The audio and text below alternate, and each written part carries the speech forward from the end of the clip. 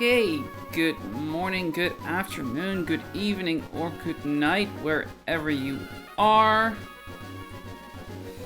It is time to head back into the world of running, bunning, and I've made this joke before, you know what I mean. It's time for more run and bun.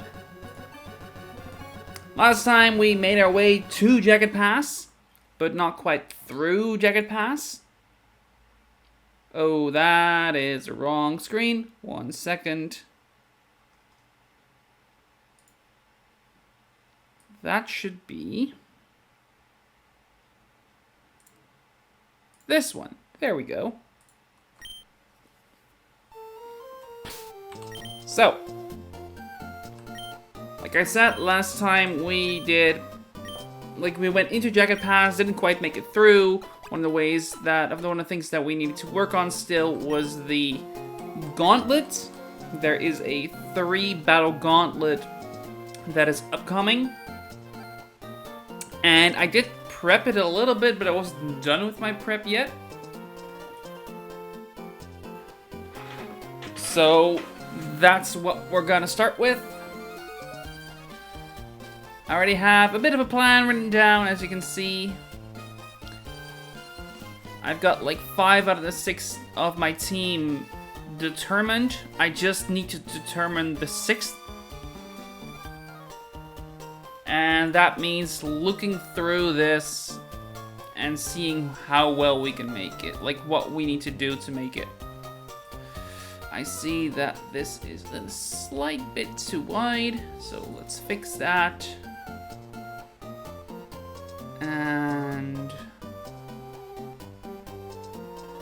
put my chat up and ready. Move this guy over a bit. I've got limited screen space for everything that I'm like keeping track of. So yeah. Anyway, the gauntlet that is upcoming consists of 3 trainers, so a lot smaller than the other one back on Route 114. They are this triathlete over here, Julio, with a Substrika, the words Bibarrel, and the Klinklang. For the most part, looks safe. Looks mostly safe. The Bibarrel is a bit quirky, mostly because of the fact that it has the Quick Claw equipped. Then we have the second fight, which is just a Bouffalant and a Togekiss. And the Bouffalant plus Togekiss fight here, it's also not the scariest. I just need to find like the right combination of mons and moves at the right timing. Then finally there is the third fight with a Rillaboom setting up grassy terrain for the fight, a Wigglytuff with self-destruct, an Arcanine, and a Thievul. I didn't quite get through everything, and I want to make sure that I double check everything. But for the most part, this looks fine. Like, this looks like I should be going through this perfectly safe. There may be some quirkiness with Bibarrel, but it's like extremely low risk. And I should be able to like... And I still have like a team slot available as well. Because right now, my team that I am definitely bringing are Torterra Ramos, Misty, Gyarados. I want to make sure that I say everything correctly. We're going to go ahead and get Pyroar. I don't remember. I think that was Flannery. Salazzle, where are you? I'm blind sometimes. Oh, there she is. And Turtonator. We're bringing 3 fire types. Because, like, for the most part, that's kind of necessary.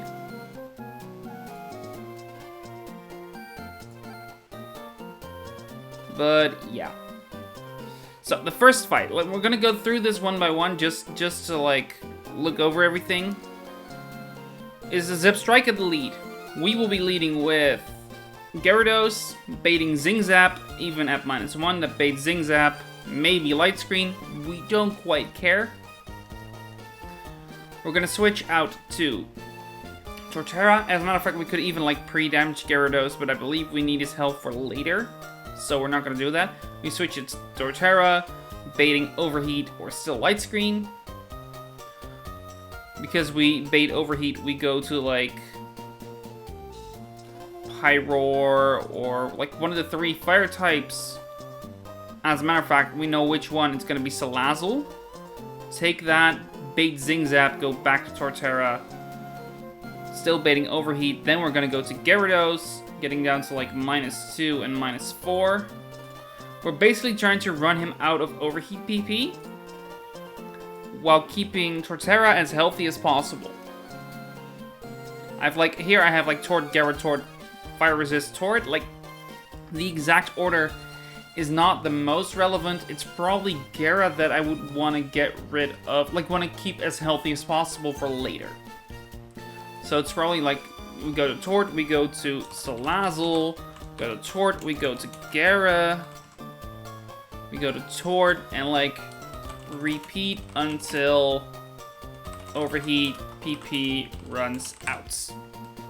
Then, because then, like, in practice, he should be, like, -3, -6 or something. Can maybe even bring him down to -4 or 5. Let's just say 4 for the sake of it. That may be why we need more Gyara pivots, but we will see. And from there, like, Torterra 1v1s, like, Earthquake is a 2-shot through grassy terrain. Even then, like, as a matter of fact, if I give him the Soft Sand, it would even be a 1-shot. However, we do need the Cherry Berry as insurance. And it's not like we need to KO the Zip Strike fast. Like, he's not dealing much damage to me. It will bait in the Bibarel, who is faster. And since neither of them outdamage me, it will be Bibarel that comes in first. With the Quick Claw, there is like a small chance for things to go awry if he clicks Waterfall and flinches me. But in every other scenario, Wood Hammer would OHKO, and we just need to be like above 50%. Give or take. Like that 50%-ish. Then finally, we see Klinklang coming in. He's going to either Gear Grind or return. We can easily go to Pyroar, who outspeeds and KOs with Flamethrower. If I do get flinched here, then we instead go to Gyarados, like Intimidated, which is -2 considering it's simple. Meaning his damage is kind of inconsequential. Then we go to, like, we either crunch or we pivot, we bounce.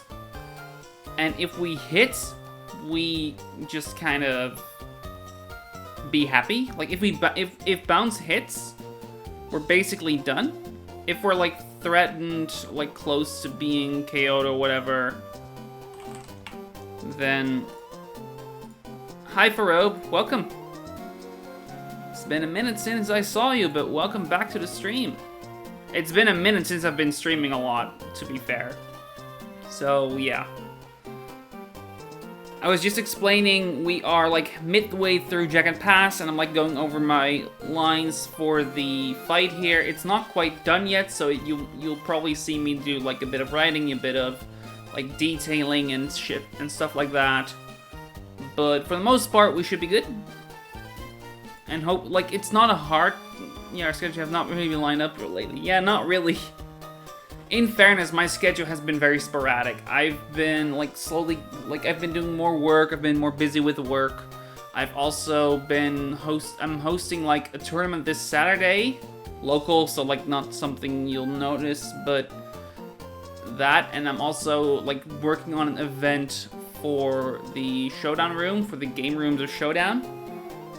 And therefore, I'm just kind of busier than I would like to be. And also, I've been on vacation, which doesn't help the schedule either. Anyway, hope you've been doing well. It's been a while since I've seen you, so yeah, it's quite a lot. To be fair, that event is like, it's slowly getting on track. I think we've been working on it now for like maybe 2 weeks, and it's probably gonna be it's probably gonna be active in August or September. And that is assuming that we make it, because like we're not sure that we make it yet. We're not sure that we will be doing it yet. Depends a bit on how well we can spur everyone to work on it. I did have a good vacation, definitely. It was very relaxing, just like a sun vacation, do nothing kind of vacation. So yeah.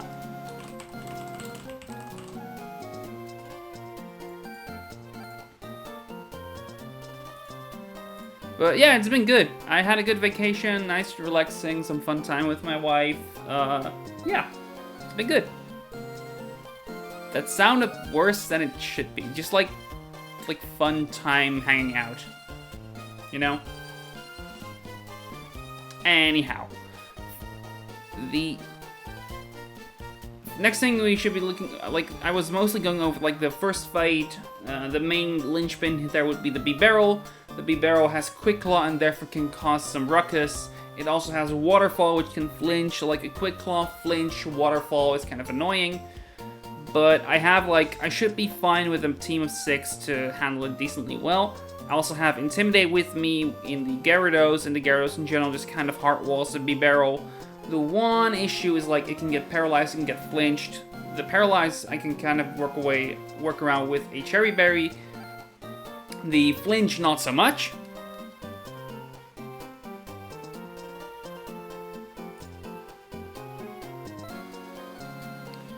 So yeah. One second, I'm getting a message.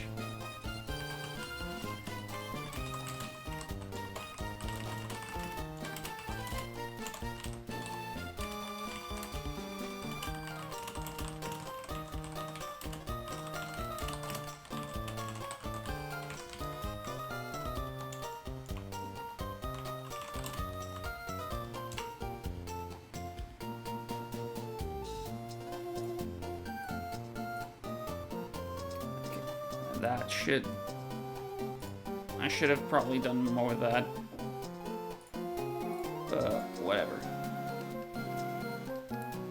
He'll message me back if he needs something from me, but I hope he just doesn't.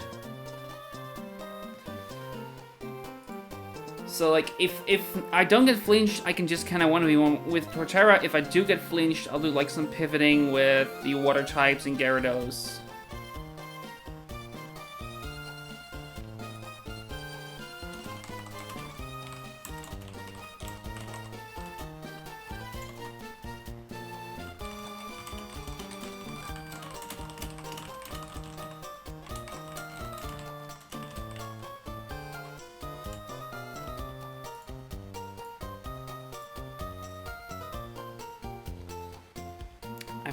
Pivot Turtonator here, for the Klinklang specifically, I just need Pyroar, and I need Pyroar to not come in on... No, it can even come in on anything. Even if it comes in on Shift Gear, I can take like a crit +1 return.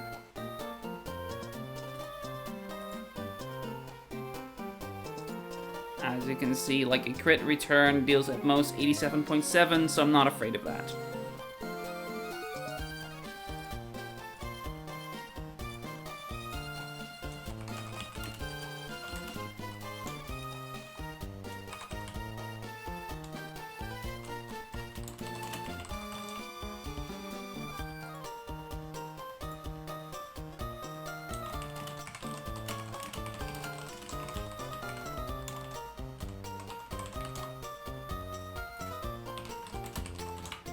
Guy that doesn't like the facts.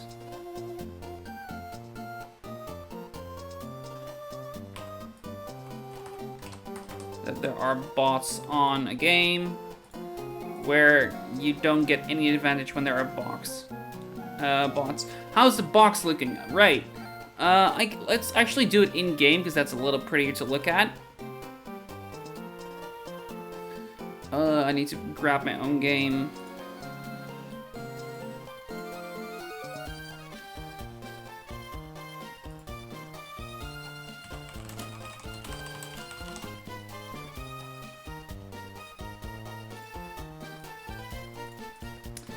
Yeah, let's take a look at the box. So, first off, since the last time, the level cap has increased to 57.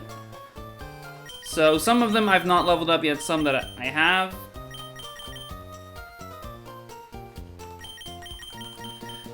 And the main differences between last time is I lost Brassius, so I'm kind of running low on fighting types and fighting coverage. I'm not sure when the last time was that you caught me. I think... Do you remember, give or take? Because then I know what's actually new. I know, like, the one thing that I got from last stream was the Turtonator, Kiawe here. As well as Gordy, the Lycanroc. And I believe before that I got the Magikarp, so Misty here, the Gyarados. Good 3 or 4 weeks, yeah.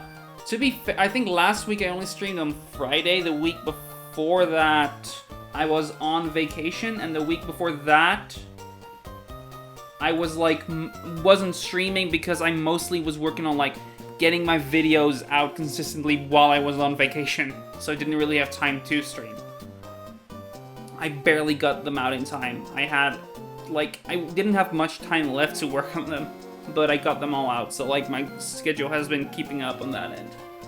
So it's not been much that you miss if you missed 4 weeks, because I've only really completed the Meteor Falls Gauntlet and went up to Mount Chimney. And I think in that process, the only ones you would have missed would be Misty the Gyarados, and the two here at the bottom being like Kiawe and Gordy, the Lycanroc and the Turtonator. Those three are the only ones that I got since 3-ish weeks ago. So yeah, you've not missed much, in fairness. I've not had much time to play this.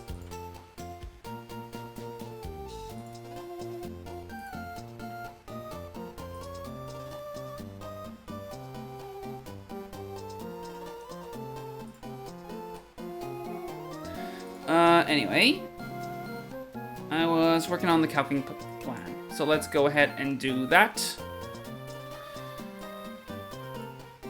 I think my plan for the first fight is mostly solid. There's only like the barrel, but I think I can freewheel that mostly.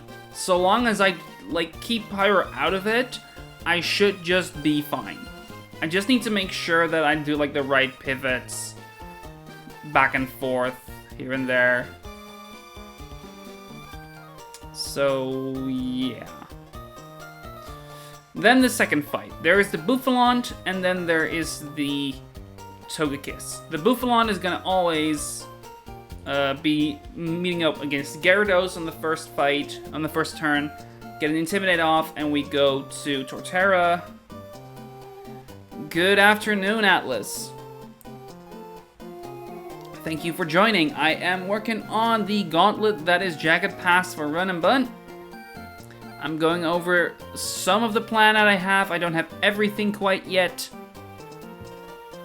It is most of it is just kind of looking at how to minimize your risks right now, and for me that is a fair few, like there's like 2 or 3 small issue mons that I'm working towards.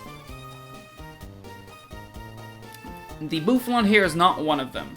I want to make sure that I say it right. It's 10 p.m. and I need to get up around 5:30, so I won't be around, but I'll probably just turn off the monitor. I appreciate it. You don't have to, don't feel the need to stick around just to, like, boost engagement or whatever. Just, like, and in any case, go to sleep if you need to wake up at around 5:30. Okay. it's of course your decision. Like, I'm not gonna, like, say you shouldn't or don't do something you don't want to do. But, like, don't feel forced to. Like, yeah, don't feel forced to, basically. I'm not, like, shooting for affiliate or whatever like you did, or at least I'm not shooting for it in the sense that you got it and you worked towards it. I wasn't specifically working towards that. I'm just, like, streaming this for fun, and if people want to join and I get affiliate through it, sure, I don't care, I don't mind. I'm not even sure if I want it, to be honest. We'll see as time goes.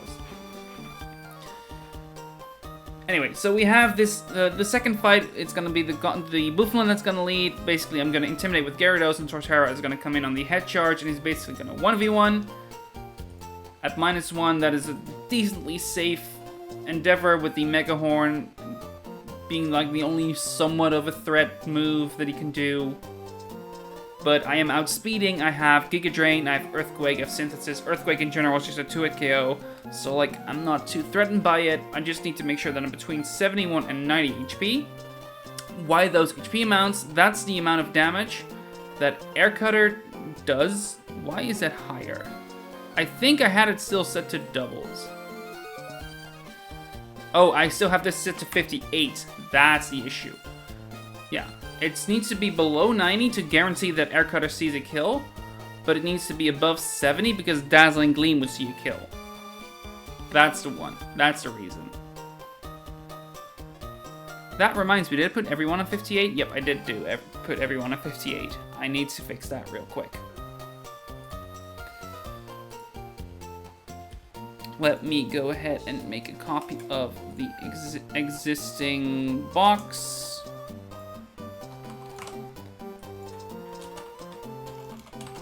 And put them all in here. Is the Lycanroc already good? No, it's not. I need to put him at 57. And he's gonna get, like, high horsepower, I believe it was. Doesn't quite matter, I'm not gonna use him anyway. The Berkmite, like, the Avalugg is not gonna see any use here anyway, so it's not gonna be quite that relevant. Then there's the Octillery, who I should just put at 57 and give, I believe I want to give him Gunk Shot. Then there is the Arcanine Hisui, who's at 57 and gets Heat Wave instead of Flamethrower. Then there is Pyro, who's already at 57, so I don't need to worry about it. I do have the Charcoal equipped. I'm not going to keep that, just because that's easier to work with. In general, like, that's the one thing that this environment is kind of poor at. Like, the item swapping is really annoying. Caracosta already at 57. Camerupt going to 57, doesn't get a new move. Ampharos already at 57. Talonflame already at 57. Torkoal I'm going to keep at 55, because, like, you want to keep your Protect Baiters as low as possible in terms of level. Gyarados just to 57, and I get Bounce over Ice Fang. I already kind of decided that. Raichu Alola at 57. I don't think he gets anything, but I'm gonna double check that one because I don't remember it. Let's see, it was Raichu Alola, and at 57, no, nothing. Extreme Speed at 58. That's not relevant yet. Krook is going to 57, and he's not getting anything, I remember that. Dreadnought is going to 57, he would get Stone Edge. And then Executor Alola goes to 57, where he also doesn't get anything, I believe he gets it at 58, if I'm not mistaken. Yeah, Synthesis is level 58. Mamo going to 57, and I'm also quite sure that he doesn't get anything. I believe he also gets like 60, 58, he gets Earthquake. Yeah, that's not relevant for me. Amoonguss goes to 57 and gets Spore, if I'm not mistaken. I need to look at... Oh no, he just gets it at 58, so nothing I need to worry about yet. And Salazzle, 57, gets Fire Blast. It's a fine move, not sure if I'm gonna use it. Then there is Zoroark, who doesn't have Dark Aura. Please stop with that exporting thingy.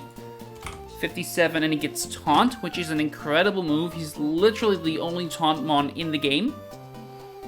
And that is everyone up to date. So now, like, it's not a big difference, it's a minimal difference, but it's gonna show like tiny difference. Like here, Earthquake. It's not guaranteed a guaranteed KO anymore against the Buffalon, where before it was. It still is, because you get hit charge recoil, and thus it's still very much a 2-hit KO. But yeah. And that's also how you get the damage range on the Togekiss. Alright, so I have that. And then the Togekiss, you want to be between 71 and 90. If you're not, you get above it and you get Substitute. That is fine too. Basically, I need to be above 71. But preferably I'm above, like, between 71 and 90. Actually, I'm saying that, but I don't even think that's true. It is, for the very simple reason that I would go to Turtonator first. Yeah, I would go to Turtonator first, and therefore it is actually valid. So I'd go to Turtonator. Turtonator has Shell Armor, so it won't be crit. And I'd go there, just do a Flamethrower just for some quick chip. And afterwards, I'm going to see a random move, which is going to target the Salazzle. Even a crit from Recored won't kill me, and I would be in, like, after Flamethrower, a Poison Barb boosted Sludge Bomb kills Togekiss. And that is Fight 2, and Fight 2 should be very easy. I just need to make sure that my Synthesis PP is up and well usable. I could even give a Lepa Berry to Torterra because I don't quite need anything else. Probably. I'm faster than the Buffalon, so definitely. The third fight is the main one. That was the one I wasn't quite finished with yet. But there's one thing I was finished with, and that was just Pyroar, Overheat with a Charcoal, which I do have access to, is a guaranteed kill against Rillaboom. No fuzz, easy, move on. Because Rillaboom sees that, it will be clicking Grassy Glide. I know the calculator here says 100% that it clicks high horsepower. That is not true. Because it sees that I can kill, and it knows that Grassy Glide is a priority move in grassy terrain, it will always click Grassy Glide instead. In comes the Arcanine, who is a fast kill with close combat. Not a fast out damage, because you will have the Grassy Glide damage, so it's going to be a fast kill with CC. CC is a move I can't quite take with Pyro, but I can easily take with Gyarados. So it would bring him down to -1, -1, -1. And he's then gonna Wild Charge, and there's two options. I could go to Torterra there on the Wild Charge,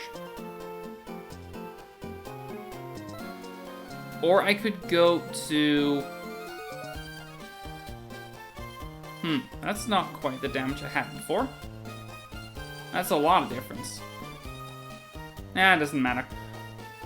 I could go there, like, I'll go to my Torterra on the Wild Charge, baiting Flare Blitz or Howl. I could then go to Turtonator. And that was where I cut myself off. I could go to Turtonator, and Turtonator can then 1v1 very easily with Dragon Pulse. And one thing that is an issue, Turtonator is slower than Wigglytuff, and therefore Wigglytuff sees an out damage with its Moonblast. But there is a fix for that, because we have Rapid Spin, one of the few moves that boosts a stat for you. I can Rapid Spin once, because at +1, I should have time for that anyway, because he will be at -1, -1, -1, and the Flare Blitz does absolute pitiful damage. And then from there on, he's like gonna CC because he sees that I can 2-shot, and therefore like click CC instead of using Howl. I believe that's how that works. Yeah. And then instead of the Wigglytuff coming in, it would be the Thievul that comes in, who is faster than everything. 1v1 rapid spin plus D pulse twice. Once plus D pulse twice. That's really what it is. And it comes Thievel. And Thievel is gonna click Dark Pulse. And if it's not clicking Dark Pulse, it's clicking Nasty Plot. We can easily go to Thievel, or to Torterra. Take a Grass Knot, even a +2. And KO it with a Wood Hammer. Or get very, very close, at least.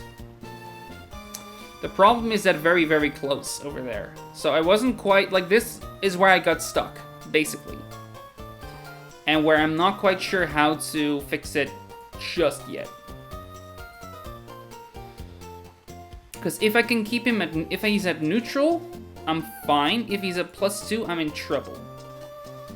That said, though, I can maybe get myself in Dark Pulse range with Turtonator due to the 1v1 with Arcanine, right? He's going to be at -1, maybe neutral. And Dragon Pulse, like, is a 2-shot, so I need 4 turns. I need to take 3 turns of damage, which is 3 CCs. And I can stall it out with, like, an extra Rapid Spin, basically.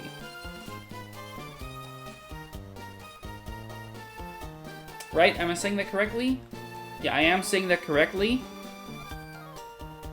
I can just... So I can stall for, like, 1 extra CC tick. Meaning I take 4 of them, and therefore I'm, like, well in range of, like, I take... What is that? What's my grassy terrain recovery? Let's first check that out. If I calculate it, plus twice, Rapid Spin, twice plus D pulse twice. I say, but I need to make sure that I order that correctly, because if I get a crit, I would be in trouble at that point.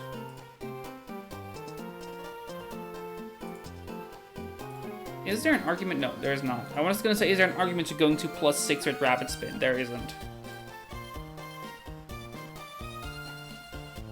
Not to mention my damage isn't enough. So in comes Thievel. Make sure get below 54 after GT. And Grassy Terrain heal is 1/8, right? I'm gonna double check that. Grassy Terrain. Grassy Terrain. You heal 1/16. Okay, that's better. So he heals 8 at the end of every turn. So I need to be at 46. Get below 46. Because if I can get below 46, I guarantee you see a Dark Pulse. And then I could maybe use... I was going to say Breloom, but Breloom is scared of that Burning Jealousy, right?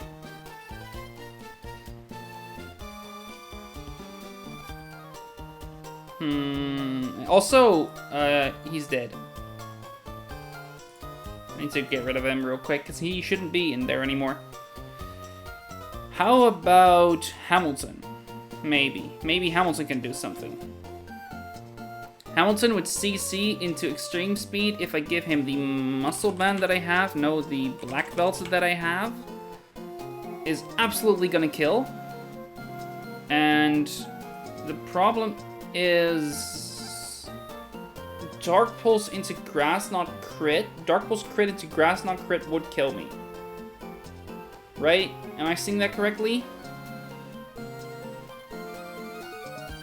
I would have 1 tick of recovery, but that's not enough. Yeah.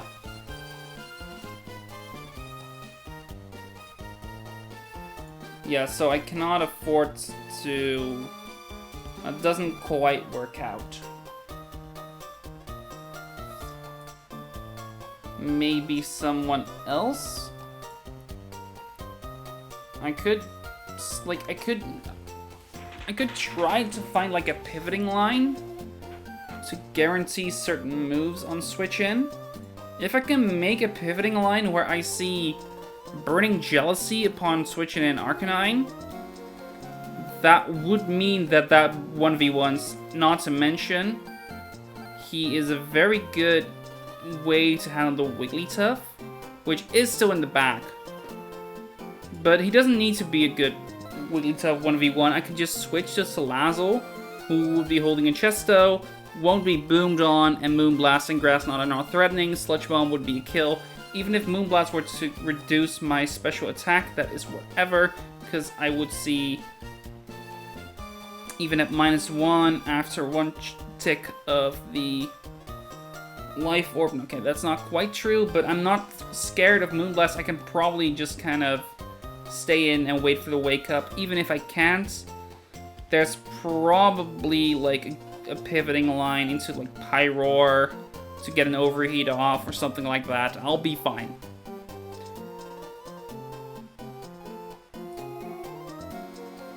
Yeah, I should be fine on that front.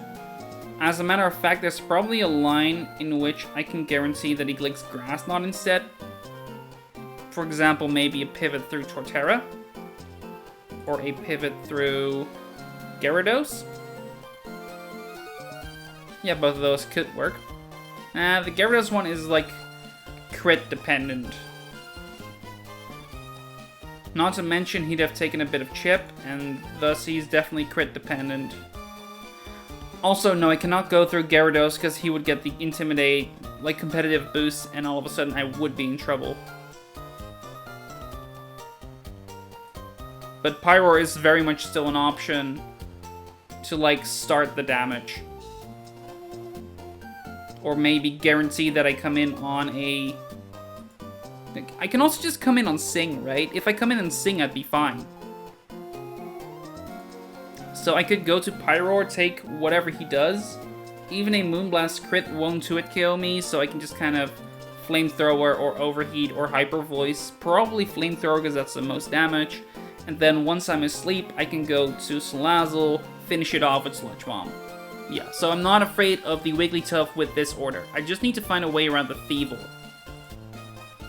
Or like a Mon to help combat the Thievul is probably a better way to put it. And a Fire, Grass, and Dark Resist. I don't really have that. The closest to a maybe would be Kingdra, I guess? But he cannot really come in on Dark Pulse.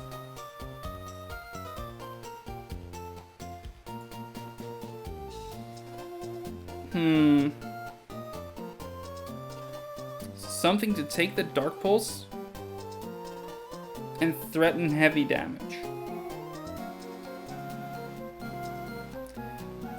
I don't know if my box has that.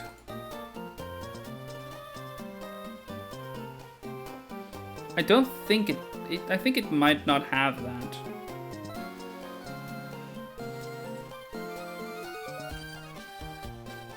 I guess, actually no, Gyarados can probably at least do it a little bit. But it would, like, but what then, right? That's kind of the main issue. What then?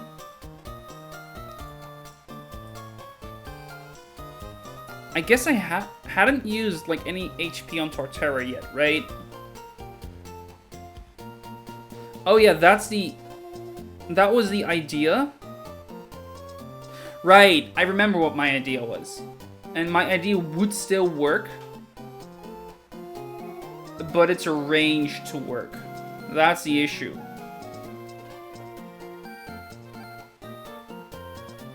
Yeah, that is the main issue. It's arranged to work. But if it is...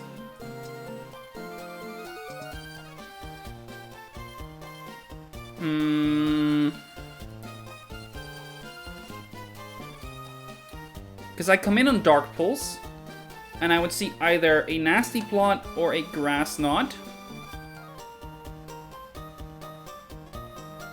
But I would be able to Wood Hammer him, which it deals hefty damage, but not guaranteed enough. So yeah, I'm not quite sure if that works as well as it should. In comes Thievel. But I think it's the best I have. Pivot toward Woodhammer. Because after Dark Pulse Grassland, I give it a Citrus to heal it up. Like, basically negate the Woodhammer recoil. That's effectively what it should do. And then either... Right. Because I see because I can kill him, or at least he sees that I can kill him, he will never Nasty Plot. Right, that's the thing. That's why this works. I remember now. Because I can kill him, he will never Nasty Plot, he will always Grass Knot, and therefore I can Woodhammer him if I don't kill him, which is like a small chance. I would see a random move, but I can go to Gyarados who can take all of them, and therefore, like, and still bait Grass Knot on a crit that is like, no, because the Woodhammer, then you have like 1 tick of recoil, and then you have 2, so you get 1 tick of recovery and 2 ticks of recovery. At worst, he would be at initially at 9, and then 153 divided by 16, so he'd get 9, so he'd get 27 HP. If it were to be Arcanine, I can deal 27 with extreme speed, even up against a +1 Thievel, and he can come in on any move. Yeah, okay, I got it. I think Pivot Woodhammer. If that didn't kill Pivot Arc Hisui, E-Speed.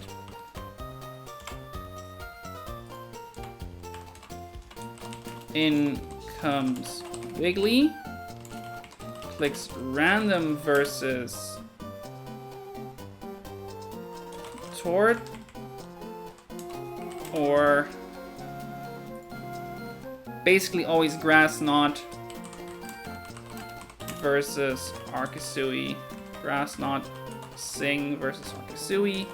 And here's like Grass Knot Moonblast.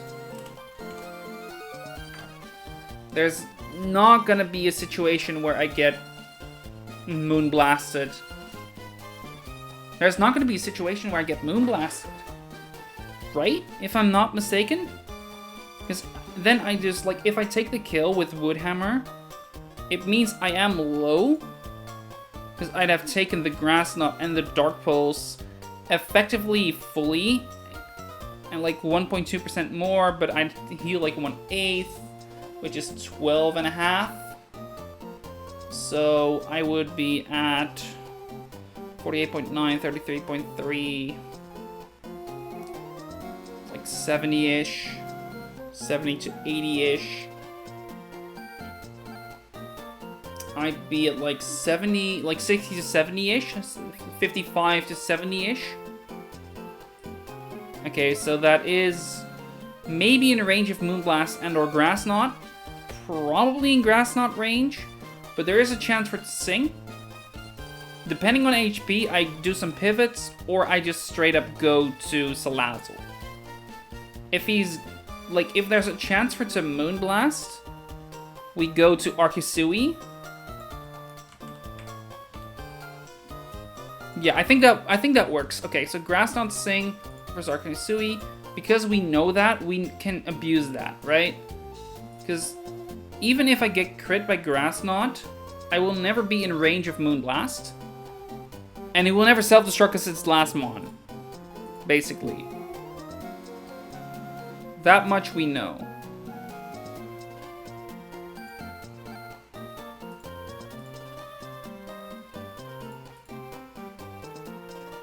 Where are my options to... whatever. So we know that. So Grass Knot Moonblast. Or Grass Knot. So if Tort is in, if Tort's still in, pivot Arc H, pivot. So we know we will see either Grass Knot or Sing. Wait, what? Oh, that's a crit. Right. So we know we'll see either Grass Knot or Sing, and if it crits Grass Knot, we're guaranteed to see it. And therefore, it is always safe to go to a Chesto Salazzle who outspeeds and kills with Sludge Bomb. Pivot, Chesto Salazzle, Oko with Sludge Bomb. Okay, let's go over this fight one more time to make sure that I didn't miss anything. So, we lead with Pyroar. I'm gonna also, add that this is Arcasui. So we lead with Pyroar. Pyroar is going to click an Overheat, which is boosted by Charcoal against the Rillaboom, which is a guaranteed kill. Then, Wigglytuff won't come in because I'm faster. And while it doesn't see a kill, as a matter of fact, it doesn't even see an outdamage. Because I still outdamage with Overheat, as opposed to his Moonblast. Self-Destruct is not considered for the switch-in AI. So instead, Arcanine comes in because that will see a fast kill with CC. We go to Gyarados on the CC. Bring it to -1, -1, -1. We will see a Wild Charge or a Howl. We will go to Torterra on the Wild Charge or the Howl. If he howled,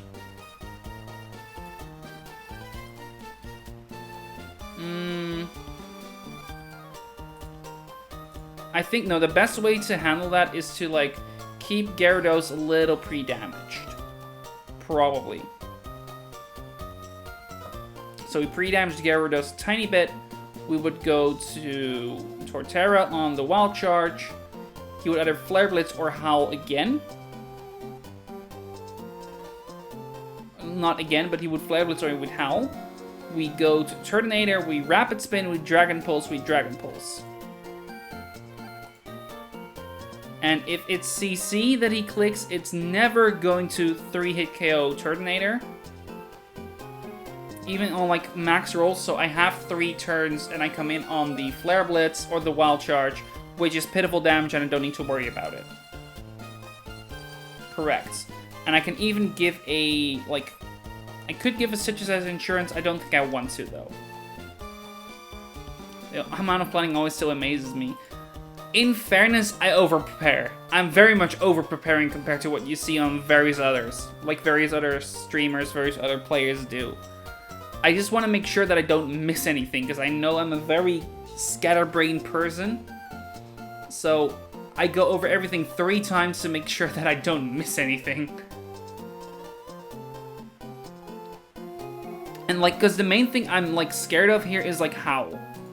Right? Because if he howls me, that could spell trouble for the very simple reason that he can, he would be able to get his attack up too far, so I would actually be in danger of the CCs that Arcanine would do. That's the long and short of it. And I cannot afford to see a nasty plot from Thievul, so I do need to make sure that I, get attacked. And, it says that he will never Howl there, but that is because it sees that I have Explosion. I'm gonna bring that to Endure, and all of a sudden he can Howl. Right.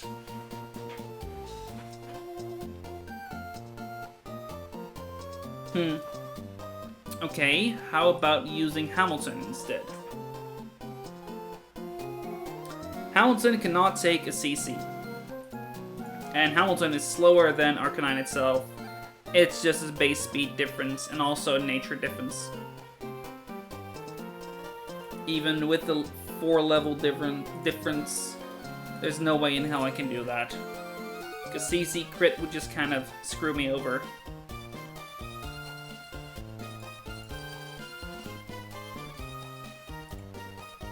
I don't know. That's fair. I'm too impatient to do that. I don't blame you. I think I would rather see this run go far and be overly preparing than just kind of balls to the wall this and fail on certain like fill on certain fights.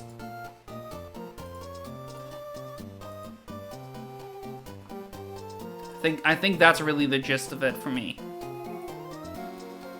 Which is why you will see me do way too much here. And I'm not, like, I don't have, like, the best grasp on the AI yet, and therefore I do want to, like, double check everything I do to make sure that I don't miss anything when it comes to the AI. And, like, in this case, the fact that Howl is a move, like, for the sake of him clicking boosting moves, he's not considering Explosion. I know that much, but for the calculator, I need to fix that, basically. And that is... I wouldn't say that's annoying, but that is a thing.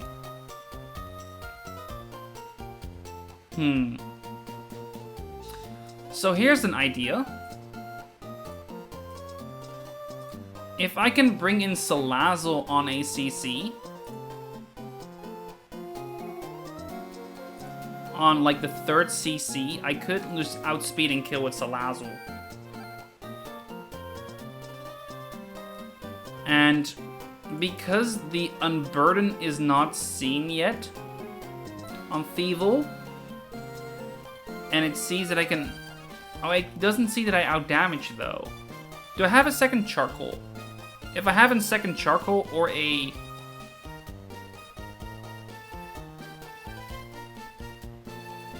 No, I have the Wise Glasses, right? No, but I need the Chesto. Not if I do it like this, though. If I have the Wise Glasses, and therefore I outdamage. No, but it would still be... Never mind. No, what I'm trying to do doesn't work. Never mind. Because for the switching AI, it doesn't see Unburden as procced yet, so it sees that I'm faster with Salazzle, right? So for the AI baiting... for the AI baiting specifically, it would actually be Wigglytuff that comes in first if I don't see a kill.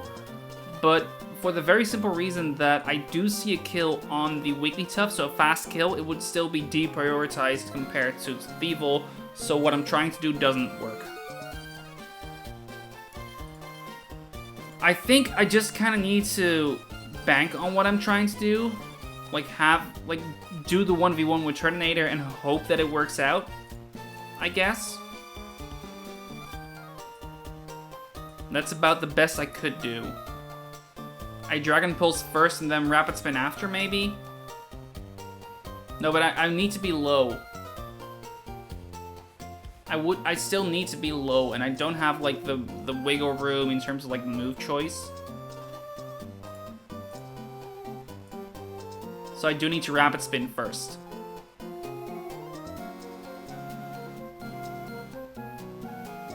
Yeah, I do need to Rapid Spin first.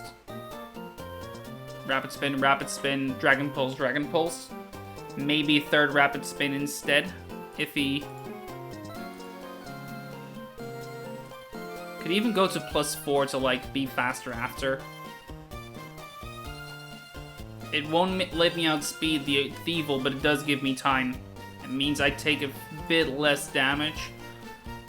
Or have at least a little more time to take the damage. I think it's the best I can do. The only alternative would be to tank with Torterra. With it at -1 attack. The Earthquake, like, after Flare Blitz, recoil is guaranteed to kill.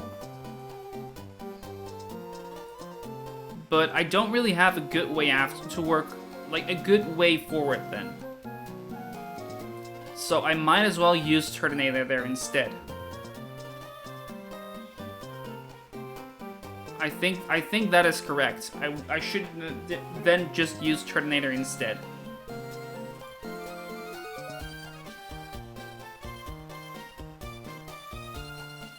Yeah, yeah. Because I would be in range of Grass Knot then, right? If I take the -1 Flare Blitz? Not necessarily. It depends on if I give it a berry or not and if he max rolls or not. If he low rolls, I'm not necessarily. If he low rolls, I'm not. Which... If he low rolls, I'm not. But I also will be outsped. And if both are a high roll, how will the damage look like then? 63.5. And then...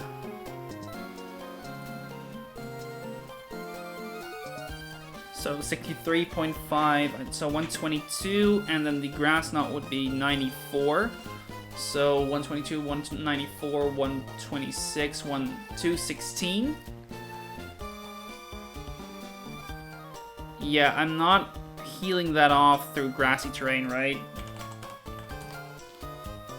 No, I would have one tick of grassy terrain only to work with. Yeah, I'd only have the one. So that doesn't quite work out the way you would want it to. Because I was trying to see if like maybe a Torterra kill. There goes the Scatterbrain again, by the way. But I was trying to see if the Torterra kill would make it easier to handle the Thievul instead.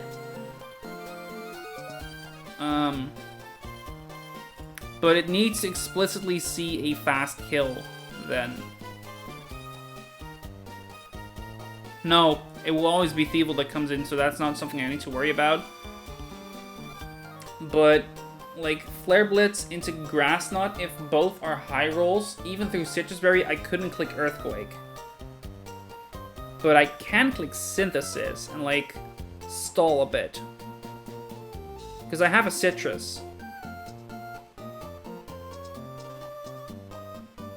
That's it. That's the one. Yeah, no, that works. That works. I don't need Turtonator for this one. What I need to do, I pivot to Torterra on the Arcanine, and if he's at -1, -1, -1,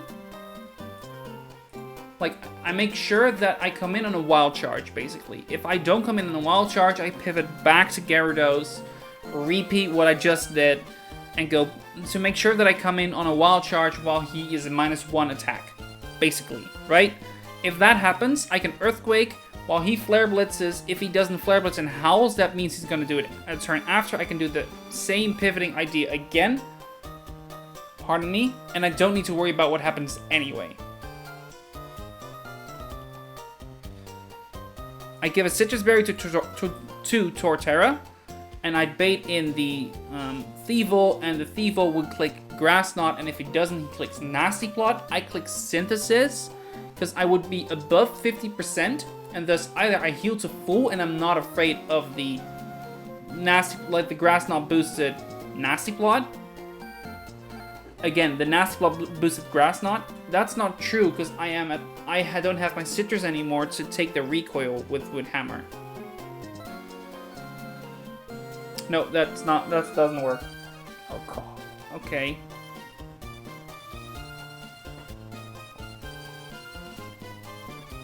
Then I need to go back to my original plan and just, like, hope that it works with Turtonator. And if I get, like, in trouble, I can always go back to Pyroar after the CCs run out, or go to, or even better yet, go to Arcanine if the CCs run out. Or the CCs get low, and I even have, like, a pivot to Gyarados, of course. I can, like, repeat the pivoting cycle to run him out of PP on close combat, or, like, make sure that the howls don't happen much.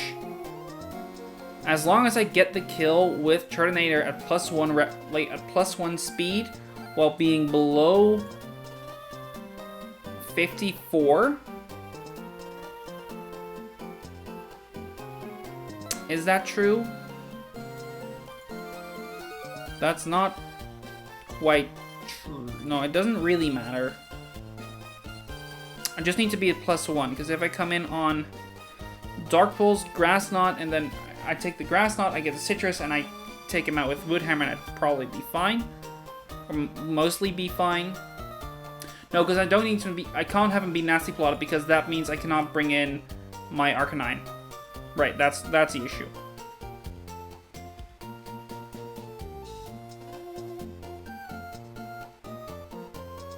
Okay, so I do need to have him be low. So I need to make sure that a Turtonator fight takes a while, so I'm low and would be in range of the Dark Pulse at 54. Make sure that Dark Pulse Income Thief will get below 46. No, 50. Yeah, 46, because I get a Grassy Terrain heal.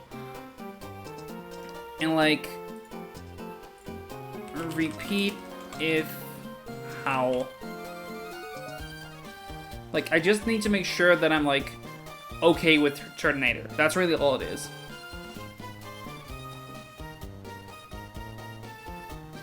And in terms of items, he doesn't need one.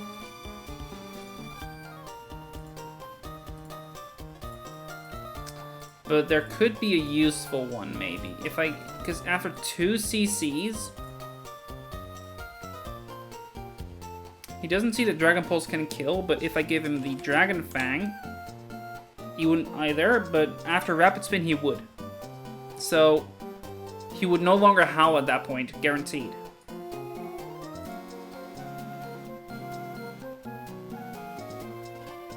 He would be at, like, if he's, as soon as he hits the 96%, he's gonna guaranteed CC, and then I can take that fight, like, let that fight drag out.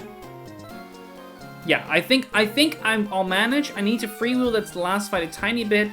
Worst comes to worst, I'll sack Turtonator, I think, because I have Torkoal as well, so I'll probably be fine on that front. I'm swimming in fire types. I have Camerupt, I have Torkoal, I have Turtonator, I have Salazzle, I have Hamilton, Hisuian Arcanine, I have Pyroar, and I have Talonflame. I am swimming in fire types, so I'm not that worried about losing a fire type. Losing the Dragon type's a bit more annoying, but, like, if nothing else... I could even just, like, sack Pyroar instead if I'm like, okay, well, this is probably the better sack. I will give him the... what's it called again? Stoke Scarf to make the extreme speed hit a few more ranges. Okay, so fight 3. Charcoal. I'm gonna now, like, write down the items just in case. Charcoal. Pyroar. Swimming in fire types is... yeah, it's very weird how many fire types I have. And I didn't even start with one. Like, it's honestly impressive. Charcoal Pyroar. I need Citrus Tort. Chesto Salazzle. Silk Scarf Hark. Dragon Fang Turt. Gara, whatever. Gara doesn't need an item.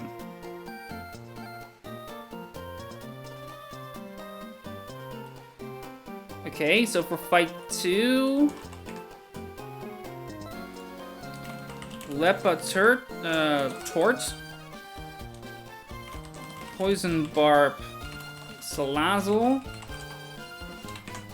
And I believe that's literally all I need.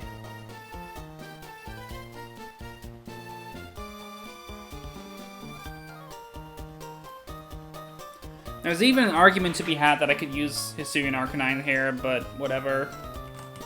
Well, with the Heartstone, the Rock Slide won't kill. But he would come in on Air Cutter, and Air Cutter crit into Aura Sphere crit is not a kill. So Rock Slide into E-Speed would work just as fine.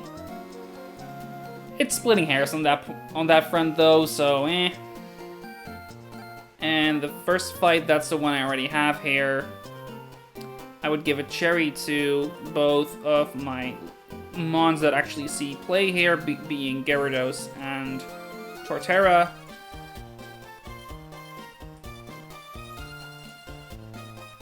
I cannot afford to have Arcanine Hisui come into Bibarel, so he's not going to. I can have that with Turtonator. Thanks to Dragon Pulse, I would give him a Citrus for that, I guess. As backup.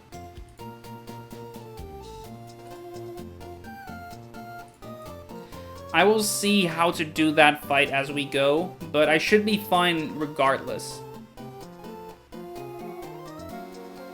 I need a lot of bad luck to, like, start getting in trouble at that point. So I think we are ready at last, 1 hour into the stream, to start doing some battles.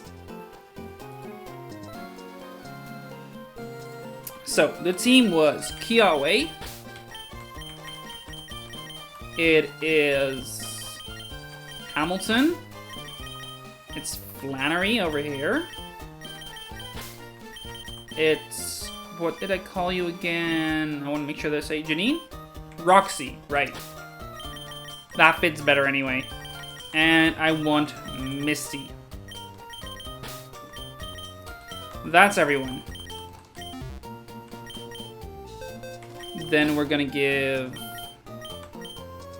you nothing for now. You are gonna get the cherry berry.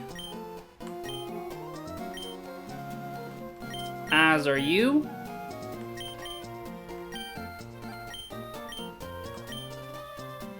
And you are gonna get a citrus in case you are needed. But hopefully that's just not a thing. And I think that's everyone that I would actually be using in this fight. Yeah, so I think we're ready. And let's get this gauntlet going. Bike our way up. As you can see, I have the acro bike again. I don't remember why. It doesn't really matter anyway.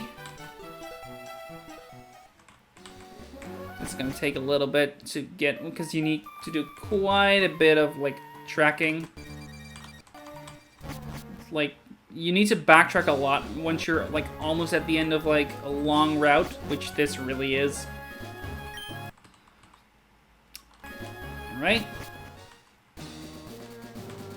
Item-wise, I'm good. I want to double-check that real quick. Medicine-wise, I've got some potions, super potions, revives in case I need them. And the max potion, I'll be fine. Let's go. Oh, that's why, right. Because then I could actually jump back. And with that, with this, we're at the gauntlet. I could fight him first, but there's no real point to, so we're just going to go ahead and go into these fights. It's a gauntlet, as I said before. I see that I need to do some leveling still, so I'm going to do that first. Glad I checked that now instead of later. Misty is going to 57, learns Bounce and gets rid of Ice Fang. Roxy gets Fire Blast, gets rid of Venoshock. Hamilton is going to go to 57, gets Heat Wave, and will get rid of Flamethrower. And Kiawe is leveling up a lot. Fire Spin is a cool move that I could absolutely consider. That I could definitely consider, actually. Because Kiawe is a good stalling mon, right?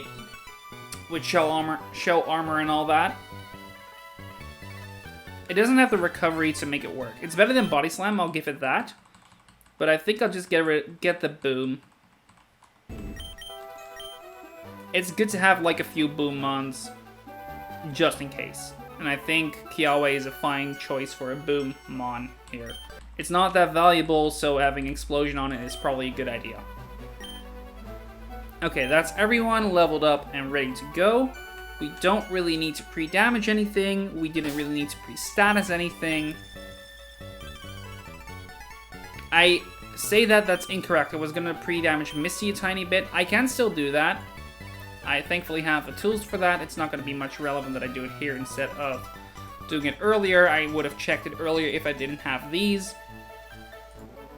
The main thing we wanted to do there is, like, guarantee a Zing Zap turn 1. Which, okay. It's not, like, the biggest deal anyway. So we pre-damaged slot 1 to 160. Which is Misty at the ready. And the first fight should be very easy to go through, so here we go. It's awfully scary to shoot down the mountain in one go. Then don't.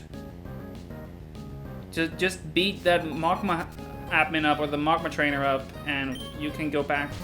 You can go back. Words. Anyway, let's get this fight going. So Zepstrika is the lead. Zepstrika will see a kill on the Misty even through the Intimidate. That's why we do this pre-damage. It is so that the Zing Zap is a guaranteed kill. Ramos comes in for free on the Zing Zap.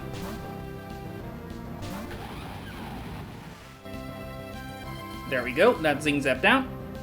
And now, we will see either Overheat or Light Screen. We will be going to Roxy on either of those moves.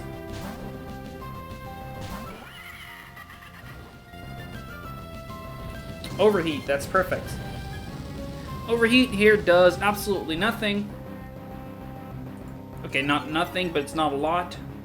And this baits either Light Screen again or Zing Zap, so we are gonna go back to Ramos. We need to keep Ramos as healthy as possible, but he's definitely safe. So we're gonna do this. That's Light Screen. Now it's gonna definitely click Overheat again. This time we will be going to Misty. Get it down to -2. And since the Light Screen is now up, it's gonna definitely click Overheat and therefore go to -4 on the special side. That's 2 overheats down. We need to count those. Alright, this is once again Zing Zap guaranteed, so we go back to Ramos.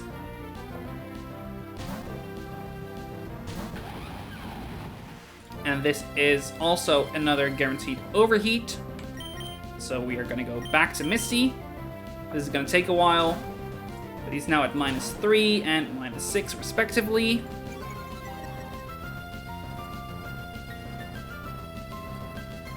There's the overheat. And now he's definitely, like, he's very weak at this point. Case in point. And once again, Zing Zap. Once again, Ramos. Here we are. And another Zing Zap that thuds. And this is where the Light Screen, yep. So here again, he's gonna either click Light Screen or he clicks Zing Zap. Or Overheat. We will be going back to Misty once more. Get another Intimidate off. We kind of want to see Light Screen, but eh.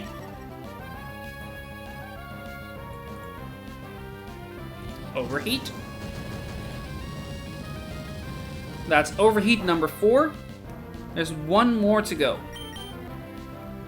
So we go back to Ramos on the Zing Zap. Or the Light Screen. Zing Zap. We're gonna just kind of repeat this until that final overheat is gone. And that means that Zepstrika is -5.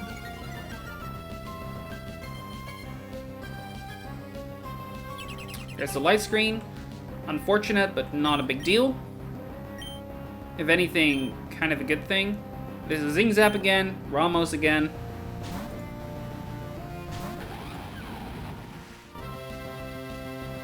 And now, one more switch to get rid of that final overheat.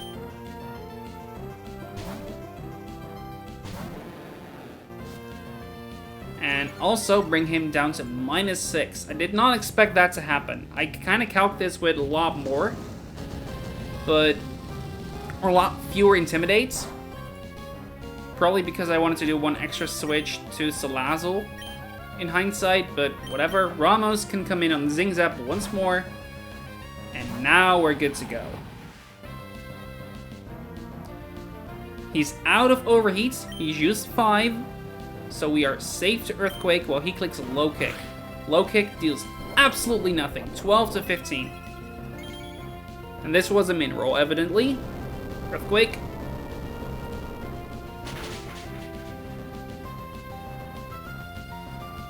Yeah, that. Oh wait, I have the Grassy Terrain still up. That explains that. Okay. And once again, he's gonna click Low Kick.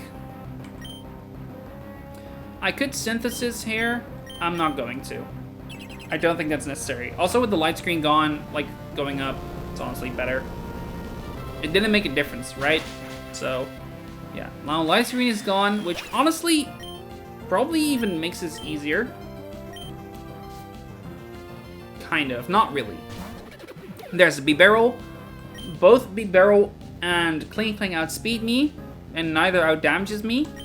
So it was gonna be B-Barrel that comes in first. We click Wood Hammer, and he clicks Waterfall, which hopefully doesn't flinch. He doesn't even flinch. Okay, easy. I take some recoil, I don't really care. This is Cling Clang, of course. And as a matter of fact, I'm high enough to where I can just Earthquake. I didn't even need to switch. And that is the first fight swept. Oh no. That crit was so necessary. I would never have made it without. Anyway. I was gonna give a Lepa to Torterra. I don't even need to do that.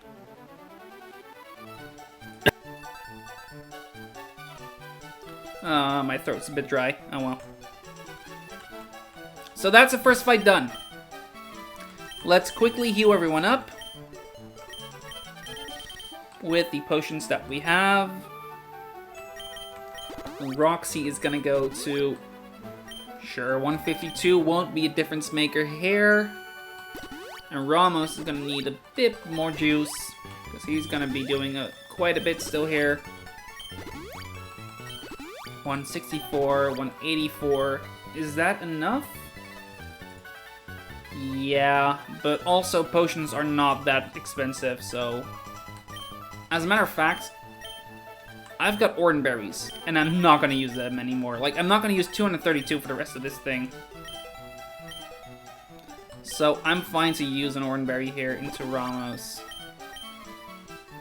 And he's at 129 to 189, so I can just kind of use 3 potions for Misty. I'm gonna wait with the rest. I'm not gonna use Misty much in the next fight, so I don't really need to do much. And down we jump. So there's our next fight. Fight number 2 of this gauntlet. Gara is once again the lead. I need to make one item switch, which is Roxy, who needs her... Where is it? Poison Barb. There we go. And everyone else doesn't need an item. I could give Ramos, like, something, but no. I'll be fine. Fight number 2, here we go. From an hour of nothing to 2 fights in 20 minutes. 15 minutes even, something like that, doesn't matter. Camper Ethan, let me also show it there at the bottom. So you all know what to expect. Camper Ethan. He leads with the Buffalon, which has a Chople Berry, has Reckless and Adamant, which gives it a lot of damage. Head Charge, Mega Horn, Zen Headbutt, and Revenge. Very strong, but not strong enough, because Misty here intimidates it, and therefore Ramos can 1v1.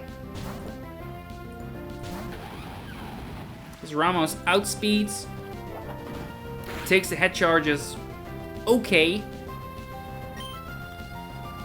We Earthquake it once, while he Mega Horns me. And that brings me low. 42, that's fine. We're gonna heal up a bit with Synthesis. There's a chance for it to head charge about 10%. We kind of want to see that, but if we don't, whatever. Because we're faster, we're very much able to, like, micromanage our HP, thankfully. So long as we're between 71 and 90, which we are now, I can Earthquake safely.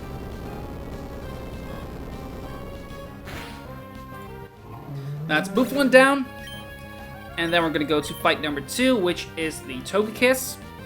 Or Pokemon number 2, rather.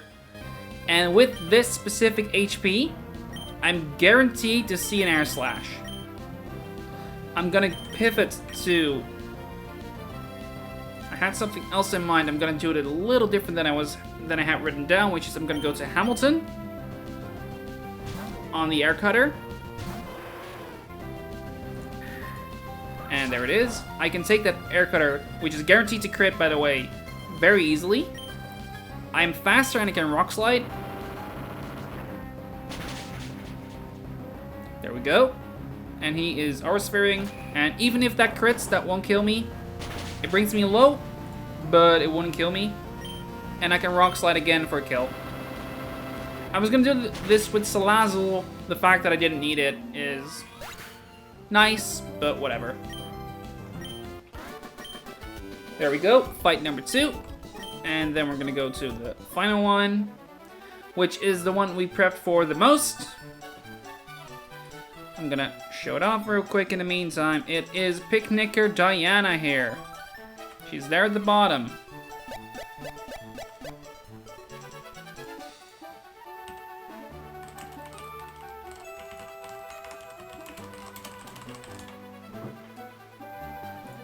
Sorry about that. Okay, so let's heal up. Mostly Hamilton and Ramos who need the heal. 1, 2, 3, and now that's fine. And he is gonna go up a bit as well. I need them at max, so I'm just gonna do that. Missy being a little bit pre-damaged, is that a good thing? I think it is. I think it was, right? I think we said that it would not be a bad thing. For the very simple reason that we kind of wanna... Where's my calculator? There it is. Because that means that -1 after a CC. After the weakest CC, I would not quite be in range for Wild Charge, but it'd be close, I believe. 21, I go to 148. I'm within the range, but not at the bottom of it.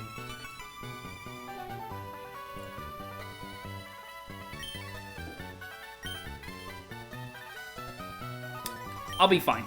I'll be fine, I'll make it work. I don't quite need much more HP on it, and therefore we're ready for fight number 3, but this is not entirely right, because we do need to switch up a few items and the order. First off, Flannery is gonna get the charcoal item. Where is it? First off, there's the charcoal.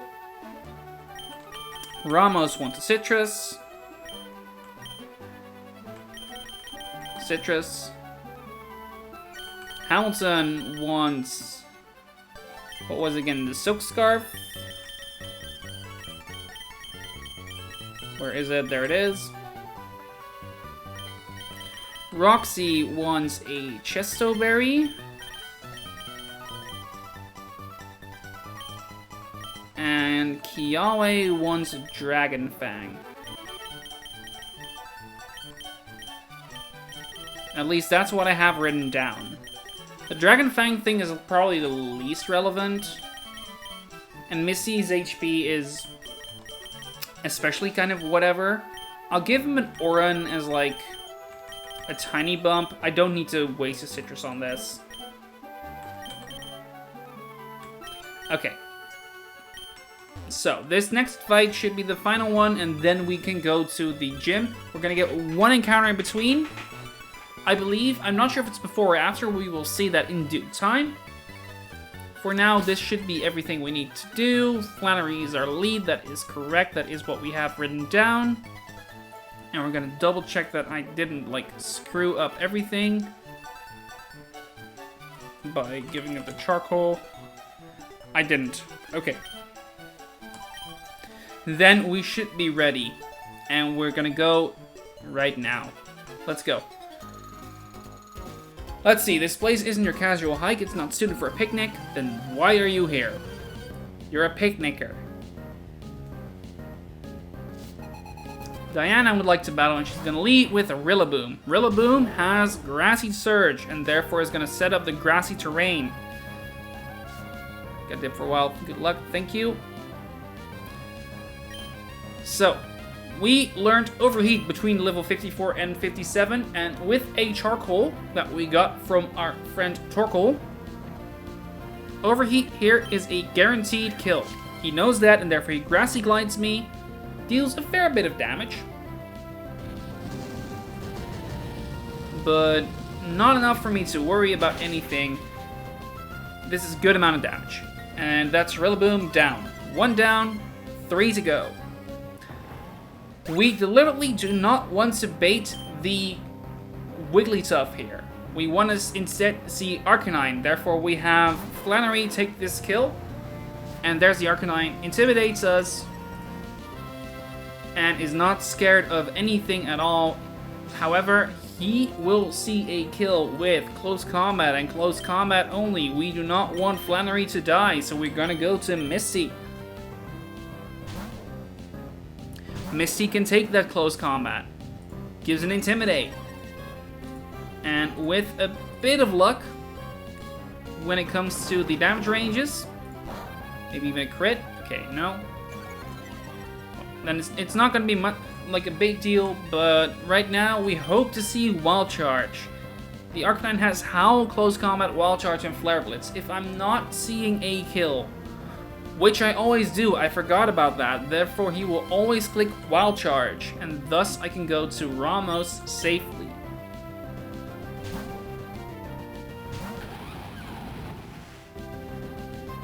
There it is. And now there is a chance for it to click Howl, but it is slightly more likely to click Flare Blitz. We couldn't afford to have Ramos pre-damage, we need him later. For now, we're gonna go to Kiawe. Hopefully he just Flare Blitzes and makes my life easy. If he doesn't, okay, whatever. Alright, that's annoying, but we'll make it work. I think that may even be slightly better, but we will see. We're going to Rapid Spin here. We need to Rapid Spin at least once. Ooh, okay, now it's a bit scary. We need to Rapid Spin exactly once. We need our speed to be at +1. This is for baiting purposes. That comes later. It's not dealing any damage. It doesn't need to deal any damage.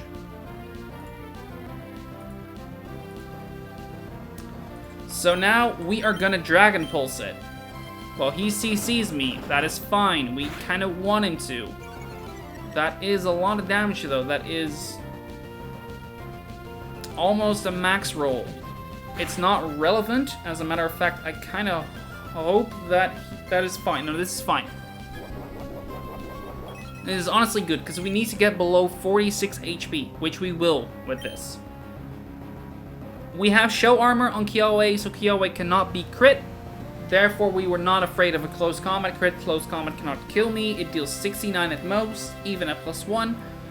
So we Dragon Pulse and we KO. Well, he deals hefty damage to me. That is fine.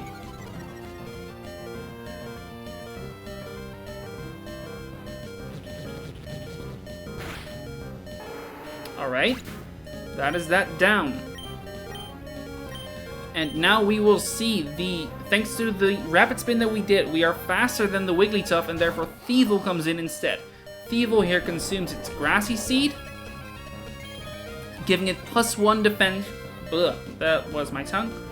Giving me +1 defense, giving it +1 defense, and giving it the Unburden boost.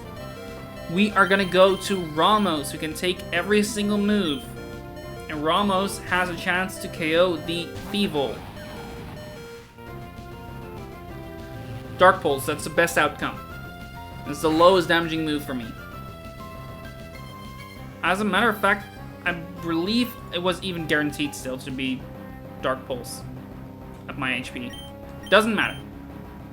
So now, because he sees that I can kill it with a Wood Hammer, he is guaranteed to click Grass Knot here. Which is good. We are instead going to click Synthesis.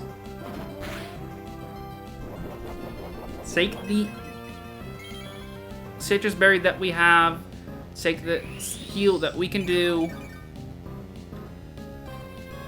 And we're gonna whittle him down with a Giga Drain. I completely forgot about this, so I kind of had a slightly different line written down, but as we are here, it's a lot easier to just do this. Giga Drain, thanks to the Grassy Terrain, deals quite hefty damage, gives me a bunch of recovery, which is good. And now we are once again going to Synthesis, because he Grass Knots me and puts me in a good healing range. And now, with the bit of chip that we dealt with Giga Drain, Woodhammer is a guaranteed kill, so we click Woodhammer. Awesome. That is Thievul down, and that means we have one Pokemon left. The Wigglytuff. Now, before this, we were scared of it because it could self-destruct. It has the boom. But it's last mon, so it cannot boom. So we're no longer scared of it. At this HP range, double checking for myself, I will only see... I can see Moonblast or Grass Knot. It's a random move between the two. And he is faster than... No, I am faster. So I can... 1 second. How much does the recoil for Woodhammer do for me? Because I had something different, but if I can just kind of... You know what? No, I'm just going to go through with what I had, and we'll see how it goes in time. So we're going to go to Hamilton. Take the Grass Knot, that's fine.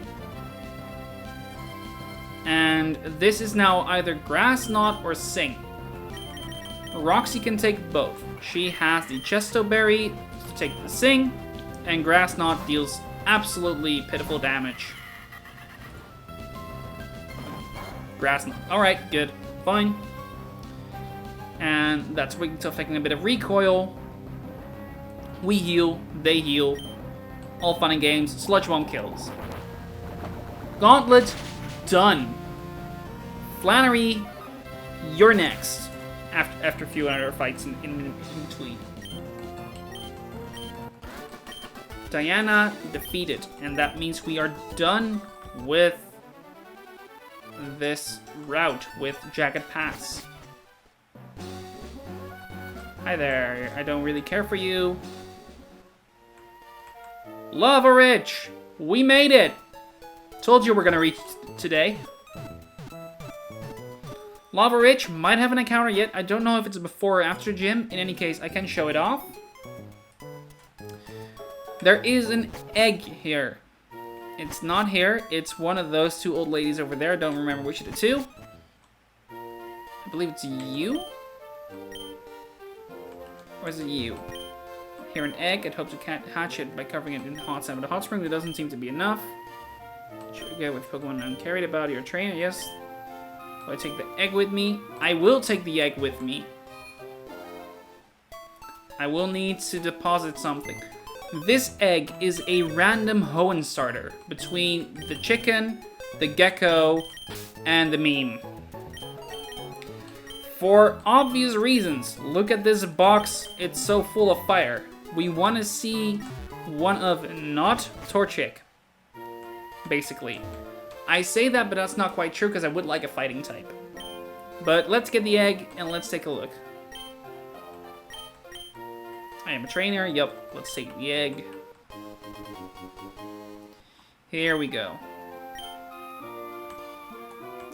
Let's hatch it. I'm gonna do that over here, and I'm gonna just quickly get it to hatch. Give me a minute. There we go. Alright, what's our encounter for Lavaridge? Which of the 3 starters are we gonna get? Let's take a look. All 3 would be fine. Trico.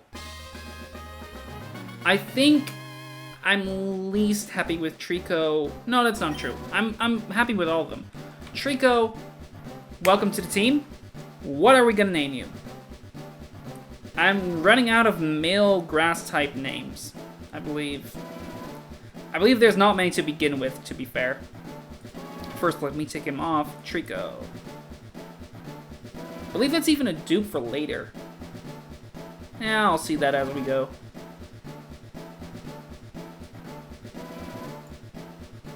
So, Trico, let's take a look at what options I have for the grass type again.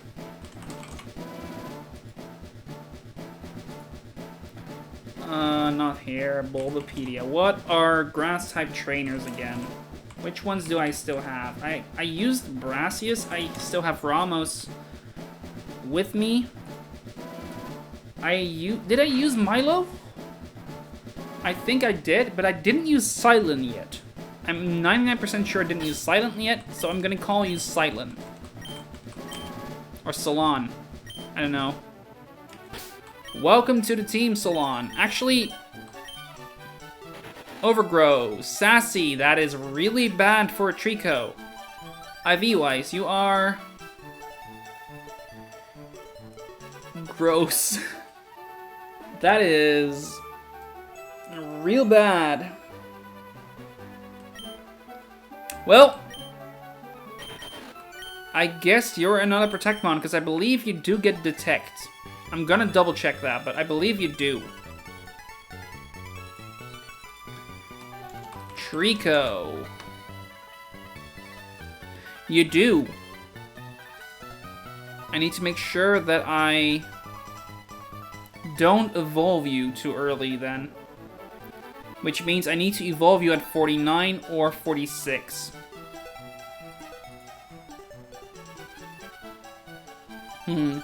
So what moves would I be missing out on if I... let's get back to the Battle Ready screen for now. What moves would I miss out on if I evolve early? Mega Drain or Giga Drain on if I evolve evolve Trico early. Leaf Blade if I evolve him late.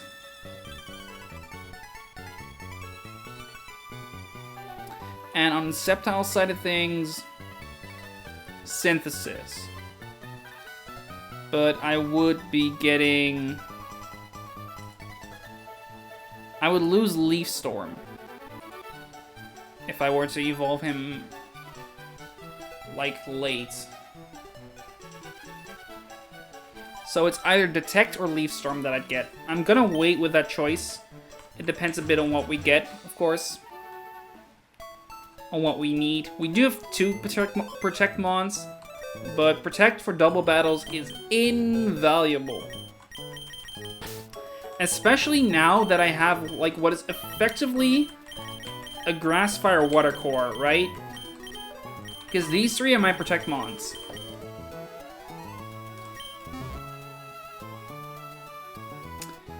But all things considered, I think he's alright. I hope he's alright. I hope he's useful. We're gonna see if he is. I think for the most part, the Sceptile is just gonna kinda be a Protect baiting Mon, and they will probably remain Grovyle for a while. How exactly we're gonna do that, I will need to see. I did call you Milo, right now I call you Silent. I believe we have Milo. Yeah, we do have Milo. Okay, I'm glad I didn't do that. Alright. The next hurdle is the Lavaridge Gym. Let's get the trainers out in the open. There's another fight I could do, which is this optional Team Magma Grunt. Why though? Actually, no. Before anything else, I believe I can get some items here as well. Yeah. Let's take a look. I believe there is a... not here. Southwest corner inside the hot spring. Okay. So we're gonna go here. And southwest, it's here. There's a rare candy. So that's this one. My god. Is there a heart skill? There is not. Are there any evolution items? Nothing new. Hell item-wise, there is. We're gonna need to peruse the houses, because there will be another charcoal for me to get. I believe it will be here, but we will see. Herbal medicine. That gives me the charcoal. Charcoal obtained. And that is everything we will be getting right now, I believe. Maybe TM? Quickly taking a peek. Flannery, Winona.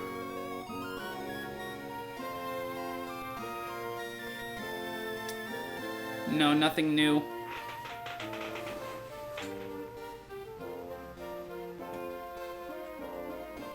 There is Flash Cannon, but that I could have gotten before, could have gotten earlier. In the meantime, by the way, I'm not going to do this one, so we're going to go ahead and go into Lavaridge Gym. One thing with the Lavaridge Gym, though, is there is another gauntlet. And that is a gauntlet of 3 trainers. In general, there's 1, 2, 3, 4, 5, 6, 7, 8, 9, 10 fights for me to do.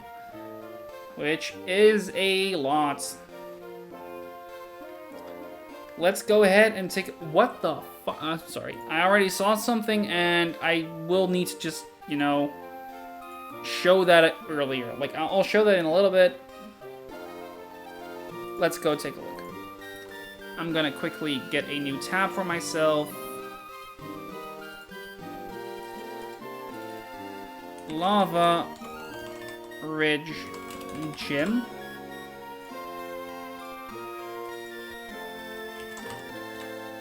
Jace. I remember... Wait, did I? Oh, really? Huh, interesting. Oops. Fixed. Okay. So, first off, we have Kindler Jace with a Cinderace, and Talonflame, a Rotom Heat, and a Shadow Tag Chandelure. Thankfully, we have one, but only one Shed Shell to get rid of, to like deny the Shadow Tag. But that is scary. Maybe with like some good switches we can manage. We will need to see. For now, what can we do at the start? I will be going to that fight now. Let's go take a look. So we have the Cinderace, who has Libero. So he will not be a fire type once he attacks you.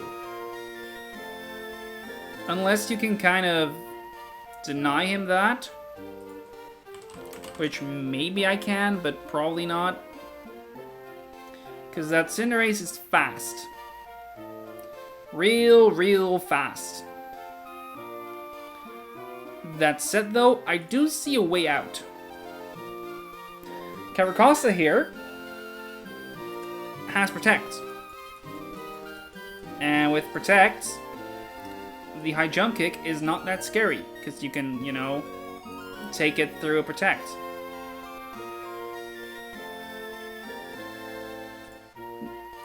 So, okay, so first off, let's go over these.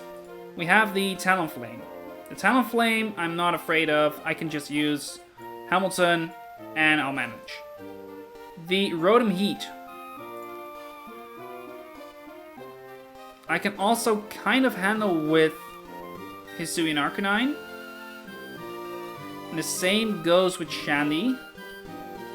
But the Shandy much less so. I will be using him probably, so I'll give him a Shed Shell. And I'll bring Pyroar as my normal type. It's my only normal type, but I think it will be very useful for specifically the Chandelure. But we will see that in due time.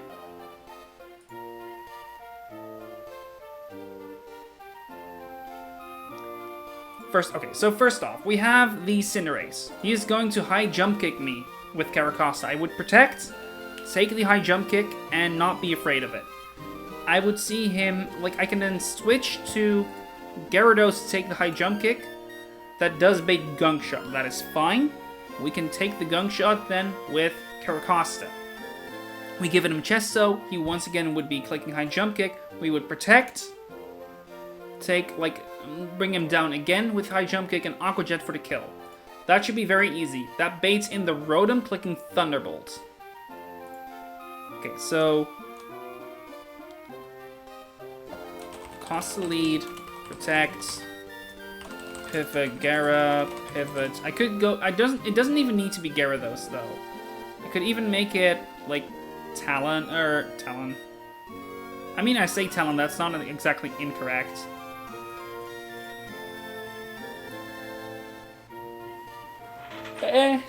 I don't think I want to do it with Talon. In practice, you do just want to do it with Gara.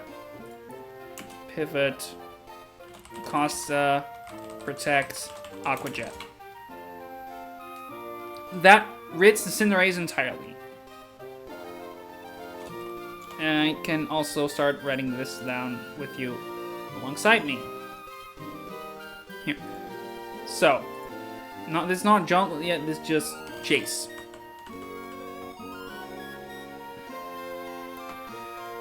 So Costa leads, protects. It's guaranteed to be high jump kick. He loses 1/2 of his HP. I pivot Gyarados. I pivot Caracosta. I would get Petra Costa, Gara. That's what I have so far. Costa would see a kill, thanks to the Aqua Jet, it means that Caracosta is the one that comes in.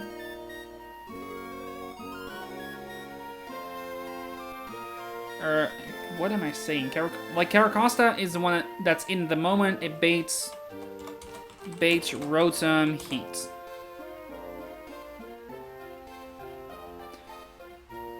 Oh, wait, 1 second. I'm gonna be back in 1 minute.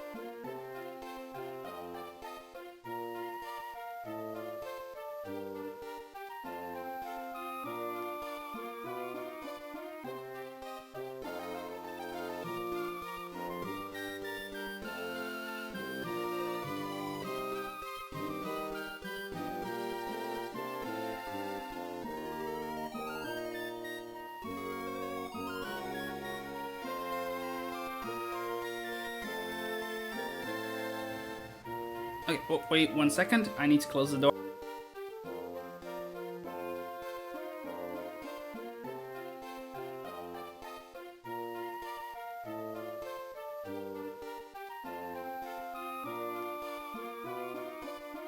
Don't want to have the burp screaming in the background.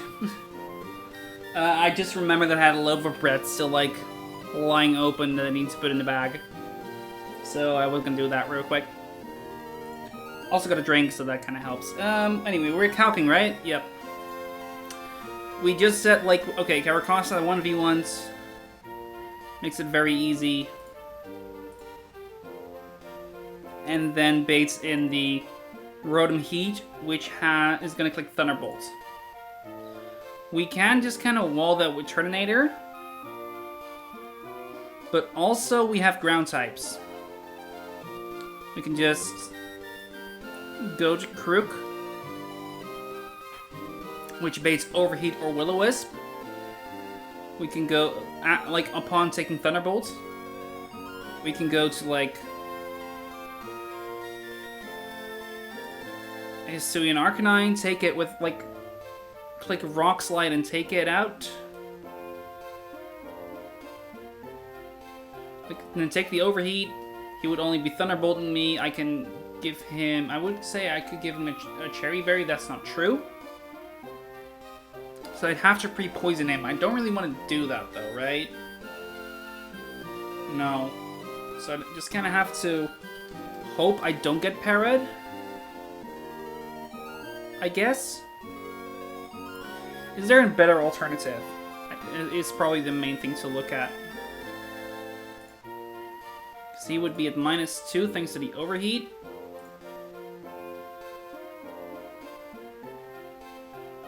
He may not be -2, of course, because he could click the burn. The grassy terrain is still up. It's no longer up, though.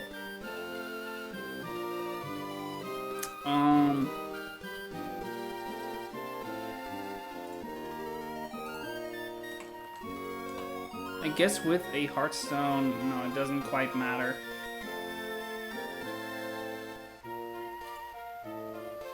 Plus, I would bait in the Shandy, and I cannot afford that to happen.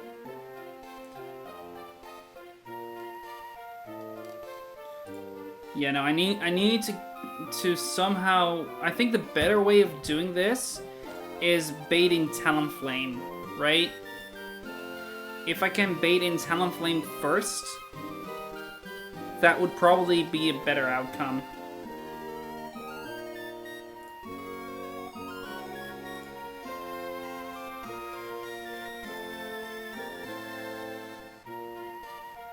And what can facilitate that?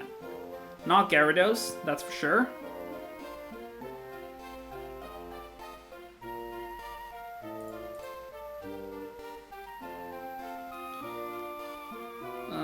Something that can take the high jump kick.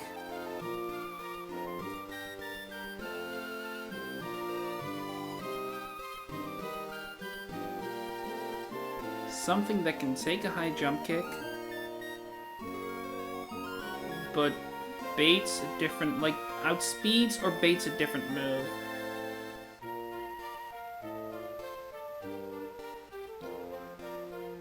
Outspeeds has priority or baits a different move. I guess Octillery kind of... No, he doesn't, because he cannot take the high jump kick.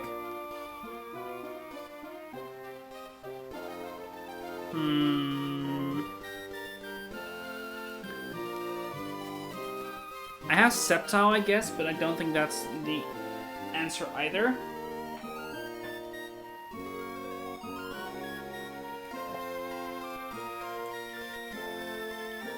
I have Torkoal as an option, I guess. Not really. No, not really at all.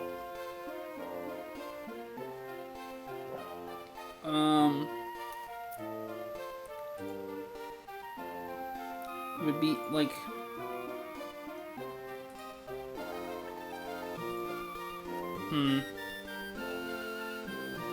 I guess Berserker could come in, but I don't think he can help much.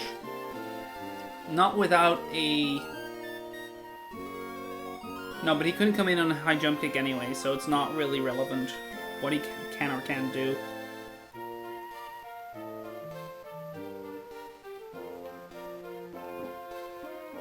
It's not important.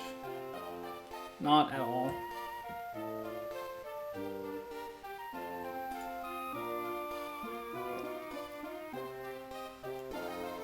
I don't have anything to outspeed, surprisingly. Barely don't have anything to outspeed, by the way. Talonflame is very close.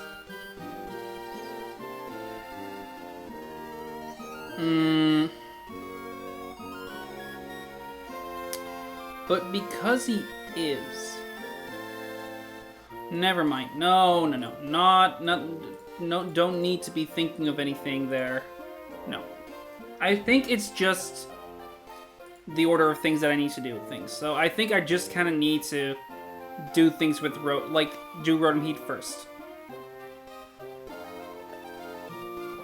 I would see an electric move.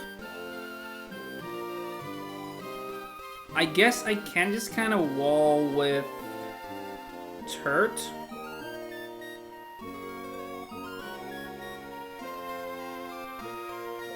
But he can nasty plot on me, and I don't really want to do that. Don't really want to see that happen. And I don't really threaten it much in return. So that isn't quite the solution I would want. If I can put some chip on the Rotom, like 40-ish percent, okay, that's not really chip, but yeah. Then I would be able to do this, right?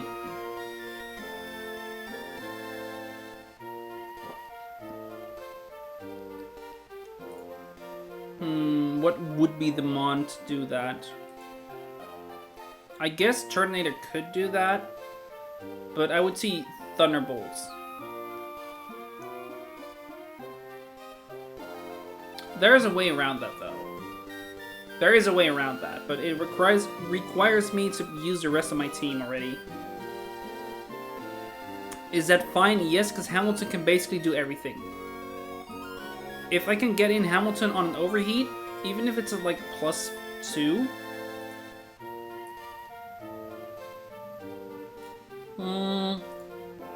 is that true? No. If it's a +2 overheat, then Shadow Ball is in range to kill. But that is fine if I give it the Shed Shell. Because then I can just pivot to Chandelure, a pivot Pyro on the Shadow Ball. I would see the Talonflame come in. I can go back to Hisuian Arcanine as he pivots out, which I should be able to guarantee at that point, right? In single battles, the AI must only be able to use ineffective moves. There must be a mon in the AI party that is either faster than the player mon in the O code or slower than the player mon in the 2A code. That would be Talonflame. And the AI has a 50% chance to switch. Damn it.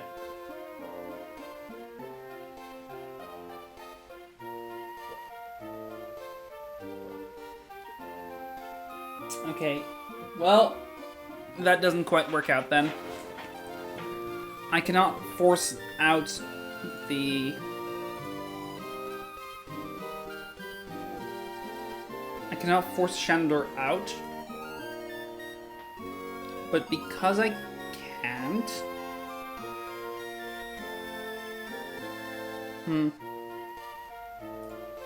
Maybe if I go to, like... Karuk instead?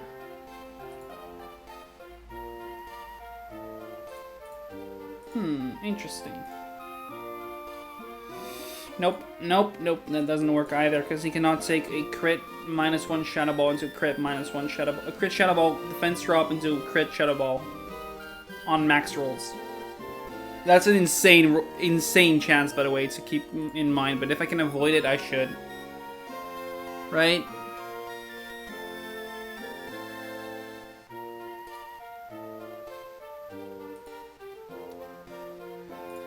So, what instead?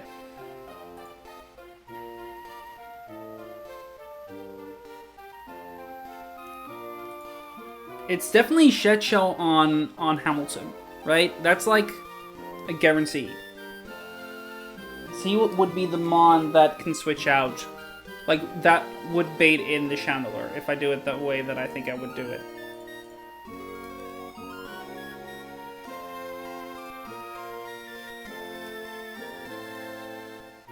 Wait, no. No, it would be the Talonflame that comes in first. Always.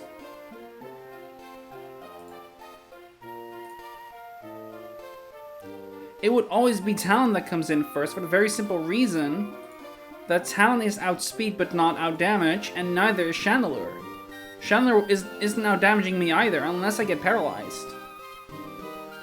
Which, if I do this right, I wouldn't even be.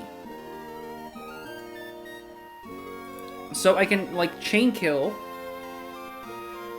Because acrobatics crit and overheat crit at +2. Which probably the worst thing to keep track of. Is not a kill. No, I'd have 10% remaining of my HP.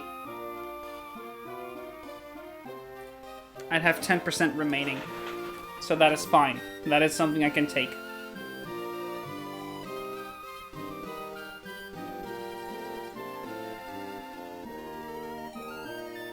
The alternative is, can I bring him into Flying Gem Acrobatics range while staying in... No, because I need to take the gunk shot. And even if I did, I could season Headbutt. Yeah, no, that's not an option. Okay, never mind. I was like, maybe I can bait in Talonflame after, like, to KO Caracosta, but that is not a thing. That is never a thing. Okay, so bait Rotom Heat.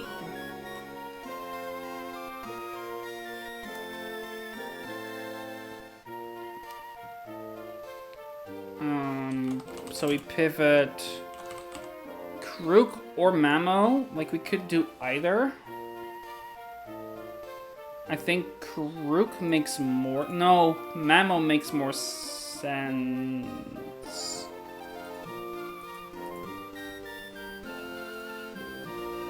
I don't think it quite matters, but I will pre-damage it. So guarantee he clicks Overheat, right?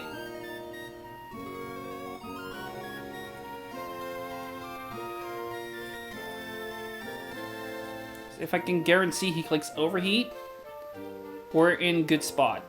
Pivot Mamo. I'll just do Mamo. I don't really know why. It doesn't quite matter anyway. They're not going to see the light of day after. It's not entirely... That's not necessarily true. That's not necessarily true. Because I could instead...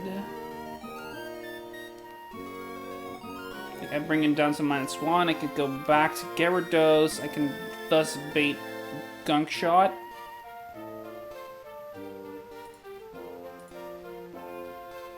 I would always be baiting Gunk Shot, basically. Even if I get double crit high jump kick. No, that's not true.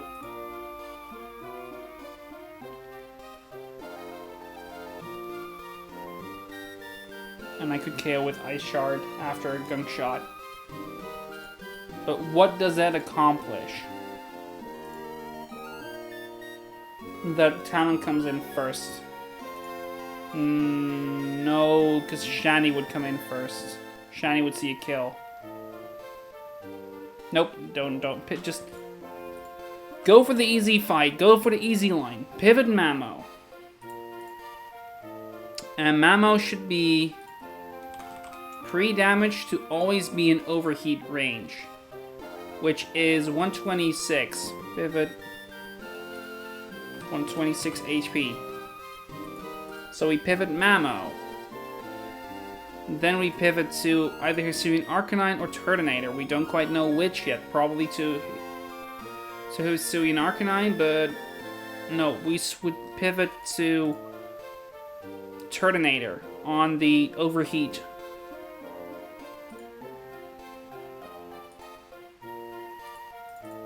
Pivot Turtonator. Alternatively, I could pivot in Caracosta or maybe even Dreadnought.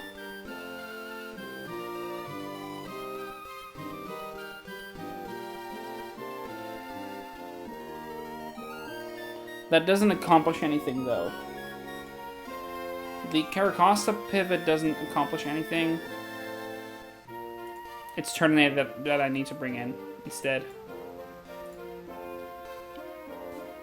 So Turtonator comes in. Dragon Pulse twice.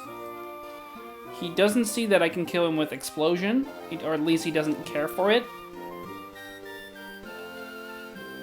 So he can Thunderbolt me, or he can Nasty Plot me. And after the first one, he would be at like 70%. It would still be Thunderbolt or Nasty Plot. And after the second one, he'd be at like 40. Then it's a guaranteed Thunderbolt. So I can go back to Mamo. He would at most be at +2. Take the Thunderbolt. I would bait an Overheat. I can go to Arcanine on the Overheat. Take it and Rock Slide it for the kill. Dragon Pulse twice. Pivot Mamo. Actually, do I pivot Mamo? Yes, because he would always Overheat. Pivot Mamo.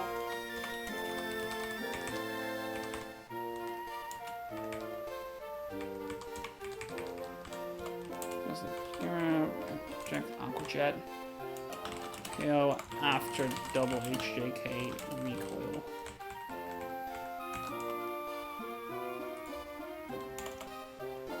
There we go.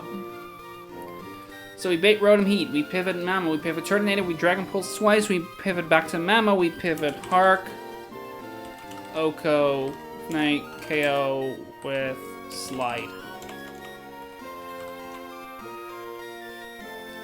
And because neither the Shandy nor the Talonflame out-damages me, I would see Talonflame come in first. And he would deal, like, he would do an Acrobatics on me. So we go to Hark, we have Turt, we have...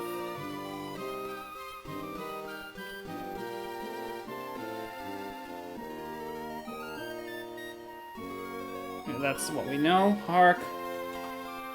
Shed Shell, that's also what we know.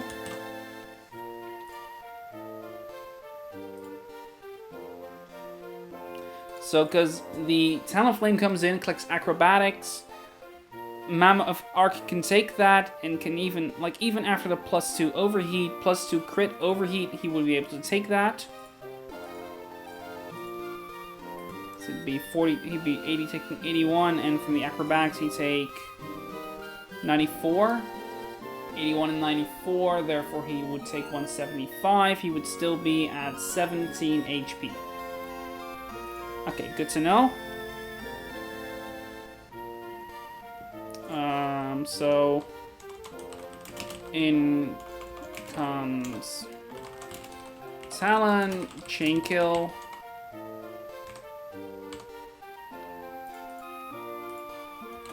In comes Shandy. And at that HP amount, he clicks a random move. That is an issue. Because Krook cannot take a Fire Blast. Costa cannot take the Shadow Ball.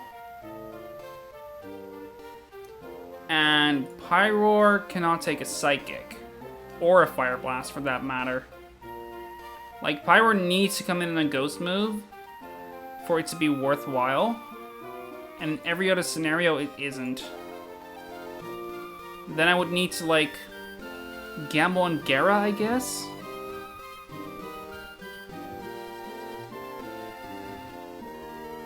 I think.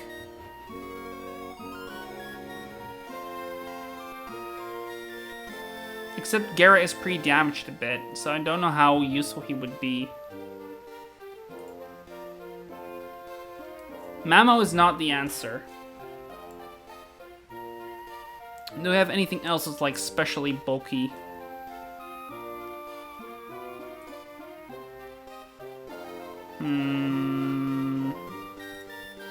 Nothing that can take everything, at least.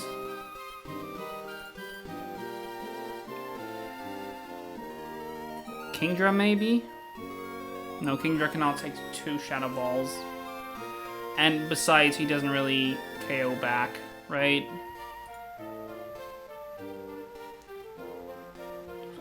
It kind of has to be Pyroar, and I kind of have to hope that I don't get double crit. I guess. And if I do get double crit, it has to be like a double crit max roll or something, and it has to be... There's a lot that has to go wrong at that point, right? I think there's not a safer line, but I think...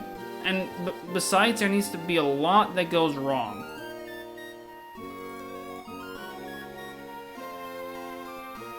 Because in most scenarios, Chandelier will not take the kill.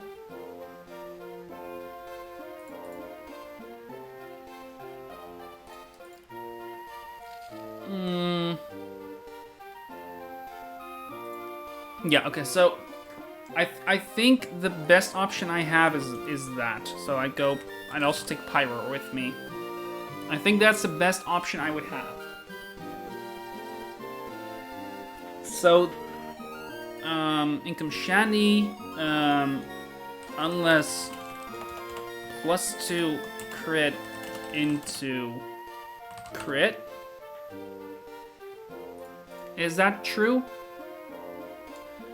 No. No, but there is a lot that needs to, like, if it's just +2 into...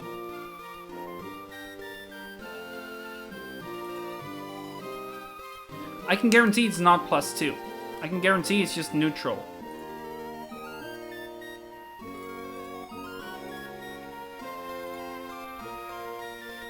I can guarantee it's just neutral by doing like some pivoting lines.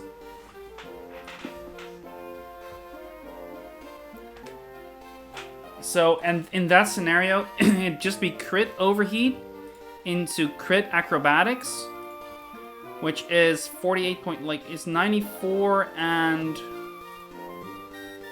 40. So 134. So I'd be at 60, 58. And at 58 HP...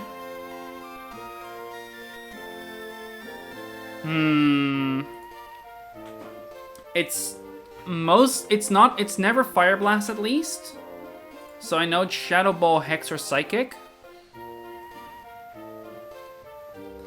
And there's a reason to not use Mamo, but to use Krook instead, because Krook can take the Shadow Balls alright, right? The one downside is that I'd need to be lower to bait the guaranteed overheats. Not to mention there's always the, like, to bait the guaranteed overheats, which, you know, you'd prefer not to be doing that, I guess. You'd prefer to be doing that instead, I guess. I'll make that work. I think it's not Mamo, I think it's just full HP Krook. Because then, in case of, in case the situation happens where I would actually be low with Arcanine, but outside of, like, I come in on a neutral overheat, basically not a +2 overheat, I can guarantee it's like Shadow Ball, Hex, or Psychic, and I can just go to Krook and KO it with High Horsepower instead.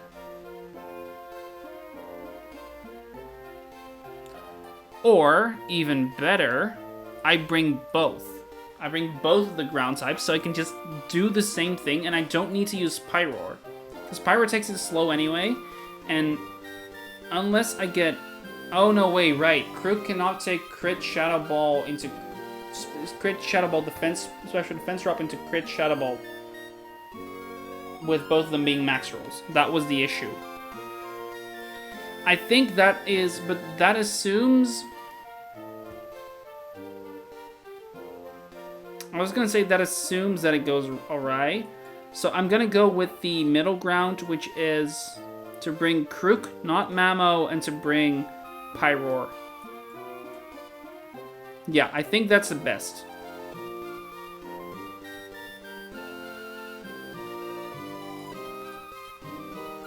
I have like a general line, if Shadow Ball, Hex, Psy into Hark, pivot Krook, else pivot Pyroar. And if it's Fire Blast, like if Fire Blast is in the mix, then we're just gonna gamble on the 50-50. That's really all it is. Besides, Crook, there's a decent chance that it's not gonna Crook, like, it's much more likely that I will not always see a Ghost move from Chandelure at the end. Yeah, so I think this is the line I have to go for. The one thing I will need to do is Turtonator needs to get a Cherry Berry. Pyroar doesn't need anything, but I'll give him a Charcoal to speed up the process. Gara doesn't need anything at all. Crook doesn't need anything, but I'll give it... No, I'm not going to give it anything. That's not necessary. And I think we're ready to go. That means we're going to do our first battle in the gym, which is exciting. So let's get the team for Jace.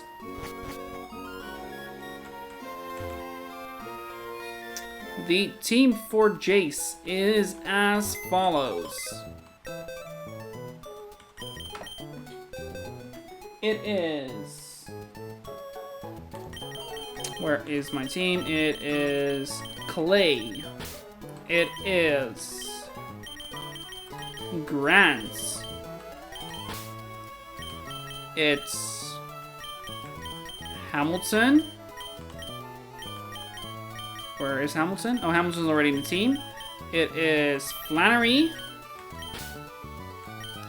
It is Turtonator, being Kiawe, and it is Misty. So this is everyone that I would need. Quickly get rid of your berry. And that means we've got everyone. The main thing we needed to do was give items, which is a Pecha for Costa. We need a very important item, because if we don't, we're in trouble. Where is it? Shed Shell for Hamilton. We want a Cherry for Turtonator, for Kiawe. And Pyro getting the Charcoal checks out, so that's everything we needed to do. And that means we're ready for the first gym trainer. Double check that I have the right lead. Grant is indeed a lead.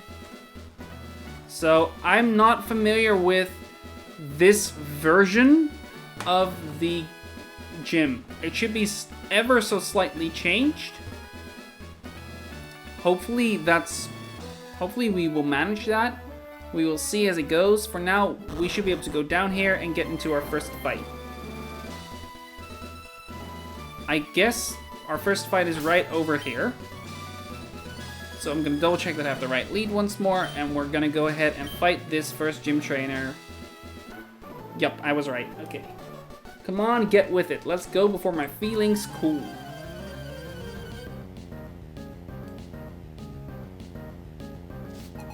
Kindler Jace. He leads with the Cinderace. We lead with Grant. On paper, a pretty good 1v1, except it's Libero Cinderace, which has Gunk Shot, Pyro Ball, Zen Headbutt, and the last one, most important one, High Jump Kick, which is what it's going to click here, and we're going to protect. Because that way we deal 50% of its HP. And that hurts. There we go. Now, sadly, the Cinderace has an odd HP. And also, sadly, we cannot take the high jump kick, so we need to switch out. So we intimidate it, take it with Misty. Perfect. And now we switch back to Grant on the Gunk Shot.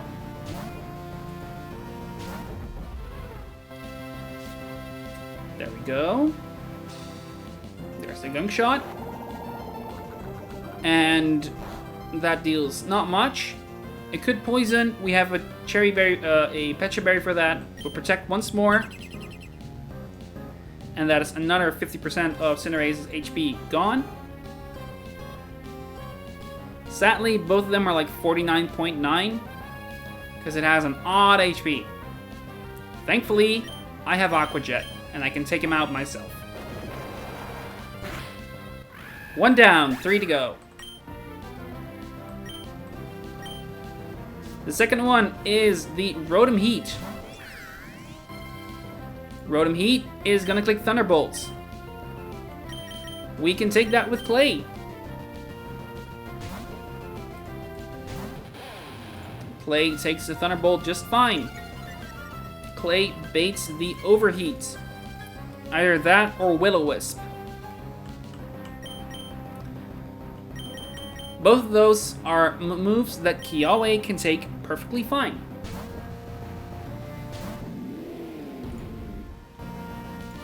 Overheat, that's honestly better. We want to see as many overheats as possible.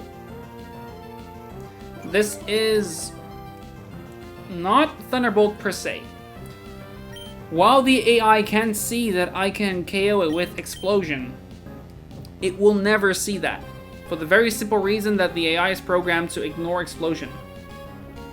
So it's gonna either Thunderbolt or it's gonna Nasty Plot. We hope it is Nasty Plot. Or I'm saying that incorrectly. We hope it's Thunderbolt. We're gonna Dragon Pulse it once. I may be wrong on that. It may be possible that he actually sees the kill with Explosion every single time and thus never clicks Nasty Plot. I hope that's not true. Because then my understanding of the AI is a bit more weird, but it does make this fight easier. We click Dragon Pulse one more time. See, it doesn't see it. I was right. And now we will need to get a ruler out. Other one. It is not in range for me to kill guaranteed. Therefore, it doesn't quite matter though. We're gonna switch out to Clay, who can take the Thunderbolts that it might click, and if he clicks Nasty Plot, that is a bit annoying. But we will make that work as well. Thunderbolts. Okay, so he's at neutral. But I have some time, so I'm gonna do a bit of a workaround, because this is gonna be either Overheat, Will-O-Wisp, or Nasty Plot again. So we're gonna go, no, it's not. What am I doing? I outspeed and kill.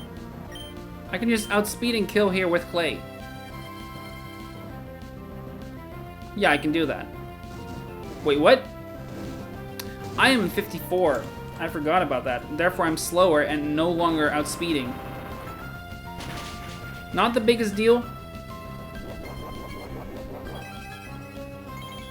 So now with me burnt, but he should still be in range of a kill, give or take a few. So he's gonna overheat, and we will go to Misty on that.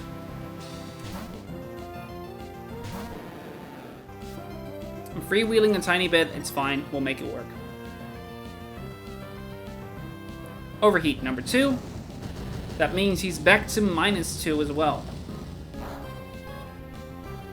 However, even at this damage, make sure that I say correctly, even at this damage, the Rotom is outsped and KO'd actually, but I'm gonna kindly ignore that. I'm gonna Waterfall. Because this should bait in the... Yeah, this baits in Talonflame. Talonflame sees a kill.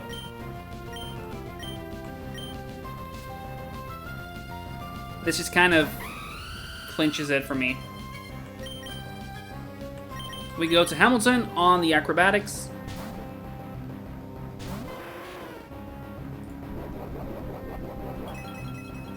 There we go. It used the Flying Gem as well, which is kind of annoying, but not really a big deal. Okay, no crits. Perfect. Now Rock Slide is a kill, and Acrobatics is already neutered in damage, and we're way too high HP for anything to be scary anymore. Good. This means that Chandelure comes in. Chandelure has one singular highest damaging move here, and Shadow Ball. We brought Flannery with us, who's a normal type. And the Chandelure has Shadow Tag, so technically you should not be able to switch out. Thankfully, we have a Shed Shell on Hamilton, and thus we can switch out. Chandelure is the last mon he has, and it's stuck into Shadow Ball because it has a Choice Scarf. We win. And as a matter of fact, we win with Speed Up.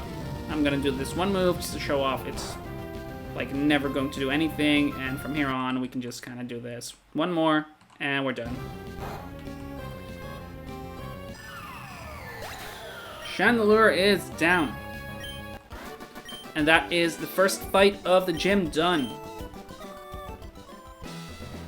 Perfect. We run back, because that's just kind of the game. And we're gonna look at the next fight. This gym is long, though. This gym has like 10 trainers. Speed actually swaps out Chandelure's first move with Hydro Pump. Little known fact. Yeah, but even if it did swap it out, it's choice locked into the second one, so I don't care. Anyway. Where is my... Yup. Didn't get me. Sorry, not on this one. Alright, Kindler Coal is the second one, and this is the second one that is actually just standalone. But it's standalone with a Drought Torkoal once again. Luckily, we have a Torkoal killer in our team. In our box. And that is... I'm just gonna quickly get everything ready on my end, which is, I'll bring you to the calculating sheet in the meantime. So we can go back to 100, 100%, and I'm gonna make a new tab for this trainer, Trainer Coal. You know, like charcoal, but spelled differently. They're such good pun makers. Anyway, Kindler Coal, which a Torkoal, a Auxiliary, a Weezing, a Galarian Weezing specifically, Magmortar, and Turtonator. Torkoal is easy. We have Mon that outspeeds and KOs. Camerupt has Earth Power and therefore easily KOs. Camerupt. Team. I can also bring you over to my writing page, of course, because I'm just kind of ready with that. Camerupt. So, Camerupt leads. Okos. Okos. Torkoal. And that will bait in Auxiliary. No, Auxiliary is faster only.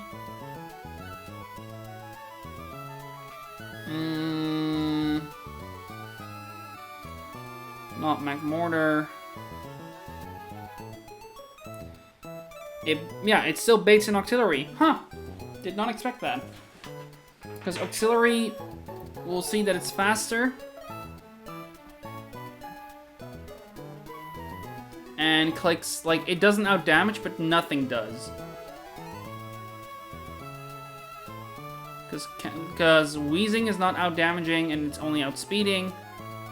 Magmortar is not outdamaging, just outspeeding. Because I have Earth Power, so it's, yeah. Turtonator is not outdamaging, just outspeeding. Damn, Turtonator is faster than Camerupt? Oh yeah, I'm relaxed. I remember, that's right. So it will be Auxiliary that comes in. Auxiliary comes in. Clicks Psychic or Fire Blast.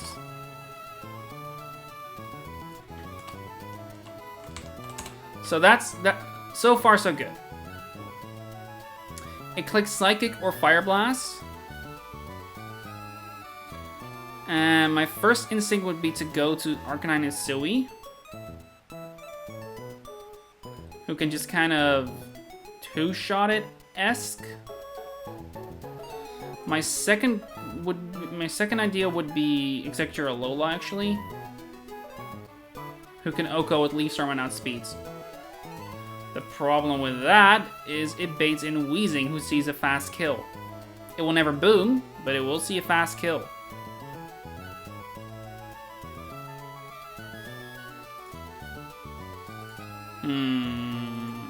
How about that?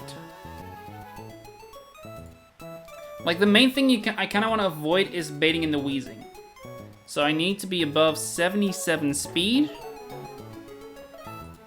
Tort is, but Tort cannot really... Oh, and there's another thing.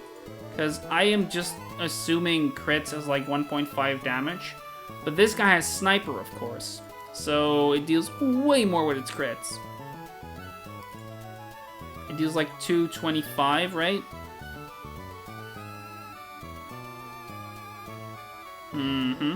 So that's not quite the outcome I would like. And I cannot have it be anything other than Psychic and Fire Blast. Is there something else I can use to take out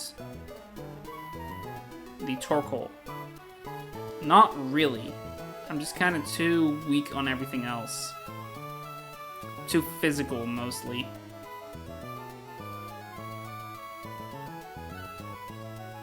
Trying to see what could be an option. Maybe Lycanroc, but no. No, that's not an option. Turtonator, not really, no. Okay, so I cannot deny that, so I have to find a way around it. Psychic or Fire Blast.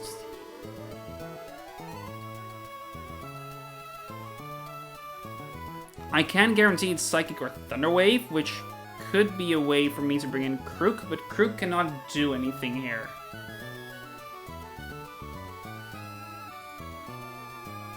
And Torterra cannot take the Fire Blast, so that's not an option either. But if I can bring him in on a Psychic specifically, I would be fine, right? So something that can take the crits and baits another move.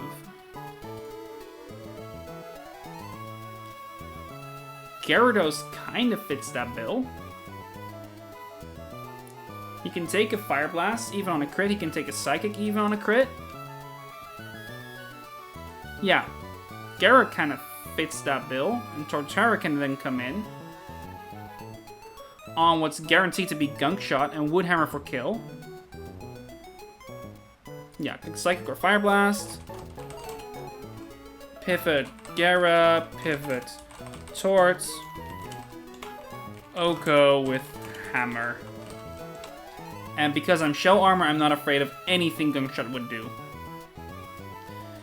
This will bait in Mac Mortar, clicking Flamethrower.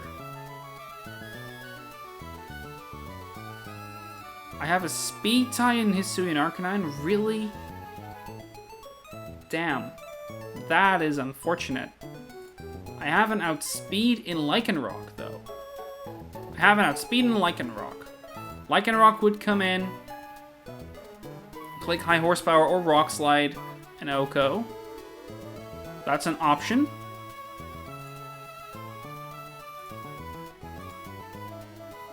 And that's about the only option I have in terms of like a fast duel there.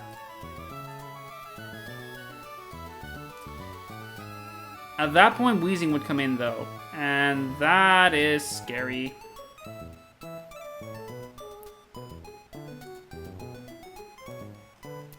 I have like Dread to take it on somewhat. Keyword being somewhat though. And the explosion is not really, like, it's still scary.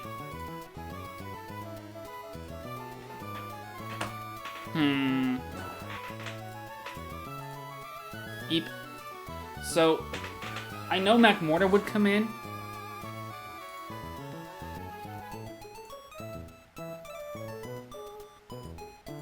So, in comes Mag. Clicks Flamethrower.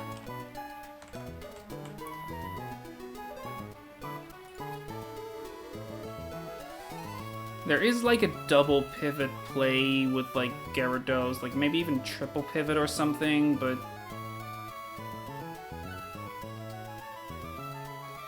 then what? Like what would that accomplish? So I need like just to lower its speed mostly. Which I can't, like I can get Talonflame in, I guess.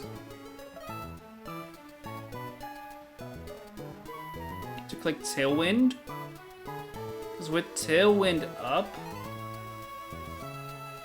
he would click Flamethrower on me, and I could go to Dreadnought instead, maybe.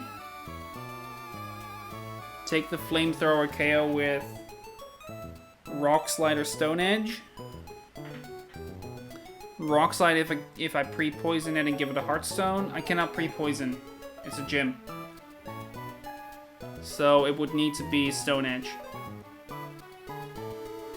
That's not quite what I would want to do. Maybe Krook then, but Krook cannot take the Flamethrower. Mamo cannot take the Flamethrower either, right? Nope. Hark then? Hark can take the Flamethrower and Rock Slide. Because then all of a sudden...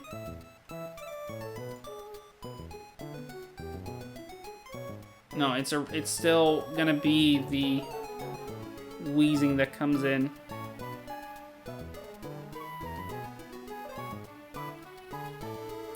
Unless I give this the Charcoal, at which point it will see that I cannot kill it and therefore go to Turtonator. And Turtonator I will not kill in one shot. That's it. I think I found it. I think I found the line. It's a line to make sure that Wheezing comes out last, and I will need something for Wheezing still, but... Salazzle is an option. I see Orbeetle is an option. As long as I can bring them in safely, which effectively means bringing them in on Play Rough, Orbeetle would be the one would be able to finish the job there. I'll see Pyroar. Oh yeah, Pyroar has Overheat. I'm overcomplicating it. I can just go to Pyroar on whatever and overheat it for kill. Yeah. So walking back. Let's walk it back. We have the Mac Mortar clicking Flamethrower. It's guaranteed to click Flamethrower because Solar Beam will not see a kill. I would have come in on a Gunk Shot. I would be way too high HP. It would not be able to click Belch yet.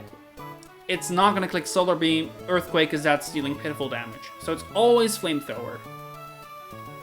I can go to Gyarados on the Flamethrower, baiting in either baiting Solar Beam, because he's not going to Belch yet. I can go to Talonflame on the Solar Beam, and then set up the Tailwind. Do I need... Yeah, and set up a Tailwind. He would be clicking Flamethrower both times, but... That... Oh, no. Double Max Roll crit KOs me. Okay, that's not the option. And I don't want to risk the speed tie.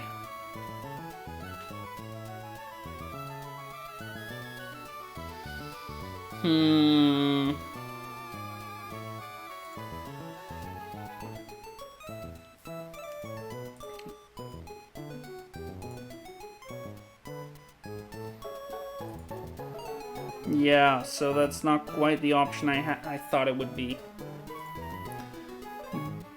But if I walk it back to like what I said with, like if I would just take the kill with Lycanroc, right? Because that was what I was gonna do. Flamethrower, I would come in on a Flamethrower, which deals hefty damage.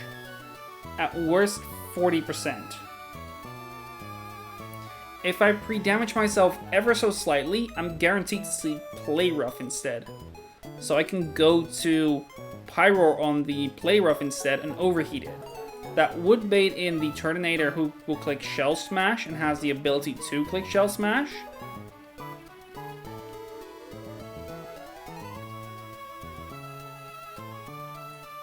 But Hisui and Arcanine can just kind of 1v1 it just fine even after the Shell Smash. Because Dragon Claw at +2 is not killing, and I can Rock Slide into E-Speed and I'll be fine. Yeah, okay, that's it. Okay, in comes Mac, clicks Flamethrower, pivot. Oh no, I cannot pre-damage. I cannot pre-damage. And I need to give him a...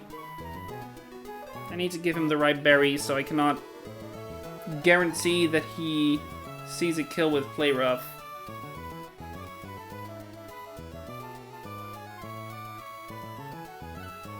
I always forget that about gyms, that you cannot pre-damage. So, how do we handle this instead?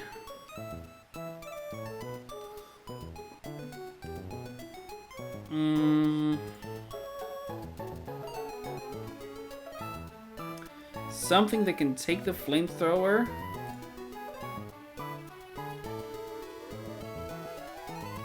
Bait a different move.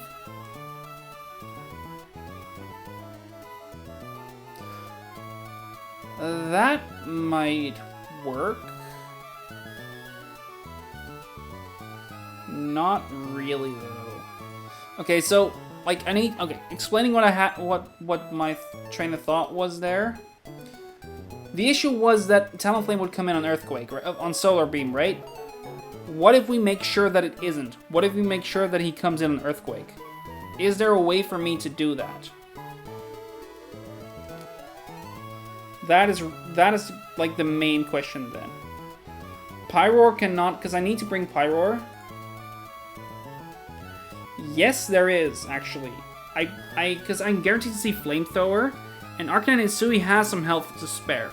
He would take 2 Flamethrowers, and against the Turtonator, it would take like 1 Dragon Claw at worst. No, he would just take 1 Dragon Claw, guaranteed. So that's 46.8. And what's the crit on Flamethrower? 46.8, 25.5. So I'd take 51%, and here it would be 46.8. So I'm never dead to both of those. So I can do the play I had. I just need to do it a slight bit different. So I pivot Hark. Which baits Earthquake, and Earthquake only. We go to Talon, pivot Talon, we Tailwind, we pivot,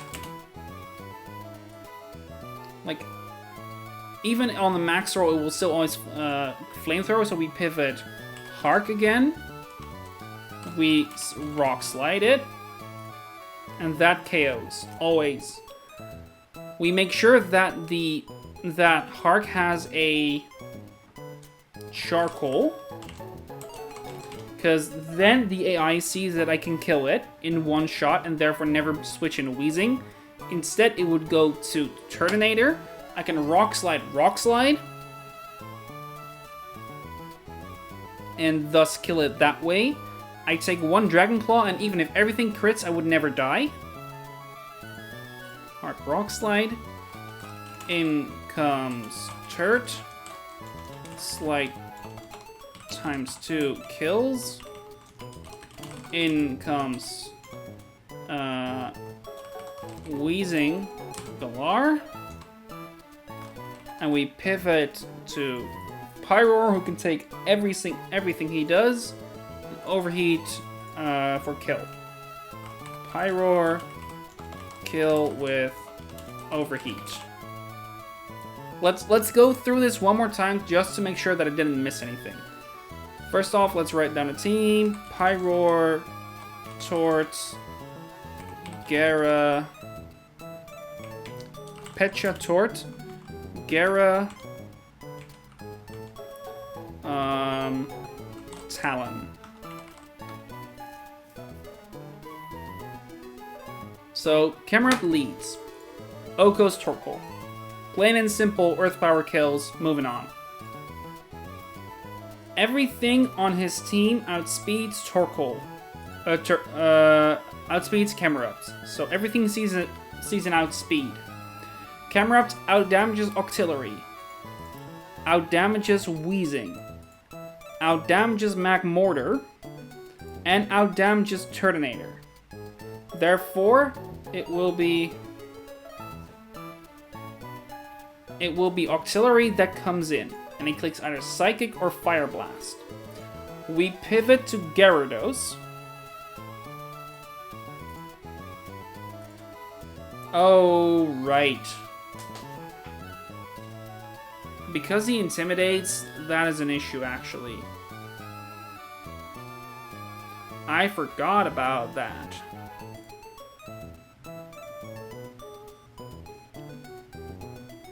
Because I want to see Gunk Shot, right? That's the idea.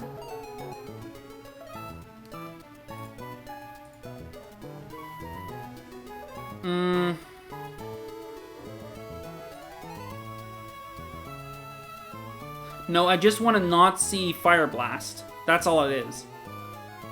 If I see Psychic, I don't care. Is that true? I need to double check that. If I get Psychic, 29%, and get a special defense drop. Solar Beam would not see a kill. Okay, we're good, we're good. Pivot Gara, pivot Tort, Oko with Hammer. We would not always see Gunk Shot, but we can see either Gunk Shot or Psychic. We don't really care, it's most likely Thunder Wave anyway, and even if like it is one of those two, they cannot crit me, and their damage is not high enough for me to care too much. Correct. That means that Magmortar comes in, because I am faster than the Wheezing, while I am slower than the Magmortar, so Magmortar sees a fast kill, where Wheezing sees a slow kill. If it sees one at all. So Magmortar comes in. I will need to pivot to Hisuian Arcanine to take the Flamethrower. I need to pivot to Talonflame to take the Earthquake. Tailwind, I go back to Hisuian Arcanine to take the Flamethrower again. Both of those combined do at most 51%, meaning 98 HP. 98 HP, yes. And then Rock Slide outspeeds and kills. It's a speed tie, so I could just risk it if I want to. I don't want to. Tailwind would be up. Then, I have a Charcoal equipped, therefore, I can one-shot the Wheezing. It's not entirely true, but we will see. As such, it will be the Turtonator that comes in. That's the AI baiting. If it sees I can fast kill their Mon, it's never going to be switched in. Unless everything is fast killed, basically. So Turtonator comes in instead. I Rock Slide it twice to kill. I would take one Dragon Claw, and thus I would, there's a chance that I'm, very good in HP, but I will never die to the combination of Dragon Claw and the double Flamethrower. Because the two Flamethrowers did 98. The Dragon Claw here will deal 90. What?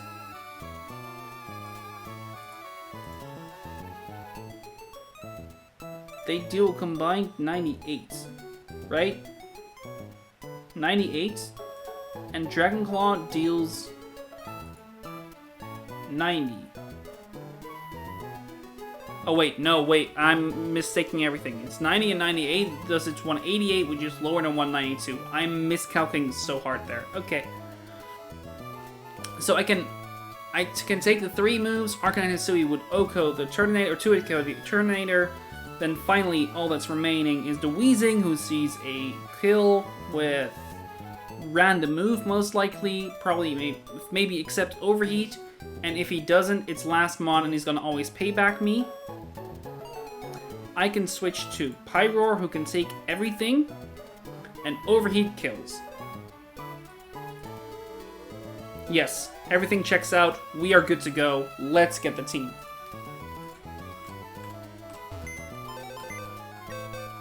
What time is it actually? Huh, okay. So, we want Mela. No, we don't want Mela. I want Blaze.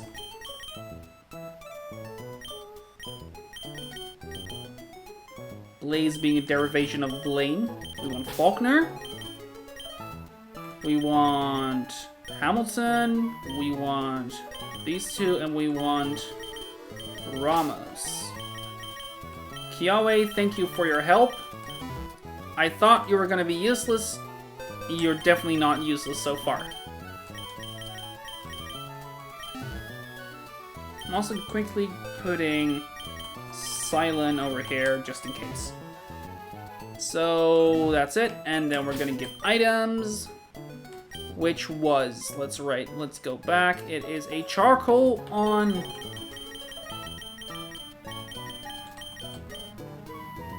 Hamilton. It is a Pecha, probably not relevant, but just in case, Pecha on Ramos. And that is it. No one else needs an item. No orange berry on you, no charcoal on you. Yeah. Let's go.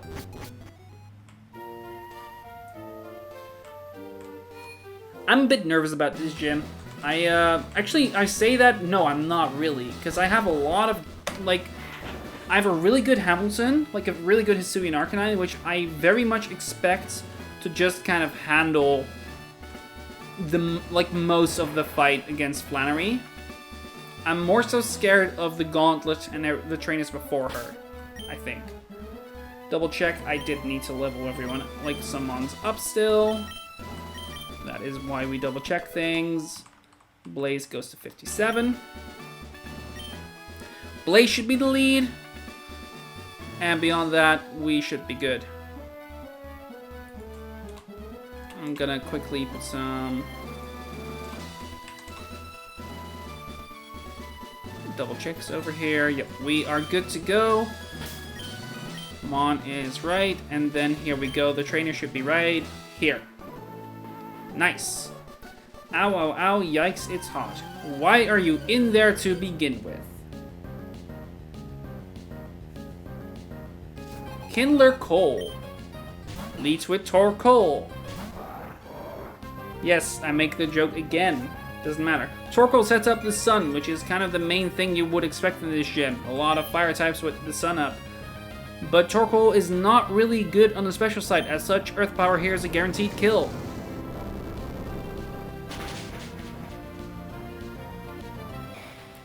One down, 4 to go. And this should be the Auxiliary that comes in. Auxiliary does not have actual water stab. It has Fire Blast, Gunk Shot, Psychic, and Thunder Wave. Even then, it's guaranteed to come in.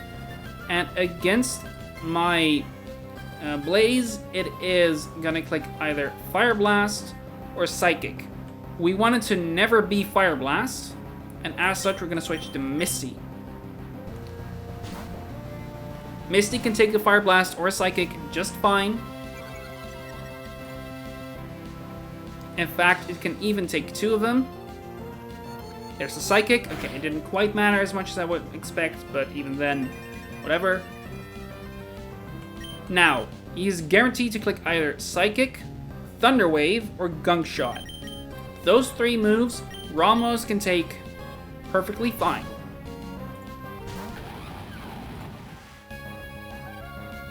Thunder Wave. There we go. And now we would hammer for kill.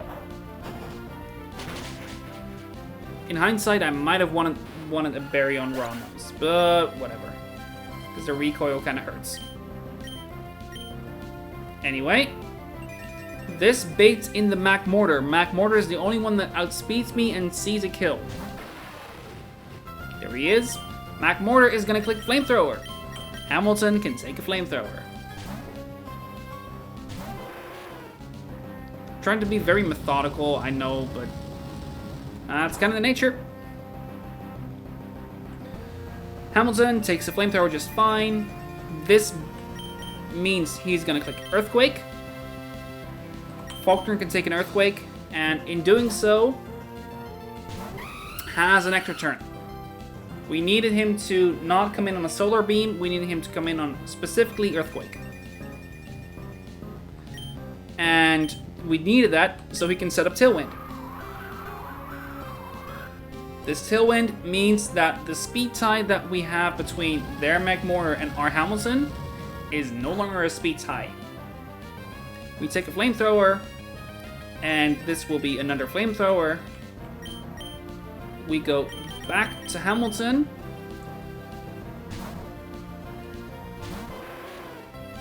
And there he is. He can take another Flamethrower. Man, who could have guessed?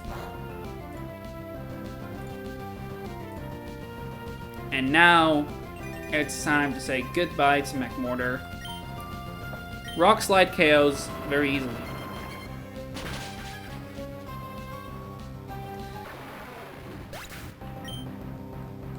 And now, there's 2 mons left. The Turtonator and the Wheezing. Thanks to the Hell Charcoal, it's going to be Turtonator that comes in here. We did not want to see Wheezing yet. It can explode, and that's scary. We Rock Slide Turtonator for hefty damage. Very hefty damage. And he flinched. Okay, just make it trivial. Sure. Alright, Rock Slide again kills. And that means there's only one Mon left. This line was very specific to not have the Wheezing Galar come in early. If the Wheezing was to come in early, he could explode. And explosions are scary. Now, with Hamilton at this high of an HP, I will never be dead to payback. I will double check that. No, I will never be dead to payback. I can Heat Wave safely. We had a pivoting line or a backup for Hamilton to take out the Wheezing, but if you don't need it, why use it? Aside from for a frag count, which I'm not keeping track of, and I doubt I'm big enough to have someone do that for me. I know Hamilton is near the top though. He's not going to be at the top, it's probably going to be Ramos. But yeah. Okay, let's run back. Because now we have a gauntlet. It's a gauntlet of 3 trainers, if I'm not mistaken. So, preferably, we prep all 3 of those at the same time. And by preferably I mean, that's what we're gonna do. Lavaridge Gauntlet. Let's get everyone back on the same page, i.e. the Calcon page. And first off, let's get the right trainers. It's this one, Cool Trainer Geralt, followed by Kindler Keegan, pardon me, and finally Kindler Axel. Those 3 are like the gauntlet that I have to do here. 1 second.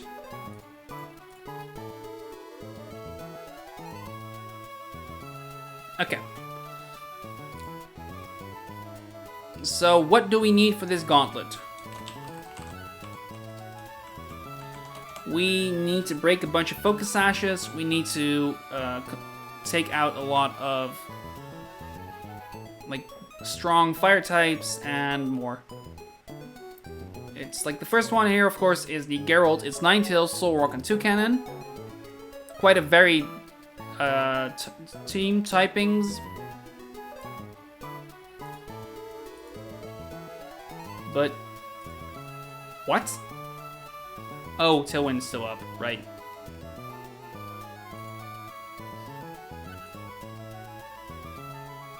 Okay, so that's the first one, the Ninetales, followed by the Soul Rock, which has a Fire Gem, of course, because why wouldn't he? And finally, 2 Cannon. I do think that for the most part, this is just Hamilton going to town. With the maybe an exception for the Soul Rock, considering the fact it cannot quite take the beating of Rock Slide. We'll bring some tools for him though. Something like Crocodile probably is just fine. What exactly we'll see in due time. The second fight is gonna lead with the Rapidash Galar, which I have two mons that are outspeeding and maybe killing, Salazzle being the one that actually can do it. Talonflame can do it too, actually. So both those are an option for that. We follow it up with Blissey. And to that end, we have like various decent choices.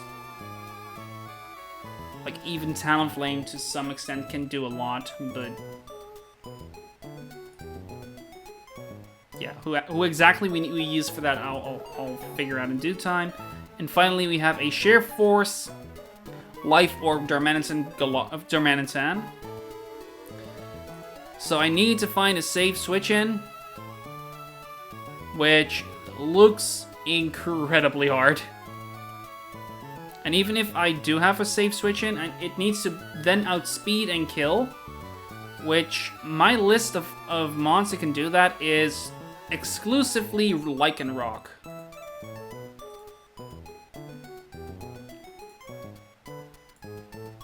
Talonflame does outspeed and can heavily damage it, but yeah. Only heavily, not like guarantee. Furthermore, I cannot really use I cannot have a turn of Tailwind, like a turn to set up Tailwind with Talonflame, because the Zen Headbutt deals too much damage to me. I might have ways to mitigate that, potentially. Something like Masquerain comes to mind.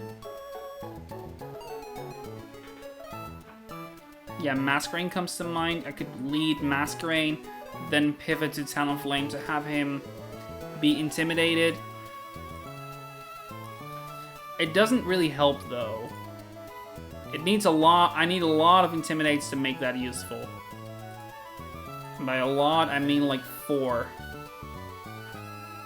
Can I make it to 4? I would need to bring 2 intimidators for that.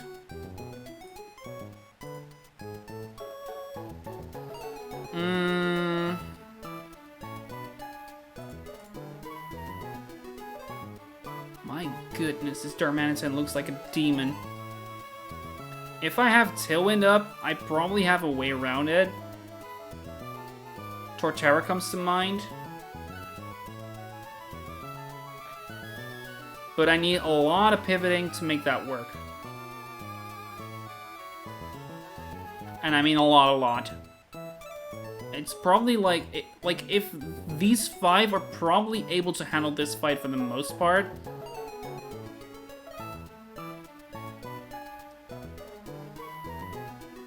And Torterra in particular probably is okay into Blissey.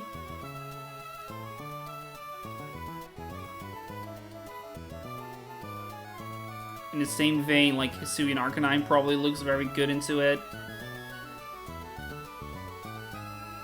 I just have to make sure that I like play around the counter by using Heat Wave like 2 times to bring it in range of close combat. I think 2 or maybe 3. Depends a bit on how my ranges go. And then CC. Could probably charcoal it. But yeah, I think these 5 might be able to handle this fight. They're definitely able to handle the first fight.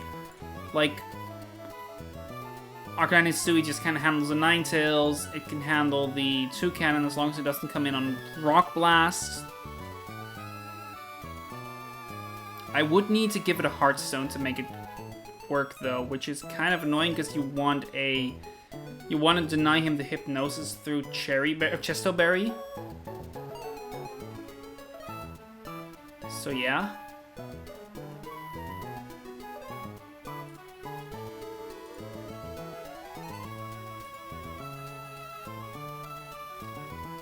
Not to mention, I'm slower than him. So it's not quite the answer I was hoping it would be. However, if I can get him to like Brave Bird once for some chip on itself, and then have it come in on, then have after the Brave Bird, have Hisuian Arcanine come in on like anything but Rock Blast, I would be fine. Is that true? No, I would take, because I would still take a fair bit of damage from Psychic. Yeah, no, that's fine. Like, if Bullet Seed crit and Psychic crit, I would be in trouble though.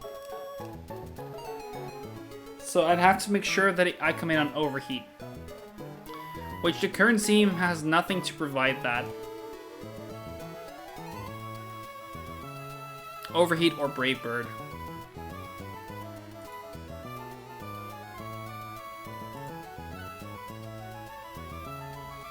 No, that's not true. I do have something in Torterra. But can I bring in something safely from Torterra? Like, into Torterra? It depends a bit. Because Tort would take the Overheat. Like, if I need to look at the specifics of this one.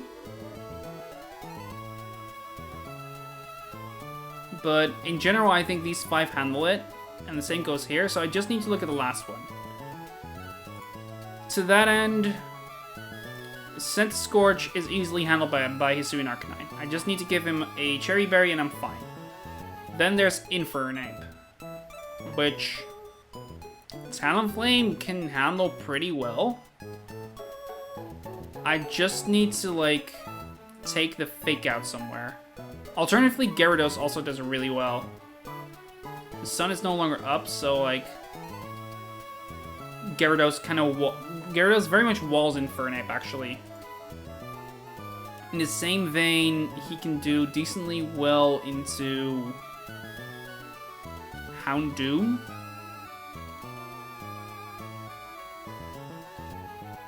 He can do decently well into Houndoom. So I don't quite need anything else. I do need a Tailwind support, but I don't quite need anything for this fight, anything extra for this fight. Like Gyarados, especially if I give it like Sharp Beak, can just kind of handle... No, I cannot, Gyarados cannot 1v1 Scent Scorch, but that's fine. I can guarantee that Hisuian Arcanine comes in on like Fire Lash, thus never triggering the Thunder Fang paralysis, and then Rock Slide twice for kill, so that's fine. The Infernape I can just 1v1 with either of Talonflame or Gyarados, maybe even both. Like I take the Fake Out with one of them, maybe the Fake Out I take with Masquerain. No, because he would outspeed, fast out damage with Fire Blast, fast kill with Fire Blast. I could like I can probably lead Gyarados, pivot to Masquerain to bait the Fire Blast, go back to Gyarados to take that Fire Blast. I have a Cherry equipped, a Rost equipped, Waterfall it twice for kill, maybe Waterfall it once to. Like, why am I intimidating it, though? It doesn't really... I don't really need to do that.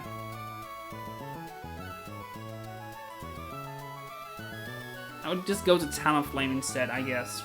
Take the Fire Blast. No, I want to take the Fire Blast with something else. Probably Hark.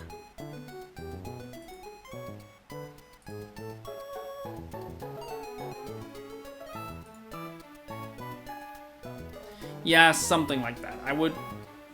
use Talon to... I use Talon and or Gyarados. Gyarados probably is safer, but depends a bit on how I switch it in.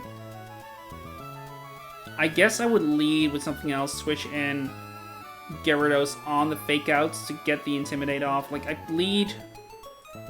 No, I'd just lead Gyarados, take the fake out, have him be intimidated, and then Waterfall it once. He would Grass Knot again. I could go to Talonflame to finish it off.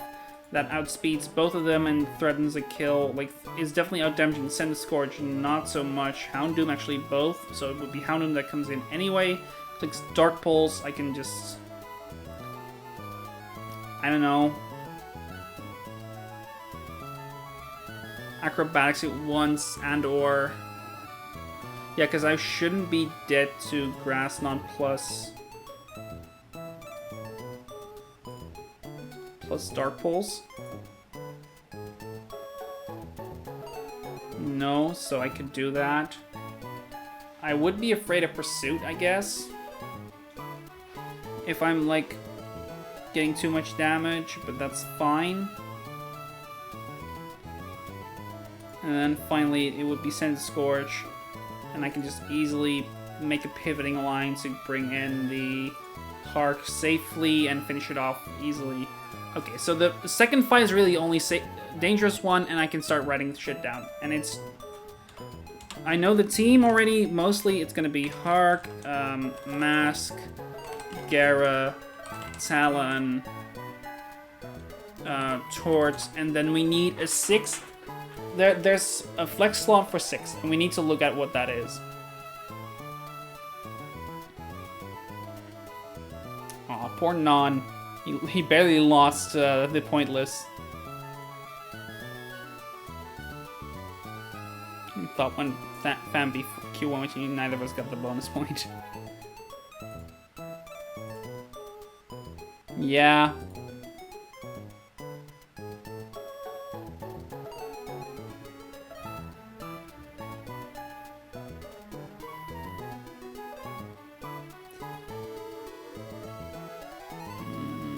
Second if it's important.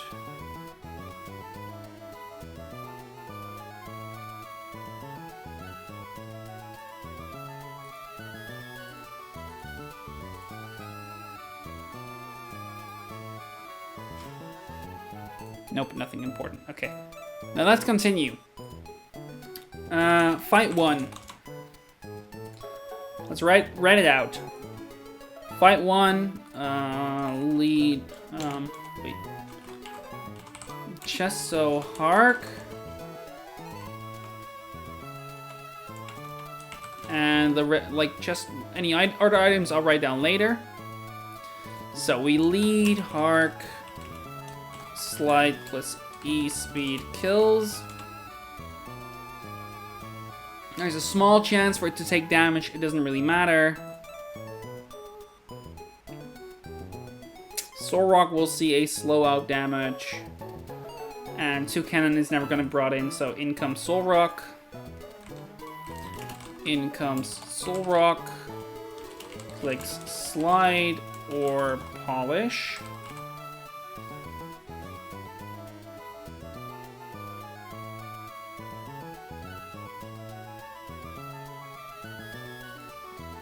We go to Tort on the slide.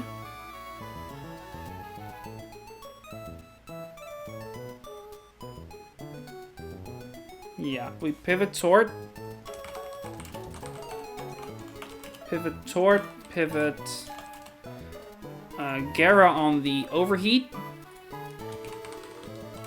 And then we go back, like, basically to consume the Fire Gem and bring it down to -2. And he'd also be intimidated. And we'd not see the Fire Gem anymore. This Overheat deals pitiful damage.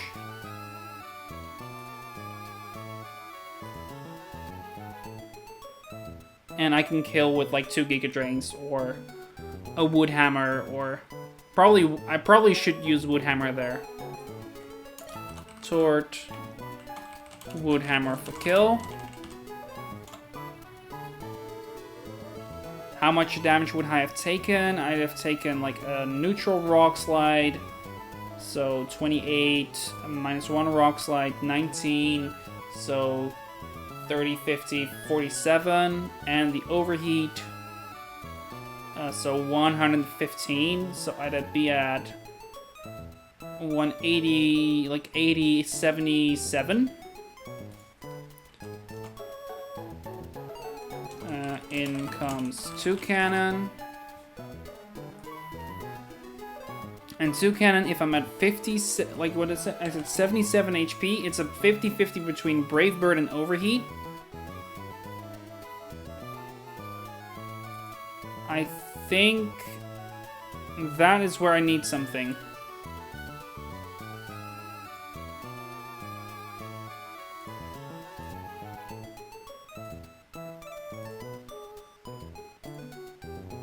That is probably where I need to do, like, something extra. And Brave Bird or Overheat. That is just Dreadnought who can take both.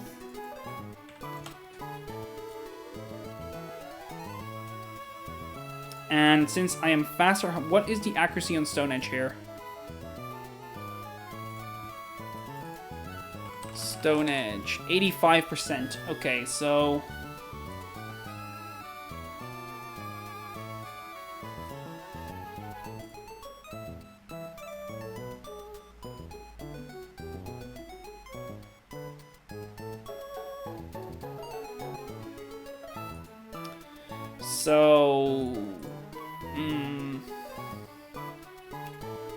So Dread's not quite the answer I'd be looking for. Pyroar, maybe? Nobody cannot take a Brave Bird. The Syrian Arcanine can take both and baits Rock Blast. But I cannot have a Heartstone, so that doesn't quite work. But I would see Rock Blast, and I can go back to Torterra.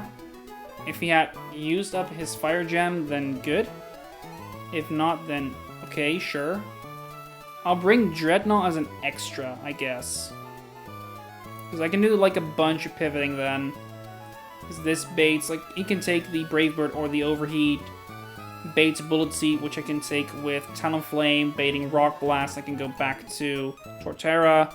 That Torterra cannot take the Rock Blast all too many times though, right? At some point he will start getting in range for Bullet Seed, and I'd be in trouble.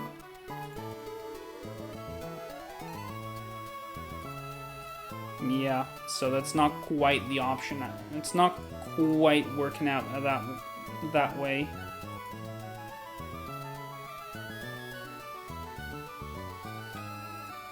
I want to save, like, you basically want to find a safe switch for Pyroar, then I guess. But I don't have any rock resists, so I cannot guarantee that Rock Blast isn't going to be clicked.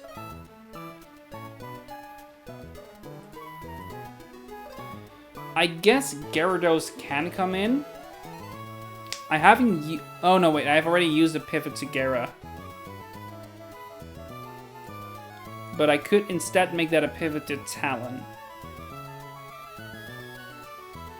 No, because I want him to have his attack reduced. To guarantee that the Rock Slide deals lower damage. Yeah, but I can... No, that's fine. It's probably fine.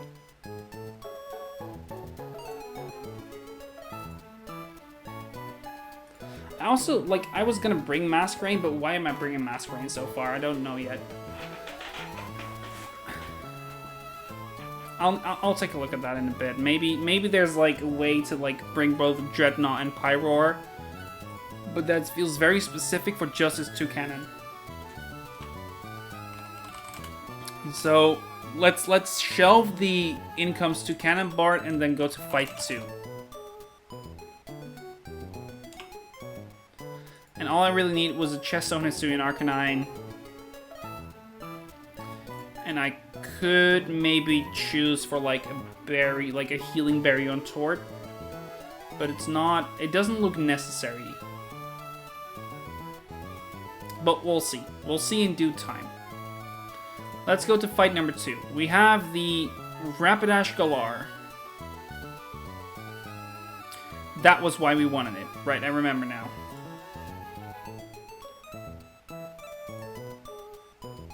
We want a Masquerain because that baits Mystical Fire. So we can go to... We could go to Gyarados on the Mystical Fire, baiting Play Rough or Zen Headbutt, and he would already be at -2. Can Masquerain take it? No, he cannot take a crit Play Rough. And it could also be clicking Zen Headbutt. So I don't quite have a good resist. Maybe Torterra could be a switch in, baiting the Mystical Fire again. So I can go back to Gyarados. He'd be at -3. It's still Play Rough it baits, but I can go to Talonflame at that point. Baiting either Zen Headbutt or Mystical Fire.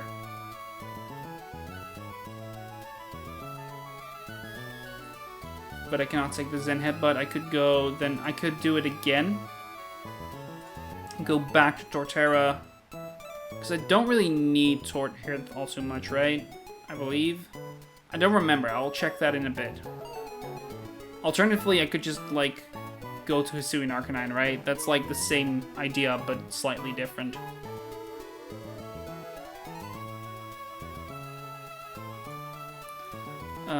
Lead Mask. Pivot. Gara. Like, the general idea is to give myself a few turns, which means I need to bring him down to -4, so I can actually set up the Tailwind safely. So, and I need to Charcoal Talon, because I need to guarantee the kill.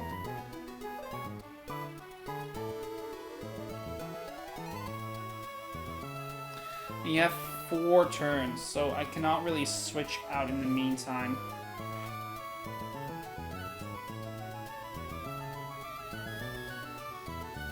Not to mention that it's still very much... Like, Darm still comes in and clicks one of Flare Blitz, Zen Headbutt, and Rock Slide, which... nothing on my team can take. Nothing on my box can take. It is not Sun Boosted, though, and that was a thing that I was keeping track of.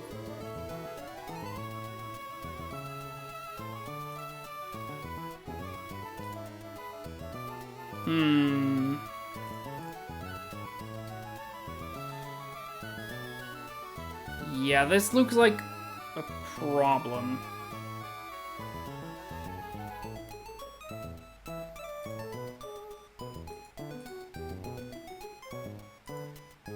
That said, though...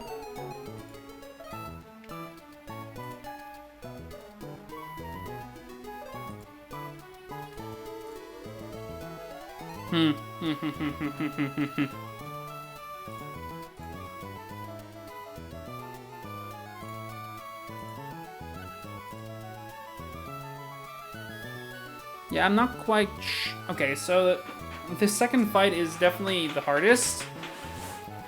And what I would need to bring something extra for. I guess Turtonator is maybe my best bet. Either he or Torkoal. But Torkoal cannot take, like, a Rock Slide too well, and, like, baits Edgequake and maybe even Flare Blitz if he takes anything at all. If he takes specifically Flare Blitz, though, I would see guaranteed. I think the Tailwind idea is not gonna come to fruition. And I think if it doesn't, it means I'm not bringing Talon.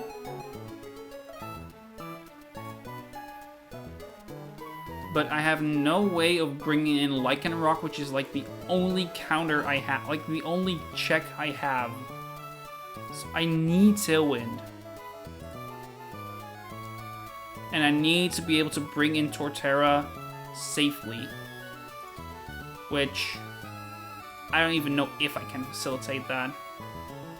Maybe I can. Hold up. Because I've thus far been... Not to mention... Oh, that is an issue. So I was assuming the Mystical Fire, right? But because of the sun, apparently. So I actually will never see the sun up. So Talonflame will never bait Mystical Fire only and thus have extra turns.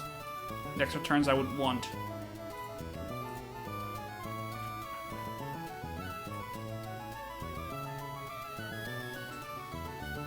Not on top of that, Talonflame doesn't actually kill Rapidash. Only Salazzle would.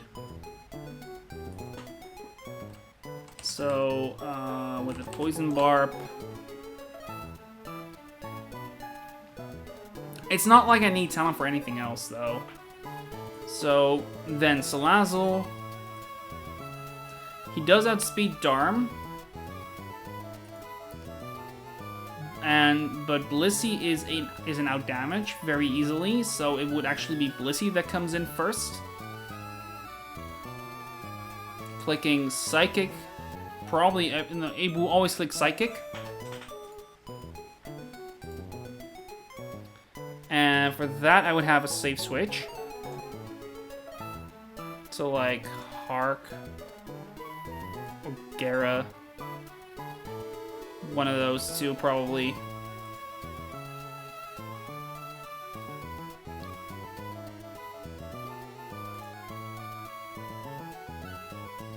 And on the flip side, Talonflame's not quite that safe. So that's not really the option.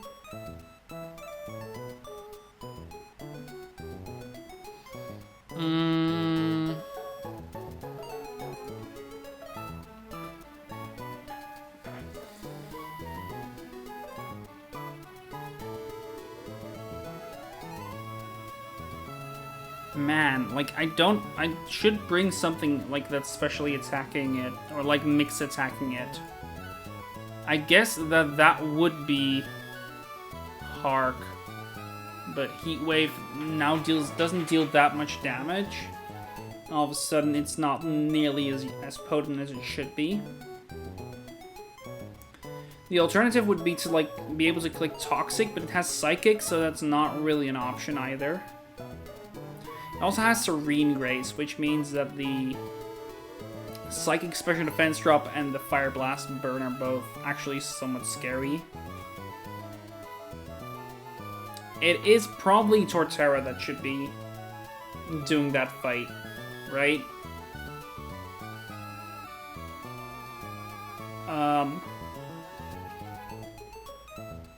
He just needs to come in on counter, or Hyper Voice. Or I need to run him out of Fire Blast PP, the Blissey. Which is not quite an option.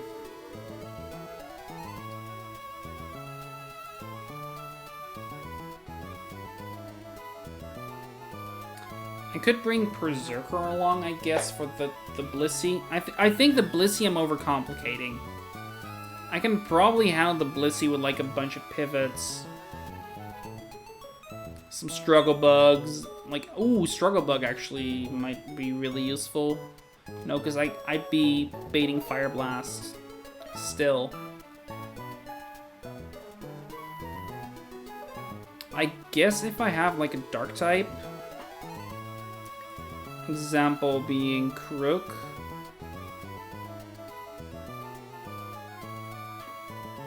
That is, especially Crook is very likely to bait counter. And the idea of Masquerain would then be supplemented by Crook instead.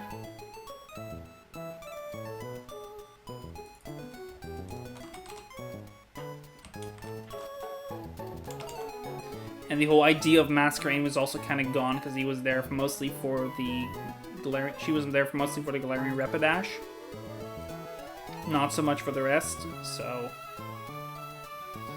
yeah, that is probably a better combo with Gera too.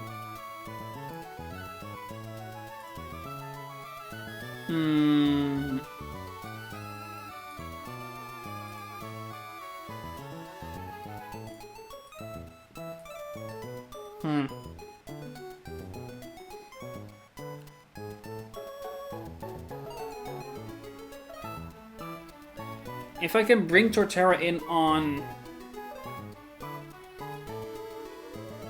I guess on counter, I would be fine. Which I can make very likely with Crook, but not guaranteed. Alternatively, bringing in Arc on...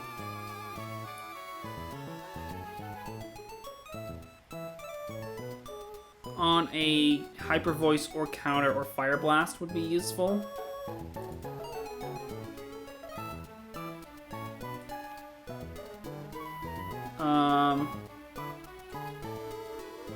Oh, I think I see it. I think I might see the line.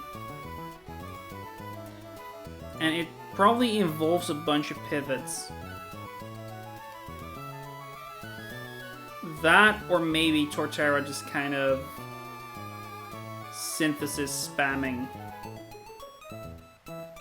No, because then I would be scared of Fire Blast burning. And all this... like, all this means I still need something for Darm. It is Lycanroc, probably. Maybe I can get the kill onto Blissey with Lycanroc to chain kill it. That is the way to do it. And Lycan can take everything decently well, so yeah, then that's the way to do it. Because then, if I can chain kill, then I'm good. So right now, what's the idea? I KO the Rapidash Galar with Sludge Bomb. Darmanitan is a slow out damage, and Blissey is also a slow out damage. So Blissey comes in. So, not even telling, it's just Poison Barb, Salazzle. I'm not bringing Talon anymore, it's Salazzle and Lycan.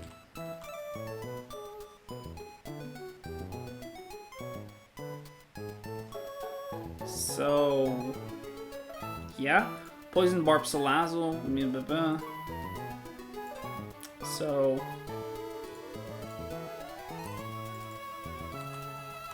we lead Salazzle. BB Sludge Bomb kills.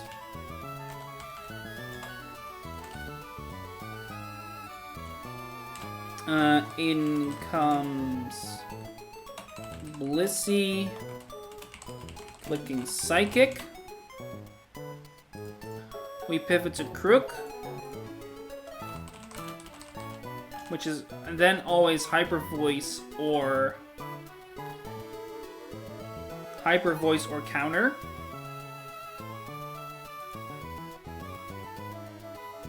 Which we can take with Torterra, but we don't want to kill with Torterra.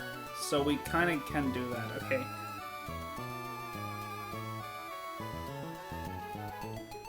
I think we pivot Crook, we pivot Hark. Heat Wave. I want to check the counter AI. If it's like depending on what I use or something.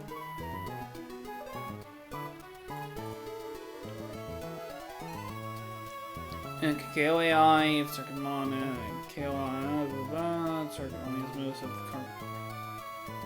Yeah.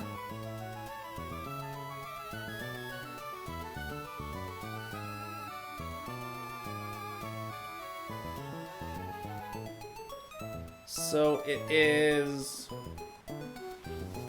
unlikely. Okay, good to know. It doesn't quite matter. So we use Arcanine as Sui, brought him in on the Hyper Voice. He's then going to Psychic a few times, like I'm gonna Heat Wave, and once I see a special defense drop, or like I see a special defense drop, I probably switch out. Or once I'm close to being KO'd, I switch out to Crook. Crook can take whatever, and I can then safely bring in Lycanroc, and if I dealt at least Want to make sure that I say correctly. I can make me give a soft sand to help out.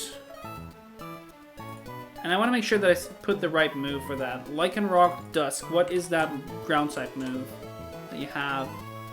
It is high horsepower. Okay, good. So I have that correct.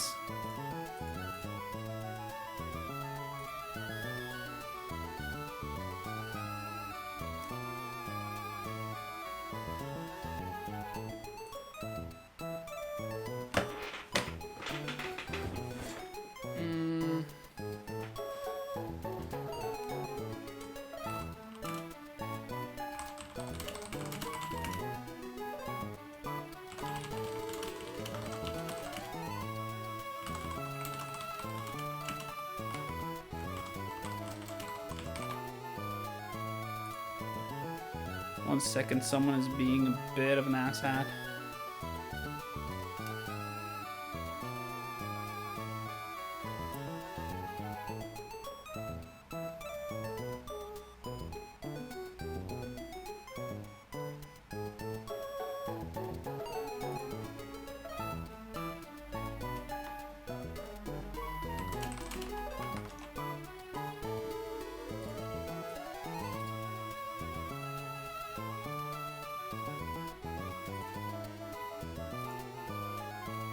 Yeah, okay, that should be handled.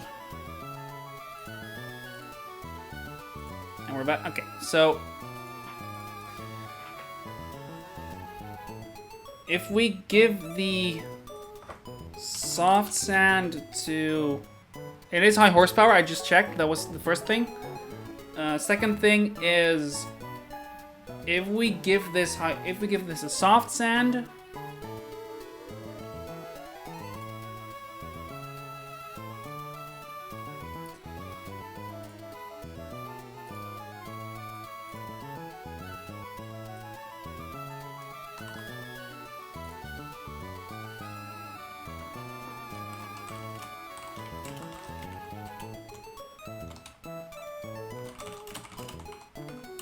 come on, people.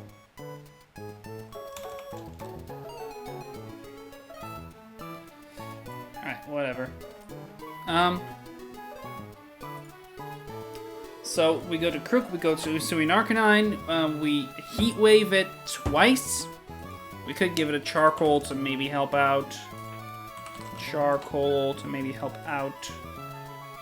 It doesn't really make a difference, I believe. Then it's 14.9, 17.6. And this with a soft sand, 78 to 91. It might make a difference, but in practice it won't.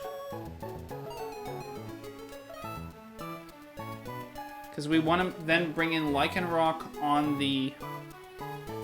We basically want to have the kill be done by Lichen Rock, so that once the Darmanitan comes in, he outspeeds and KOs with high horsepower. Either high horsepower or Rock Slide, doesn't quite matter. The base damage of high horsepower is actually more than that of Rock Slide due to the Tough Claws boost that Rock Slide does not get. So, yeah. So we heat wave twice.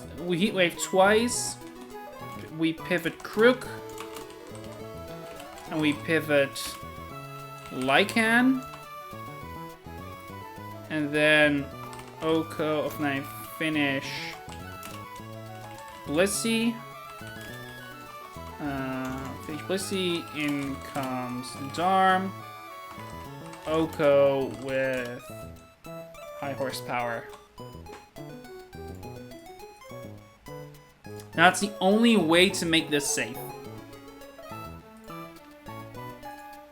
And with 2 heat waves, that would be 25% minimum. So the soft sand boost would mean that high horsepower always kills. Yeah.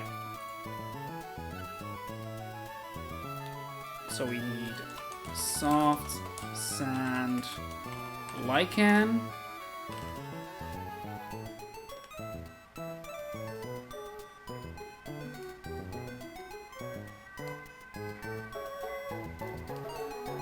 And we could use charcoal on Hisuian Arcanine, but we don't really need it. So that's second fight done, right? We lead Salazzle, we take the Poison Barb boosted Sludge Bomb, which kills guaranteed. It comes a bit Blissey, clicking Psychic. We go to Crook, we pivot to Hisuian Arcanine, we go Heat Wave twice.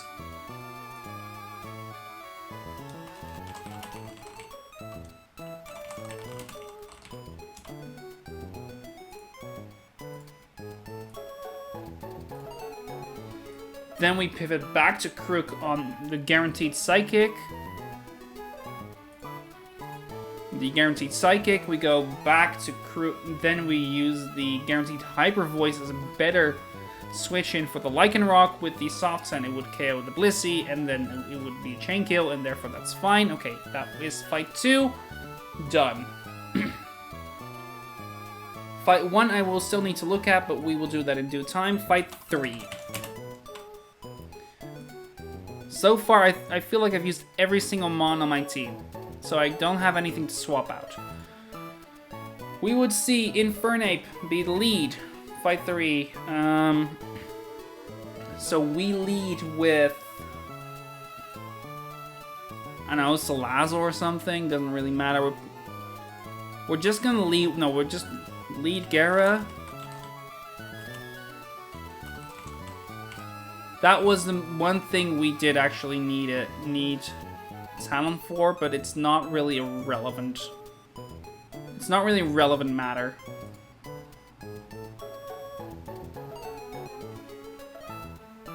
Yeah, it's not really relevant matter. Okay. So, Infernape is the lead. We would go and use Gara. And after the fake out, we use Waterfall. That brings it down to its Sash, and if not, irrelevant indifference, right? We would be, like, we could be looking at a KO. Like being KO'd. If, like, there's 2 crits, it's possible that I get KO'd. I don't think it matters, though. I think we switch in any case, because we will see either Grass Knot or Fire Blast, and we would switch to Hisuian Arcanine, who can take both, and E-Speed for kill. Take Fake Out. Let's Grass Knot, Waterfall, Pivot, Hark, E-Speed for kill. That will bait in the Houndoom, who's faster and may see a kill. Who is faster and may click Dark Destiny Bond because it sees that I can potentially kill. The best way around it would be to go back to go to Crook to bait the Fire Blast.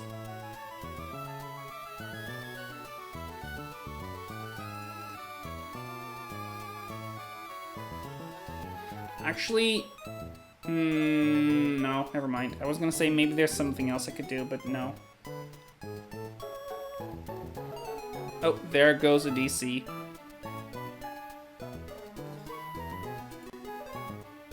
I'm gonna wait a little bit. It's not gonna be much of a difference anyway. Mark E-Speed for kill. In comes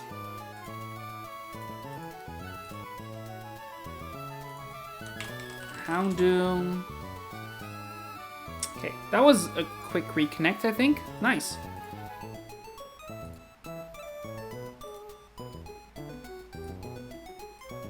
Okay, so for the fight 3, we have the Hark taking the kill against the Infernape. We cannot afford to do that. We can also afford to do that with Lycanroc, actually. So we will do that instead, because we will guarantee see a... We're guaranteed to not see the Focus Blast. And Lycanroc, even in Blaze range, can take both the Fire Blast or the Grass Knot. We can then KO with Excel Rock.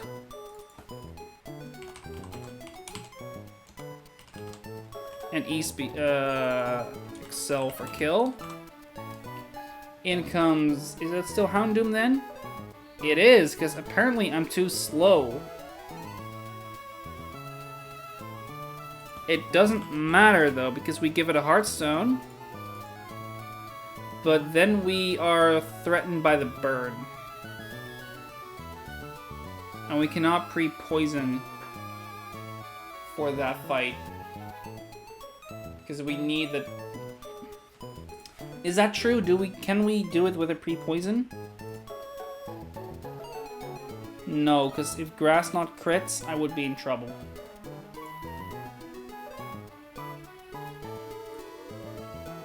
But then, if that's the case... So I have to give it a Frost Berry. So Excel Rock is a chance to kill. Okay, so that doesn't quite help me as much as I thought it would.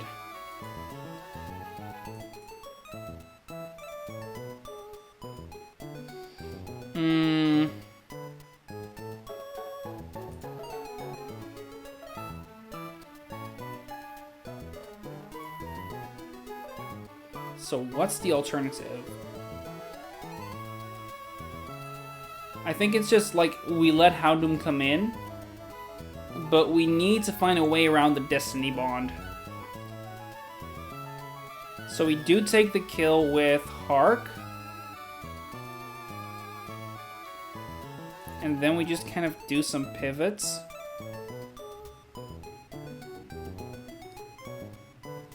Maybe we go to Salazzle. No, Salazzle cannot take anything, so that's not an option. We can go to Krook on the Dark Pulse.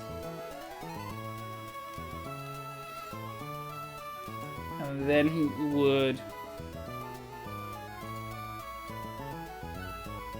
Oh, wait. No, wait. There's an easier way. Because Lycan can come in on Dark Pulse, even on a crit. What's the Destiny Bond AI? Nothing. And Ace 8. It's Gen 8 mechanics for that, right?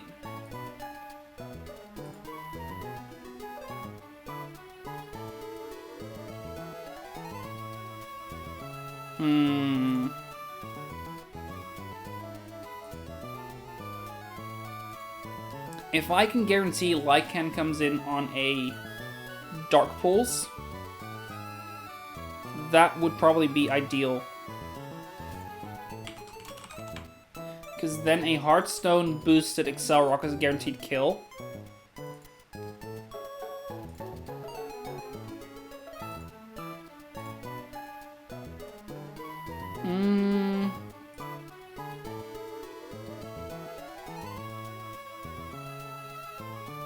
Trying to see if there's a way to guarantee that.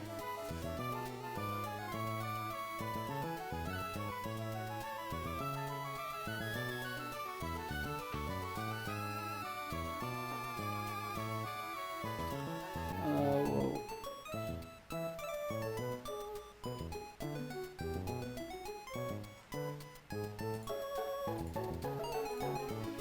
I need to stop getting distracted. So how do we want to find a way to guarantee that he clicks Dark Pulse on switch in?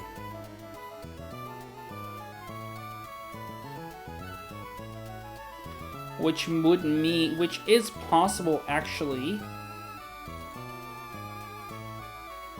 That is possible if I take the KO with Gyarados instead. I cannot guarantee that I am able to, though.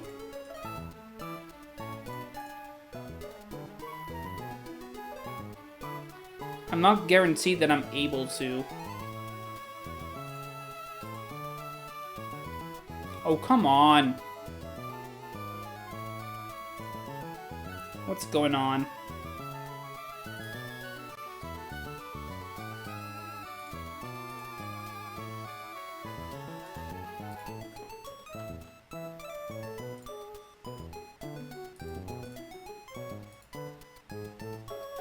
We back? We back. Okay, good. That was another fast DC, but still a DC, which is annoying. So, the main thing we need to look out for then is how to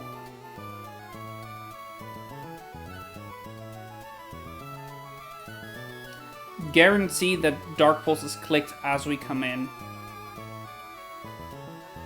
The problem is Pursuit, right? Because if Gyarados is at like, what is that, 55 HP?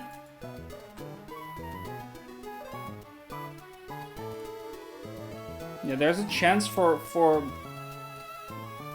like, if the HP starts getting finicky, and we cannot guarantee that we're in range of Dark Pulse, but outside of range of Pursuit.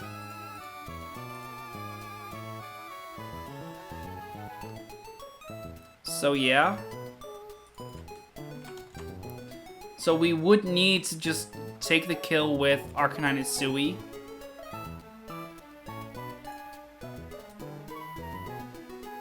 Either that, or we need to find a way to keep him out of Blaze range, but within Excel Rock range. Which, in and of itself, sounds impossible.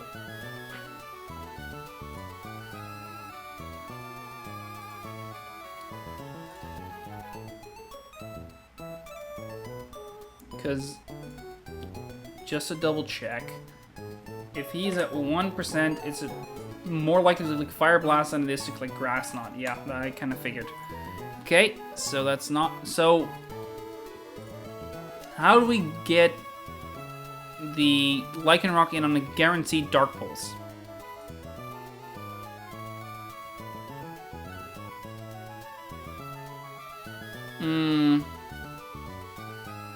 It's stalling with, like, Arcanine and Crocodile, most likely. That's probably what it boils down to.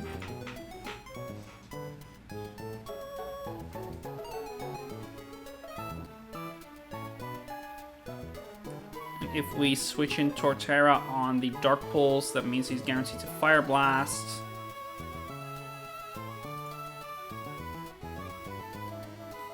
I think if I do a bunch of pivots, I can make it so he either runs out of Destiny Bond,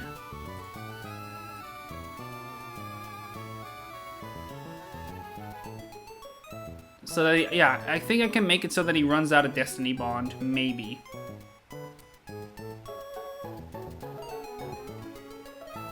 But it does sound hard to do.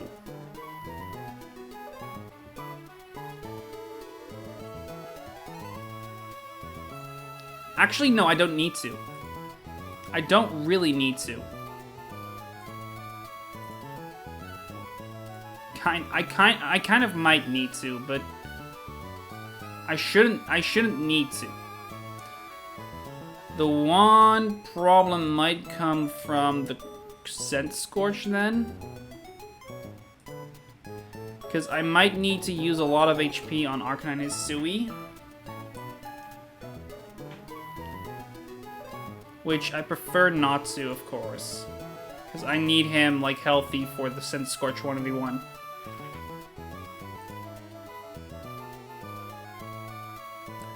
Unless I can use Gyarados, because I have a Sharp Beak, but Bounce is inaccurate, so I cannot afford to not guarantee anything there. And the Lycanroc is a range.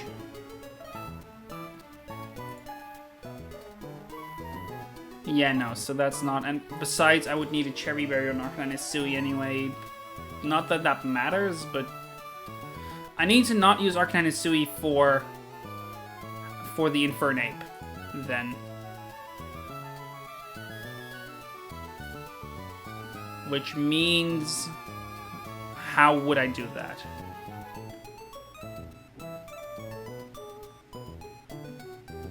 I guess Gyarados Waterfall is kind of a must.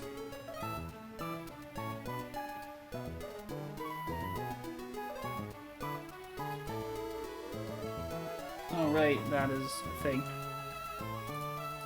Houndoom. So this isn't quite the option I would want. The only way it is for Infernape to guarantee not burn, and I cannot guarantee that.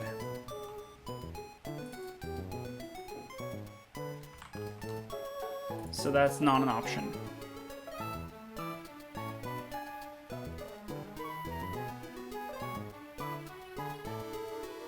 Or for it to come in on a guaranteed Grass Knot, which... at that HP amount, I cannot guarantee.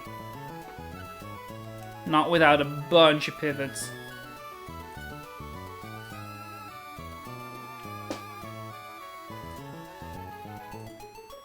Also, no, it shouldn't be Grass Knot because... no, if it's Grass Knot, it means I can live one, and I could, yeah. So that's not quite the option, but it's possible if I can find some way to do it, but I don't have the team to do that.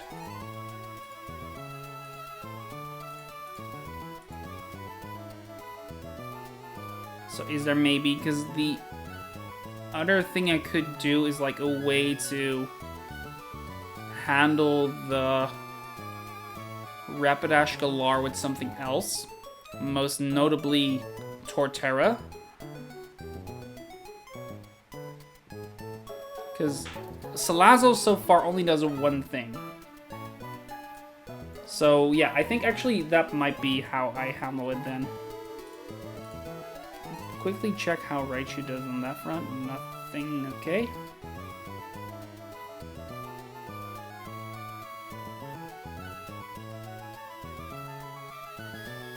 Okay, so going back to fight 2, I think what I could do instead is if I lead with Gyarados, meaning he's down to -1, I pivot Hark.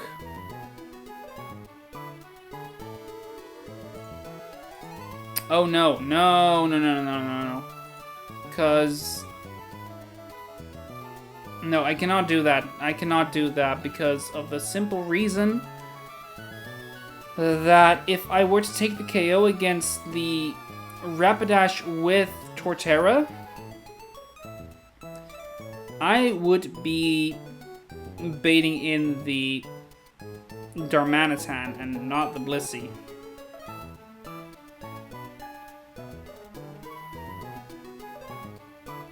Which, unless I give it an Iron Ball, I guess, but... I do have the Iron Ball available.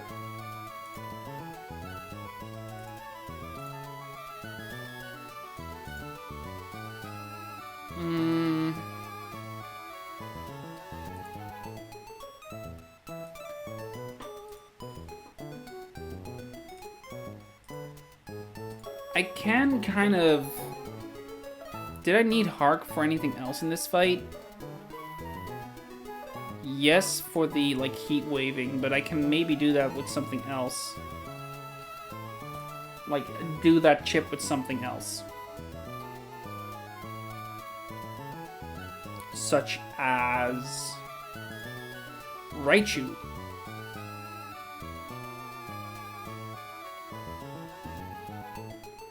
Because then I have Encore available, which is definitely useful. And he can come in on everything. He cannot really take a Hyper Voice, which is annoying, but I can pivot out at that point.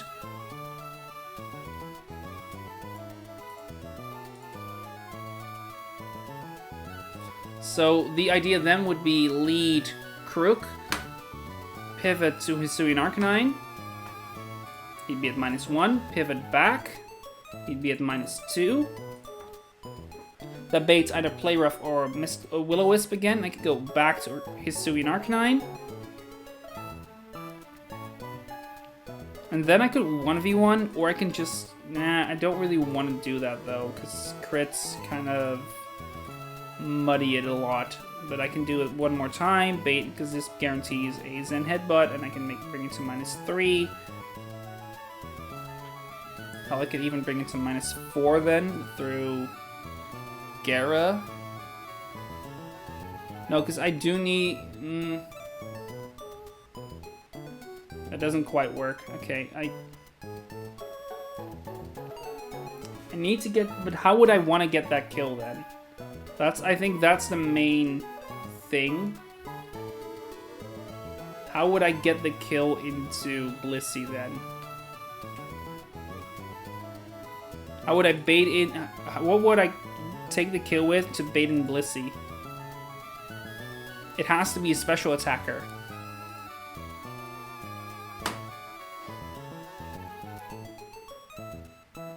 And the only one I have that's, like, competent enough to do that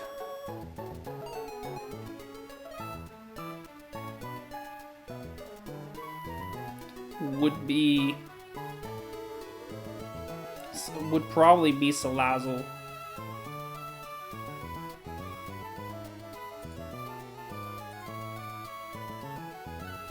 Amoonguss is not a good option. Ampharos is not really an option.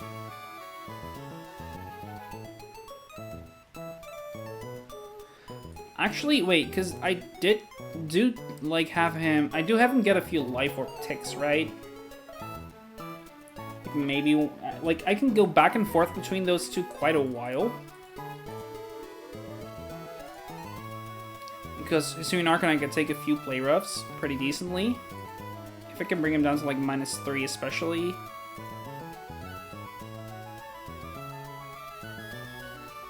And at that point I'm guaranteed to see Mystical Fire on the Torterra. Especially if I like pre-status it somehow. Crook in general is not going to deal any damage here.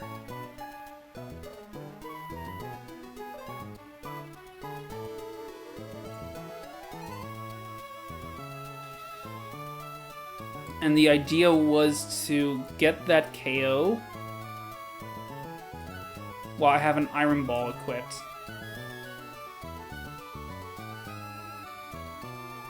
Because that way, but it has to be... I have to be below 58% then. But it is an option.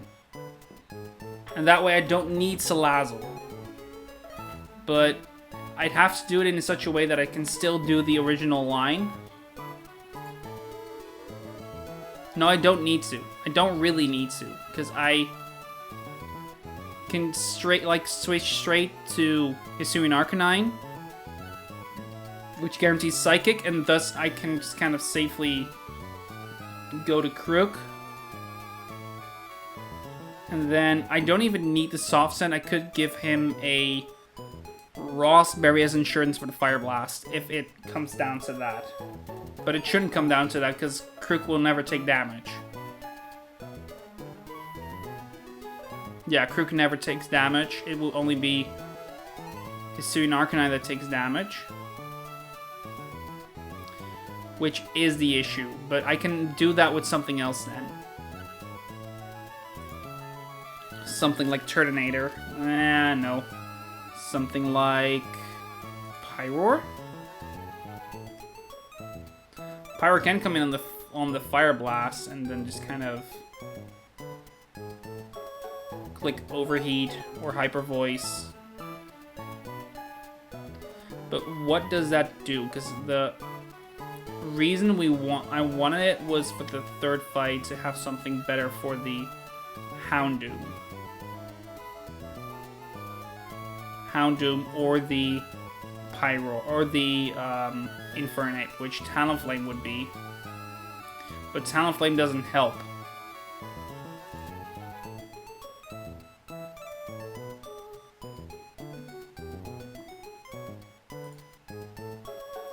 Because the idea would be to switch in. Then I would Crunch instead. And then pivot to Talonflame on the Grass Knot Acrobatics, which baits in which baits in Houndoom and Dark Pulse crit after that Grass Knot would not kill, so I am safe to click it.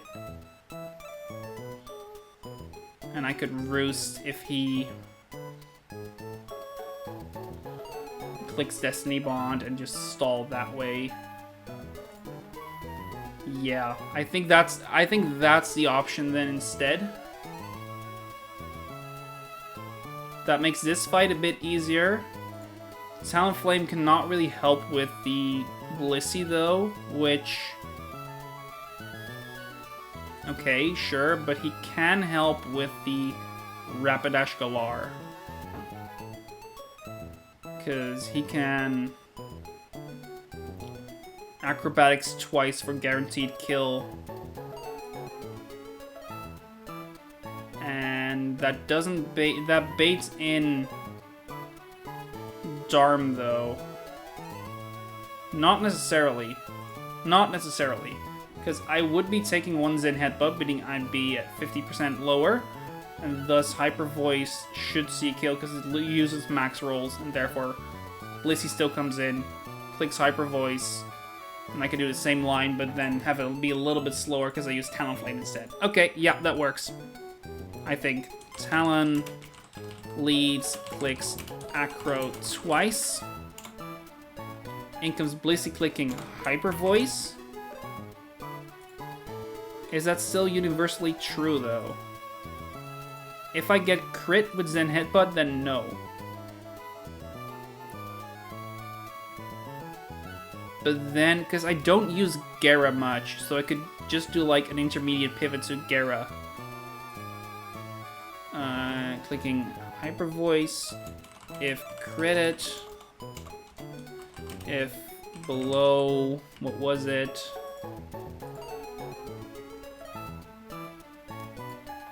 If below 58, pivot Gera.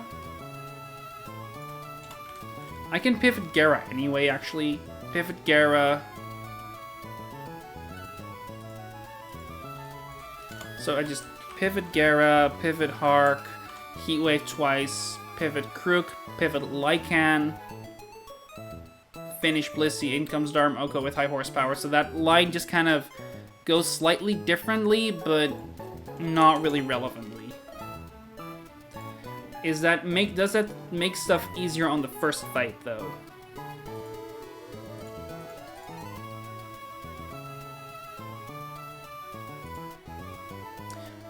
So let's go back to the first fight. We have Chesto Hark. We lead Hark, slight E-Speed. In comes Soul Rock, clicking Slide or Polish.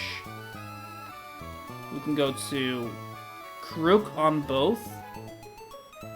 If he rock polishes me, that's whatever, because that means he can kill me, because Overheat doesn't kill me ever.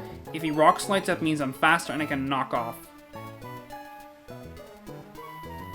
And I use Black Glasses, because then Foul Play is always a kill. Yes. So, lead Hark, income Sword Click, Slider Polish. No, it's not, because he goes to -1, of course.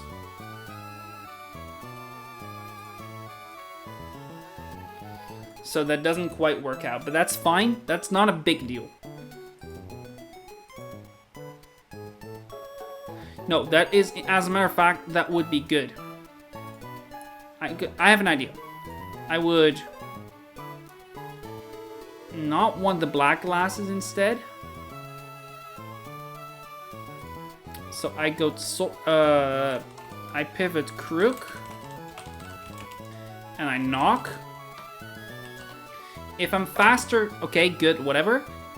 But I prefer to be, if I'm slower, that means knockoff shouldn't kill. And if it does, okay, sure, whatever. Because then I'm guaranteed to see Bullet Seed and I can make that work. I can find a pivoting line where Lycan Rock comes in, Overheat. Yes. Yes, I can. Okay, so we pivot to Krook, we click Knockoff. We will use the black glasses, because even and at -1. Then if he were to have used the overheat, then knockoff is still mostly higher damage. Knock. If KO'd, pivoting line is. That means I took no damage and I'm guaranteed to see bullet seed. But if I did take damage, it could be that I crit, like I get crit and I crit, or like I crit in general, right? Then I would see random move between overheat, bullet seed, and brave bird. And Talon cannot take all of them. It's guaranteed to not be Rock Blast though, so I could go to Gyarados to take the random move, but that could turn into another random move. That could very well turn into another random move, depending on what move was used. Because if it's a Brave Bird crit, only if it's Brave Bird crit though. That means you took a lot of recoil. And what is there anything on my team that can take everything from that?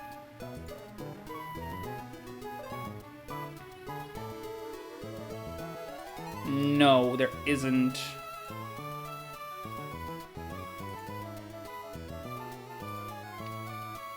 So that doesn't quite work out. Okay, so back to like one step back, the Soul Rock. I would go to Crook on the Rock Ball, try to Rock Slide, have it be intimidated. I would bait Overheat. Guaranteed. I can go back to Hisuian Arcanine, and that's the Fire Jam boosted Overheat gone. He would Rock Slide again. I could go back to Crook. He'd be at -2. It would be another Overheat. I can do that again. Bring him down to -4, and then he would Rock Slide again. I can bring him down to -3. Not -4 defense, -3 attack. He would still Overheat me. But at that point,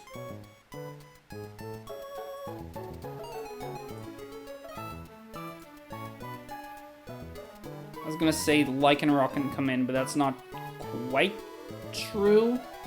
Because a crit Zen Headbutt will be too much after, so.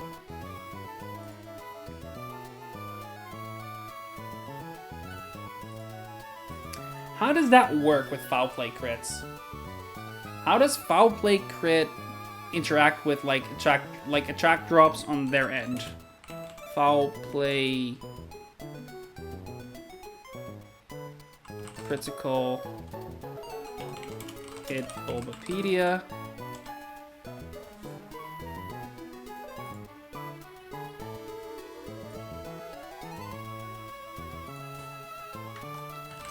Foul crit.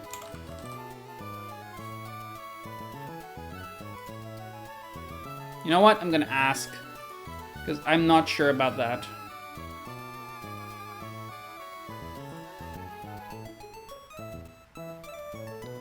I don't know that.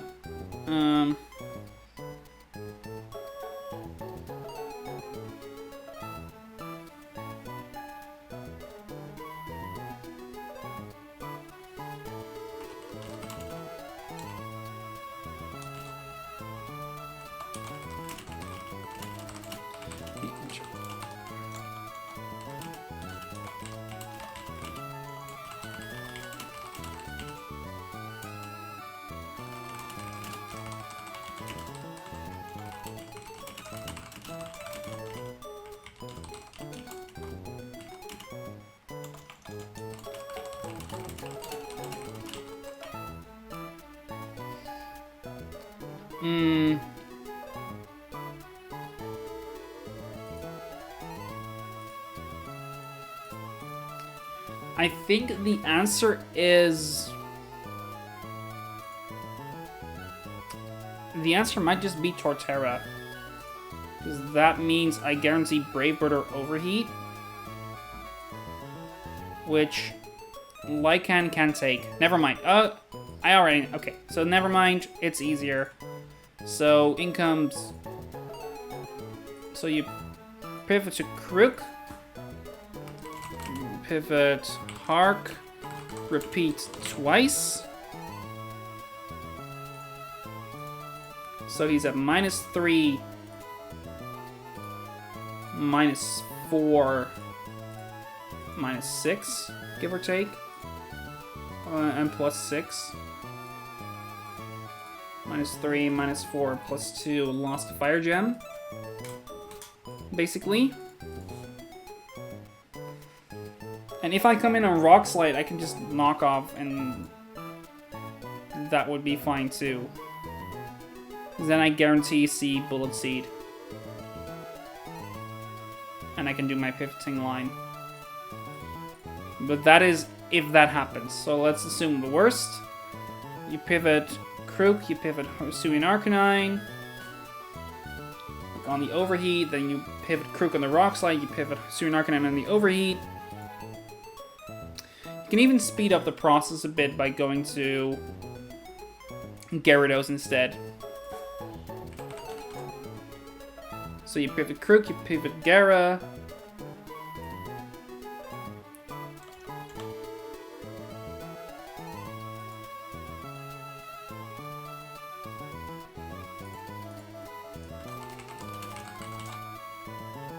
So supposedly, a Foul Play crit would not remove your attack drops, your opponent's attack drops.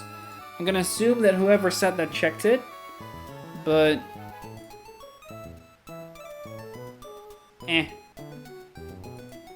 I think what I have now works anyway. So you go to Crook, you go to Gyara, and therefore bait Rock Slide. You go to Crook on the Rock Slide, bring it down to -3 and -3. Then he's gonna Overheat again, so you go to Hisuian Arcanine this time, I guess, or something. Doesn't really matter. -4, and then you bring back in the Crook. You might even go to... No, you go to Gyara, so he beat -4, -4. Then you bring in the Torterra. And with the Fire Gem gone, he takes like pitiful damage from everything, and he can just Giga Drain for kill, and basically be at almost full HP. Repeat once. Pivot Tort. Giga Drain twice for kill.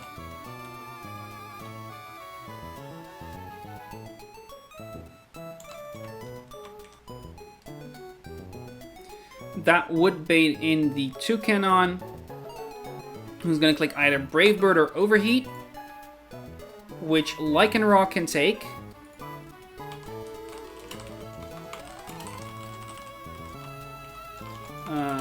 Clicks Brave Bird, Overheat,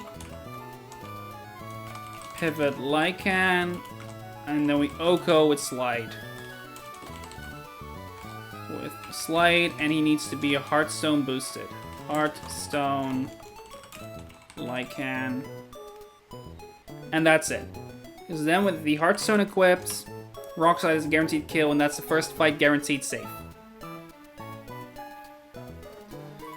So we go to fight number 2, that one we had fully written out. It's Talonflame that leads. Acrobatics twice against the Rapidash Galar for a kill. We see the Blissey come in, we switch to Gyarados.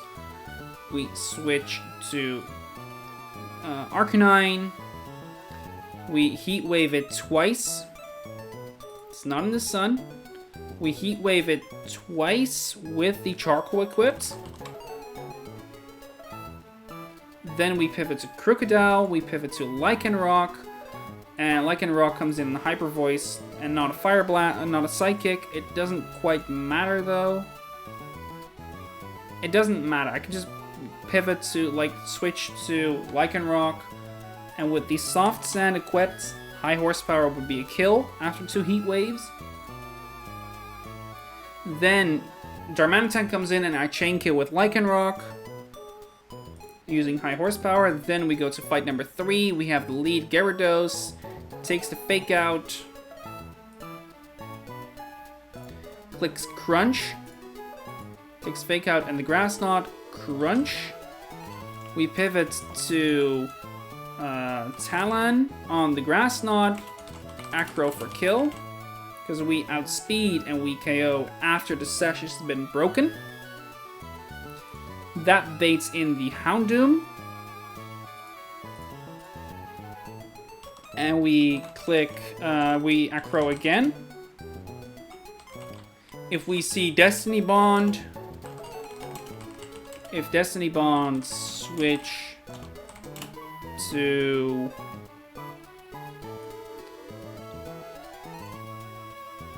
Lycan,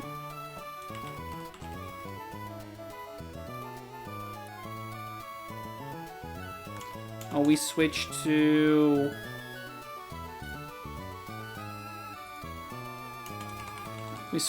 Gara. Now, if Destiny I'm overcomplicating this. If we see Destiny Bond, we Roost.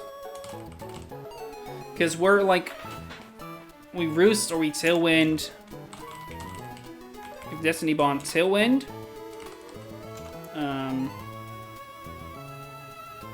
Tailwind / Roost, doesn't really matter. KO wants no Destiny Bond. In comes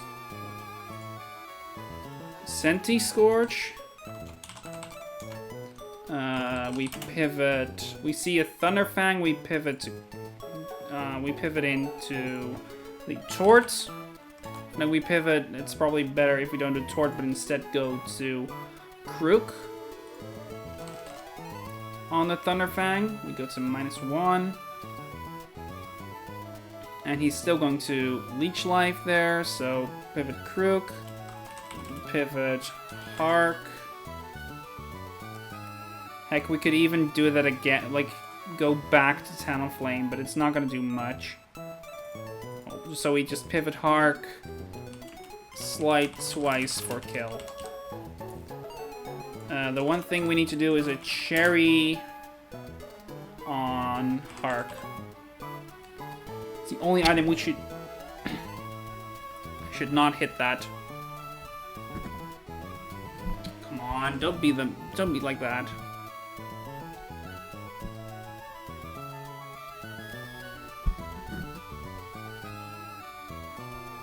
Stupid microphone. There we go.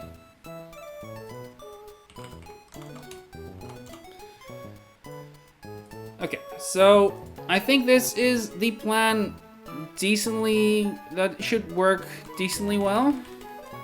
I think it's perfectly safe. Gonna go over them one more time. I know I'm being annoying with that, but I want to make sure that I'm going over everything enough to make sure that we go through it. So fight 1. We lead with Hisuian Arcanine. We Rock Slide, we Extreme Speed. That kills the Ninetales. The sun will be up, and it will bait in the Soul Rock. Soul Rock is going to click Rock Slide or Rock Polish. Even if Rock Slide sees a kill. Not if Rock Slide sees a kill. Doesn't really matter, though. I think... Doesn't matter? It makes it easier, actually. So we pre-damage... Oh, no, you can't pre-damage. Never mind. I didn't say a thing. So we do the same as I said before. So the Sora comes in, and we will see that it's either outspeeding, like it's either going to click Rock Polish or Rock Slide.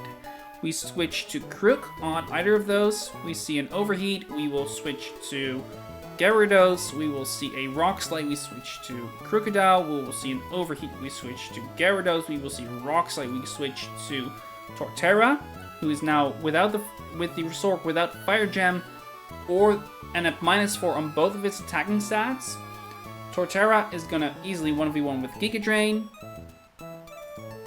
That baits in 2 cannon, and I will be at mostly full HP, so it's not going to be able to see the Rock Blast. I will only see Brave Bird or Overheat. I can safely switch to Lycan Rock, and with a Heartstone equipped, it's guaranteed to kill with Rock Slide. That's fight 1, guaranteed, safe, moving on. Fight number 2, we lead with Talonflame. We acrobatics twice, because we are faster than both of the opponents, and we will be damaged at least once by the Zen Headbutt. We will be in range of Hyper Voice on the high end, and therefore you will see a kill with that move, the Blissey, and thus Blissey comes in. I can safely pivot to Hisuian Arcanine. No, I pivot to Gyarados, which still baits Hyper Voice but might bait Counter, which is why we do that. We pivot in Hisuian Arcanine, we Heat Wave, we pivot to we pivot to Crook, we pivot to Lycan Rock. We can also pivot straight to Lycan Rock actually, so just pivot Lycan Rock. And we finish Blissey with a Soft Sand boosted high horsepower. 2, not Sun Boost, but 2 Heat Waves deal 25% at minimum, 24.5, 24.8. And high horsepower with a Soft Sand boost deals at minimum 78, and thus those three technically combine to guarantee kill. With high horsepower. So Darm comes in, and Darm is gonna be outsped and KO'd by high horsepower. That is correct. Fight number 3, we will see, we lead with Gyarados, we will see a Fake Out. We will lead with Crook, actually. No.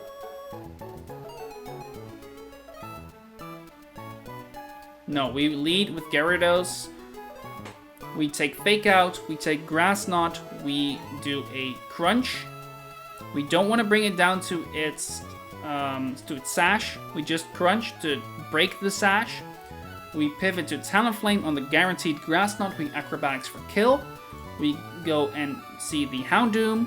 We Acrobatics the Houndoom. We if we see Dark Pulse, we Roost. If we don't see Dark Pulse, and it is Destiny Bond instead, if we see Dark Pulse, we Acrobatics again, I mean. If we see Destiny Bond, we Roost, or we Tailwind. Either or. Probably Tailwind first, Roost after. And once we see Dark Pulse again, we Acrobatics for kill.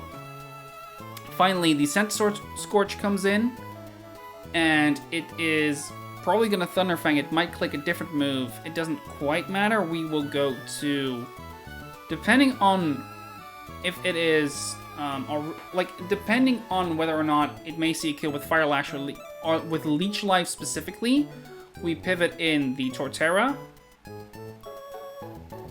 and then go to Gyarados, which guarantees Thunderfang. Then we go to Crocodile.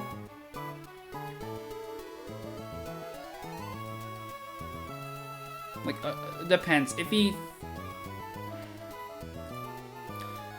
We hope that we're just only in range of Thunderfang. That should generally be the case. Only if we're crit that's not the case, then it might also be Fire Lash. There's a way to fix that, and there's an easy way to fix that. Because if we Roost, we're no longer Flying type. And Thunderfang would be a kill. Would no longer be a kill after the Roost, even on a crit. And as such, then after the Fire Lash, we'd be at like 25%, but we'd take a lower defense, so that's not actually helping anything at all. Never mind.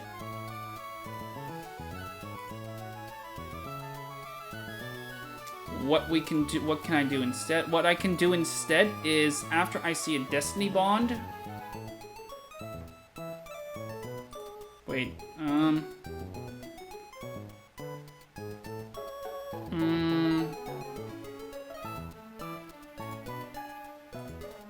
I think if it's the case that I am dead to both the Thunderfang and the Fire Lash,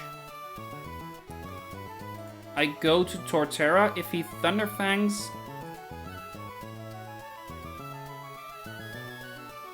that's still not an issue. Never mind. I'm making this way more complicated because even a +1 defense, not 1 speed, it's 1 accuracy. Rock Slide is still an easy 2-shot, so I'm way overcomplicating this. So I go to, depending on if I get killed by the, if Fire Lash sees a kill, we go to Tort, else we go to Crook, then we pivot to Hisuian Arcanine, and we slide twice for kill. And that works, yes. We're ready for the Gauntlet. Fights number 6, 7, and 8 of the day are inbound. At last. Took a while, but we found it. So, we are bringing Gordy. And we will not be bringing Flannery. We will be bringing Clay. And we won't be bringing Blaze. And I believe that's everyone I wanted to bring. Double checking. Hark, Crook, Gera, Salazzle. No, that's no longer true. That should be Talon, Lycan, Tort. Tort is also, yeah, is correct. So this is everyone. Yep, then that's all we need. For the first fight, we need 2 items. That is a Heartstone on Gordy. And we need a Chesto on Hammy. And we need to also level everyone up, because that went wrong last time. Let's not have that happen again. Gordy is going to go to 45. He's going to get Crunch, which is a move I'm going to replace very soon. Because here he gets high horsepower. That's when he'd be replacing Crunch instead. And now there is a choice to get rid of Rock Slide for Stone Edge, or maybe Sucker for Stone Edge.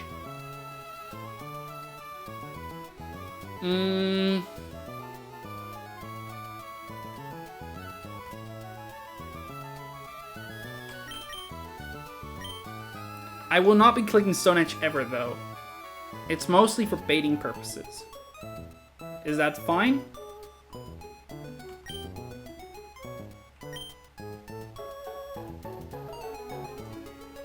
I think that is... I think it's fine.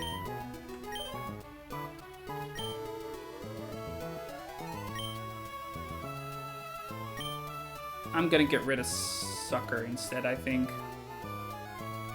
Is there any point in time where I would want Sucker instead? Maybe. If you know the AI, Sucker would be good. Yeah, sure. I'll get rid of Sucker instead. Triple Stab. That's perfectly okay. And that is everyone leveled up and everyone item ready. The only thing we need to do is switch the order. And now let's get this fight going. I don't need the encounter table, I just need to be battle ready. Let's go!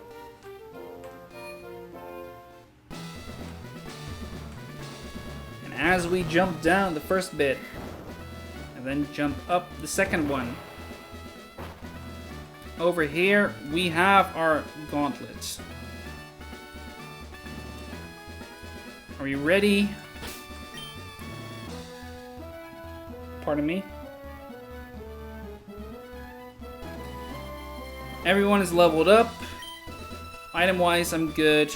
These 6 are guaranteed to go through it. Let's do it. Fight number 1. Can you withstand 392 degrees? That's oddly specific. Okay, whatever. Let's go. Fight number 1. Cool Trainer Geralt, who has a Ninetales, a Soul Rock, and a Toucannon. The Ninetales in particular has a few annoying moves, most notably Hypnosis. We will click Rock Slide, and he did nothing. Okay. He could have clicked Nasty Plot, he could have clicked all 3 of Psychic, Nasty Plot, and Hypnosis. Evidently, he just went for Hypnosis. We don't really care. He went for Nasty Plot, he didn't go for Hypnosis. We had a Chesto in case, but yeah. Extreme Speed here kills. He had a Sash, so the Rock Slide would never have killed. But it doesn't quite matter. Extreme Speed finishes it off anyway. That's 1 down, and 8 more to go for this gauntlet. 2 more to go for this fight. The first one will be the Soul Rock. Soul Rock will see a Rock Slide or a Rock Polish as the move to click. Most likely Rock Polish, and otherwise it's going to be Rock Slide. We do not want to see a Rock Slide into Hamilton. We're going to go to Clay.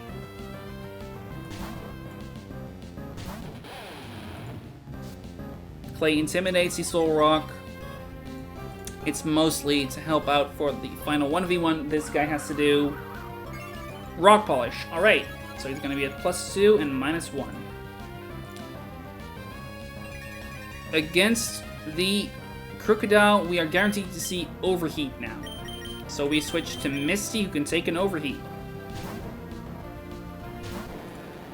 That consumes... First off, it takes another Intimidate tick. Second off, we will see him use his Fire Gem.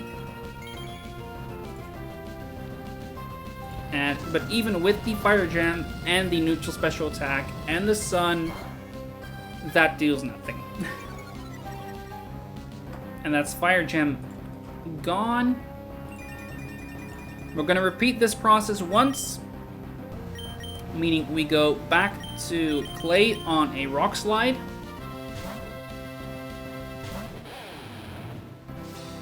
Bringing him down to -3. And there's the Rock Slide, which deals pitiful damage. The Sunlight is strong, yeah. We go back to Misty on an Overheat. Bring him down to -4 on its attack, and the Overheat will bring him down to -4 on the special side.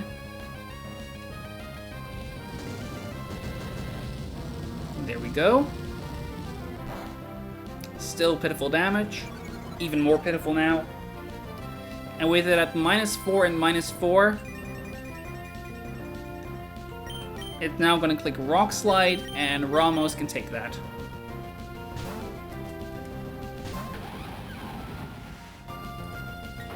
There it is. And against Ramos, it's going to click Overheat. We can take that, we Giga Drain it, and basically get all of our HP back. And if it's not everything, it's almost everything, and it's still fine. And that's another Overheat attack drop, so next Overheat is going to deal even fewer. Sunlight is strong, we know. And we Giga Drain one more time on the final Overheat. 4th Overheat, technically, but, like, final one he's gonna do in this fight. And that is the Soul Rock down. That only leaves one more Pokemon, which is a bit scary for Torterra specifically. And everyone takes a XP. We don't care. We don't care about the Sunlight. Well, we kind of do because it changes some things around, but whatever. At 189 HP, the Toucannon is going to click either Overheat or Brave Bird. Gordy can take both and is going to be taking out the Toucannon shortly. The Fire Gem boosted Overheat will deal about 50%, 45% at most. Yeah, that's... Yeah, it is a min roll actually, a pretty low roll there, which is fine. And Rock Slide is a guaranteed kill. We equipped Gordy with a Heartstone, making the damage range perfect. And that's fight 1 done. 2 more to go. And we're going to be doing those in quick succession. We just need to heal everyone real quick. I think I was running low on potions, right? Yeah. Potion. I do have like some Oran berries as well that I can just use. Right? Like they're not gonna... Oh, don't want to equip it. I want to use them. One sec. Okay. So Ramos to full. Clay to full. I give one to Misty and one to Gordy, so that the potions are a bit more efficient. And that's Misty to full. What am I doing? I'm getting healed automatically before every battle. What am I doing? Okay, I need to just change one item, and that is, I need to give, where is it, the soft sand to Gordy. I also need to swap the order. Faulkner is going to lead this fight. And where is that trainer? Over here? I don't want to do an optional. I'm just going to check what happens. Okay, this is the next fight. Getting tired right now. You'd like to rest in the hot sand, wouldn't you? You should know that maintaining your willpower is an important ability for all trainers. Sure. That is true. Kindler Keegan would like to battle, and Kindler Keegan is going to send out a Galarian Rapidash. Or is my trainer battle list, so I can show it off real quick as well. Here we are. Kindler Keegan. The Rapidash Galar is doing a lot of damage, but not enough. Acrobatics, outspeeds, and 2-hit KOs, and he cannot OHKO me back. Zen Headbutt is hefty damage. We want to take the hefty damage. And an Acrobatics is a kill. That is 1 down, 5 more to go. This should bait in Blissey. Good, I'm not mistaken on that. Get my calculator out real quick, and it means we switch out. We cannot use Flare Blitz despite the fact that it kills, because that recoil will kill me as well. It will click Hyper Voice on me. We go to Misty. Misty can take a Hyper Voice just fine. The Intimidate is not really the reason to do this. The main reason we did this switch specifically is to maybe see a counter. It's not really relevant, but it's like safer. It's ever so slightly safer. This is another Hyper Voice. Hamilton can take that Hyper Voice, or its counter, and he takes no damage. Every physical move we do would KO us with a counter, but thankfully Hamilton has Heat Wave, a special move. He psychics me in return. It's fine. Heat Wave again. And after 2 Heat Waves, I want to make sure that I have the right item, because if I don't, I need to change something up here. Okay, I don't. So then I switch to Gordy. Gordy can take the Psychic that Blissey would do, and at this HP amount, with the Soft Sand equipped, High Horsepower is a guaranteed kill. There he goes, and it's a crit even. Alright, well, that's that one down. That leaves just a Darmanitan. We needed to take this KO specifically with Gordy, because Gordy is one of 3 Pokemon on my team. No, one of few Pokemon in my box that can actually outspeed this Darmanitan. And it's in fact the only Pokemon that can OHKO it. It does so with High Horsepower.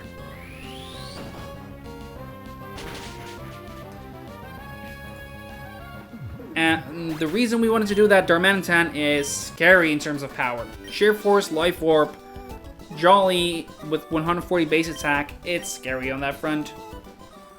2 fights done, 1 more to go. The final one is this one, Kindler Axel. For Kindler Axel, we need to make another small few changes. We need to just give a Cherry Berry to Hisuian Arcanine.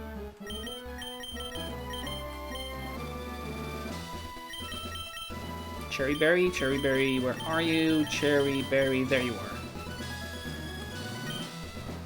Cherry Berry for Hisuian Arcanine. And everyone else doesn't need an item.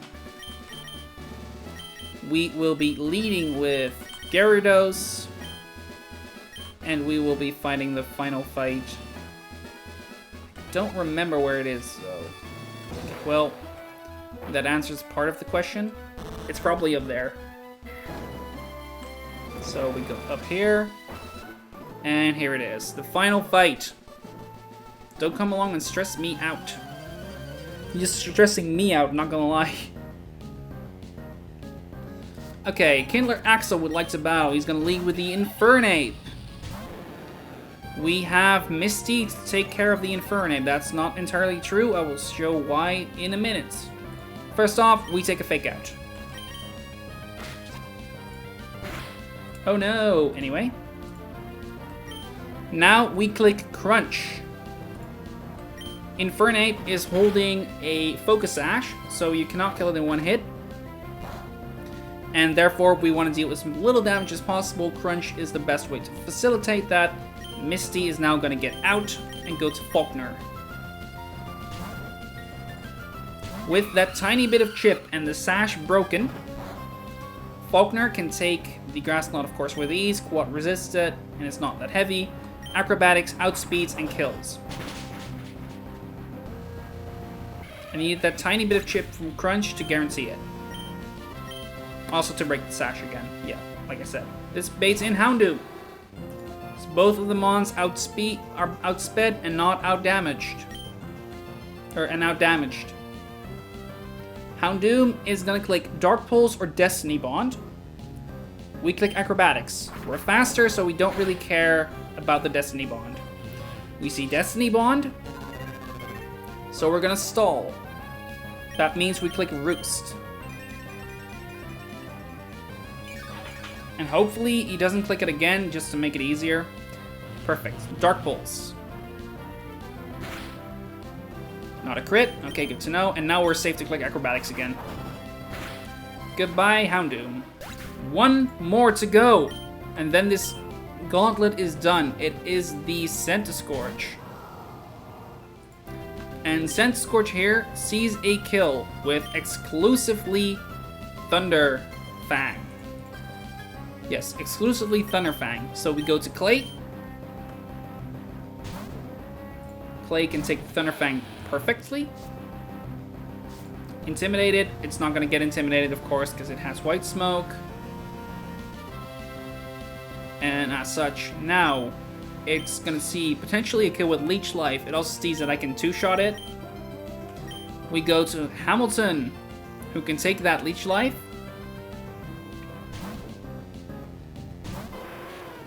And Hamilton is going to take the final kill of this gauntlet. We wanted it to come in on specifically Leech Life because we have a Cherry Berry, and if we were to get paralyzed twice by Thunderfang, we'd be in a slight bit of trouble. Now we're not. We Rock Slide. It has a Cherry Berry. That doesn't matter.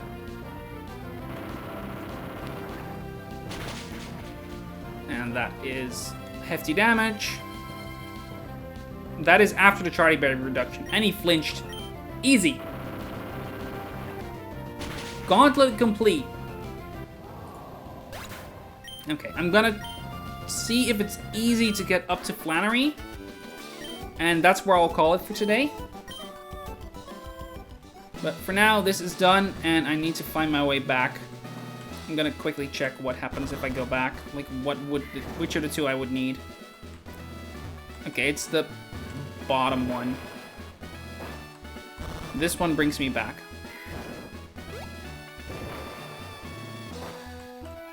Not through this one. Instead, I need to go here, up here, and we're back. We made our way out again. We finished the gauntlet.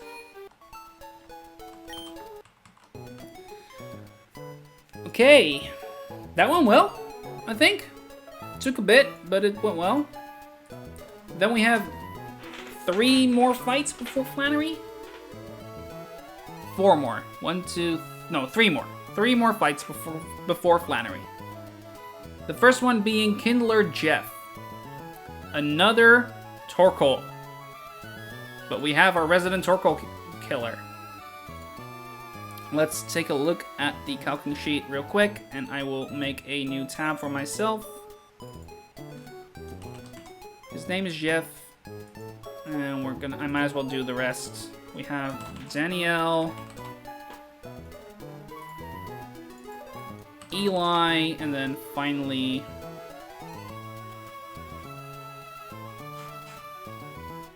we'd get Flannery. So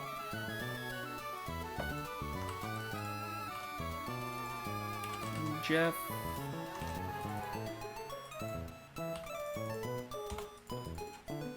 Danielle, and Eli.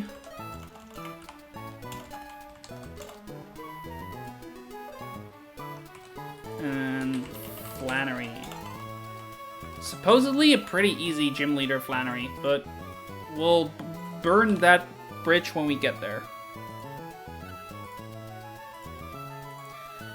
So, first, Jeff. Jeff has the Torkoal, the Licky Licky, the Skuntank, and the Flareon, aka Boom City. How in the world are we gonna get through Boom City? That is the main question here, and I'm gonna see if I can answer it. First off, let's go to the next trainer here as well. Torkoal. Torkoal is easy. Torkoal is a matter of use my Camerupt and Camerupt with a Soft Sand equipped Oko's Torkoal.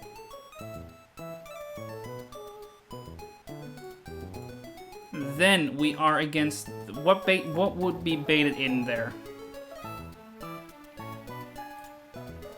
I believe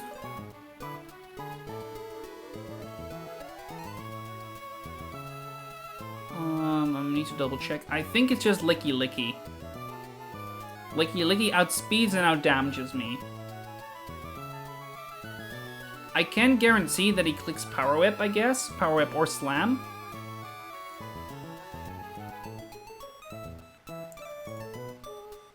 Power Whip or Body Slam, and I can take that with Gyarados, I guess. Bring him down to -1. Then Tort is still in range of Explosion. Is Dret still in range of Explosion?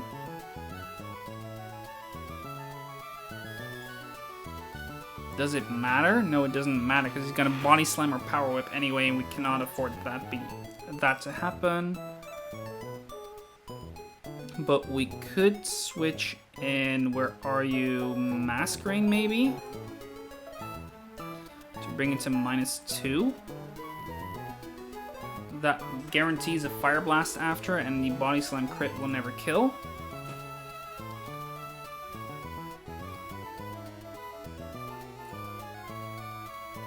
And with the guaranteed Fire Blast, I could maybe do something with that. Just need to find out what.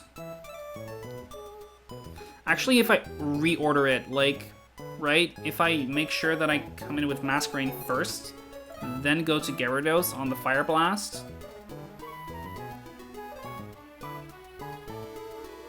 then I guarantee it's either Body Slam or Power Whip or maybe Explosion. Torterra can take both Body Slam and Power Whip.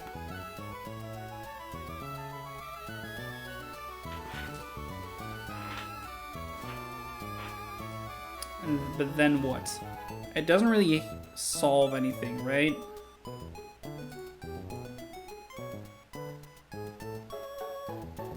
I don't have a good way to Oko.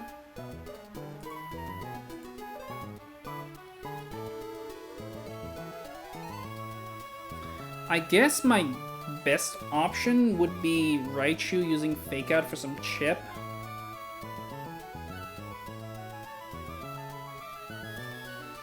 Let's look ahead for a bit. Because then we get Skuntank, which I guess Karuk can kind of handle, but not exactly. Pyro can kind of handle. Pyro can handle, actually. I just need to give him... I cannot give him Charcoal, because he would come... It's possible he comes in on knockoff. Same goes with Lichen Rock. High Horsepower is a range to kill only.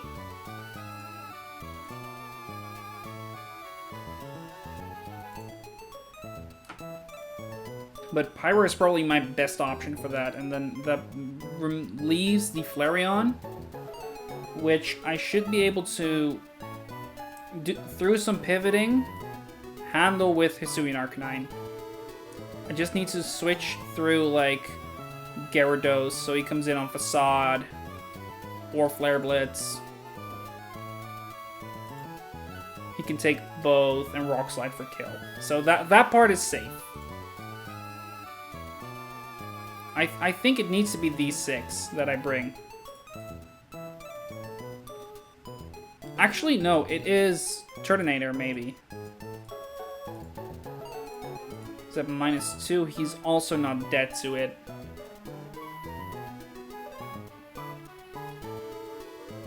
And while I am slower, I can get, like, I can then guarantee Body Slam, I guess, so I could go to Gyara on that again.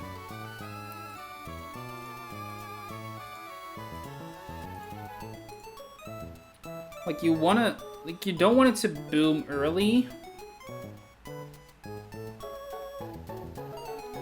but you also don't want it to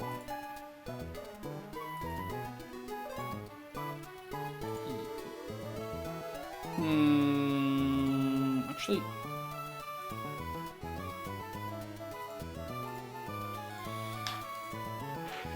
so I don't think it's safe. I don't think I have a safe way to pivot back and forth. I can do it once, basically, because I can pre-damage Camerupt to be in Slam range. And Slam range would be like the highest damaging move up until that point, except for the Flare Blitz from Flareon. Which I guess I could bring in first. Honestly, yes, I would want to bring that in first. So I'd go to... Yeah, I would want to bring that in first. And that is something I can do safely.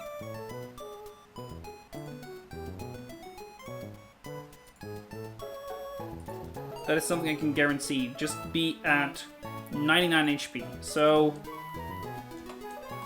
Camerupt, 99. Oh, I cannot be pre-damaged. So I cannot do that. So it has to be the Licky Licky that comes in first. And I cannot, because I cannot have it be... Again, I cannot have it happen against Torkoal.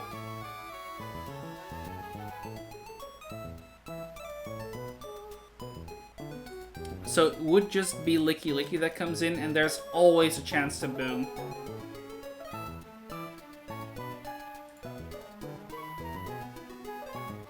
I guess the better option then would be to Yawn.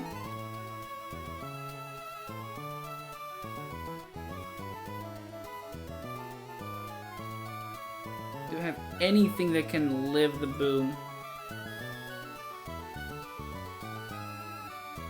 I mean, yes, Dreadnought, but there's a decent chance that I get Power Whipped instead.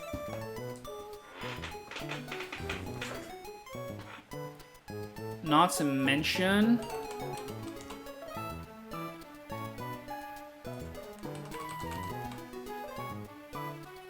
Yeah, not to mention the fact that I can just die to the boom anyway.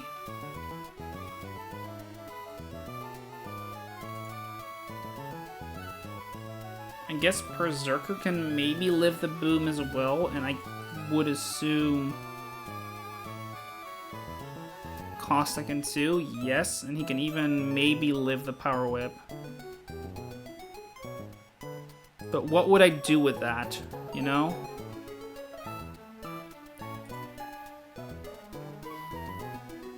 There's not much I can do with that.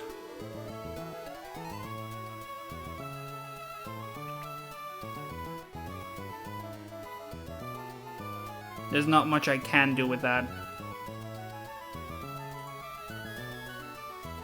So camera up, okay. Camera leads Okos with EP. So that bit is easy. Licky comes in. Clicks, maybe boom, but slam, whip, maybe boom. I think my best answer would be to go to Berserker.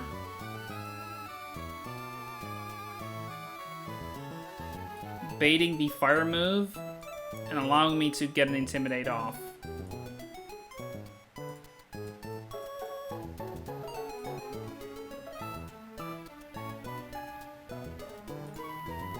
I think that's the best option I have. Because then he's guaranteed to Fire Blast at least. And I can guaranteed go to Gyarados, bring him down to -1. Then he's gonna slam or whip again. I would probably go back to Berserker. The problem with Berserker is it's my only steel type, right?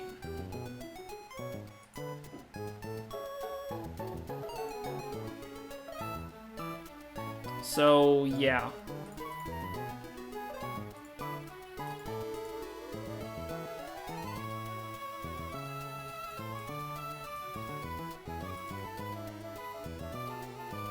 There's no better way of going. There's no cleaner way of going about it.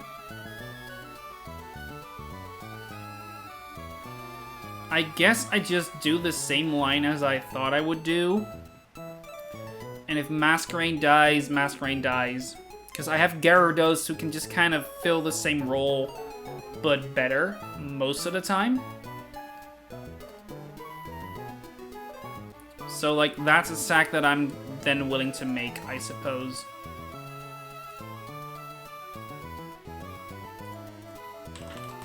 I would also get Pyroar with Charcoal to guarantee the overheat kill.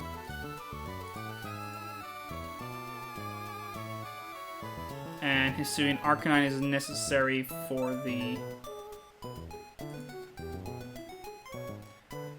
Yeah, Hisuian Arcanine is necessary for the Flareon. And I think then the Gyarados idea still sticks for the Licky Licky, thus bringing it down to -2.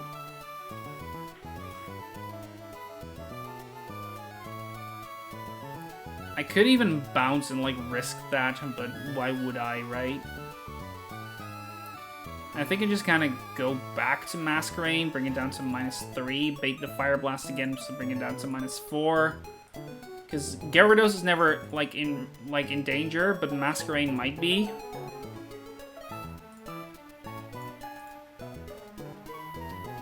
So then he'd be at -4. And then Turtonator walls it, like, very hard. Flamethrower is a 4-hit KO though, but with a Charcoal, which I do still have available, also I have 2 of them. Flamethrower is a 3-hit KO. And I can also, like, Rapid Spin ones. Not to mention the fact that... No, I need to give it a Cherry. No, I don't... Yeah, I would need to give it a... Nah.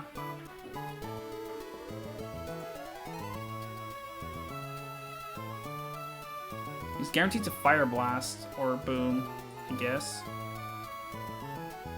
Yeah, but it's still Turtonator. Turtonator then just kind of walls decently well. Cannot really be boomed on.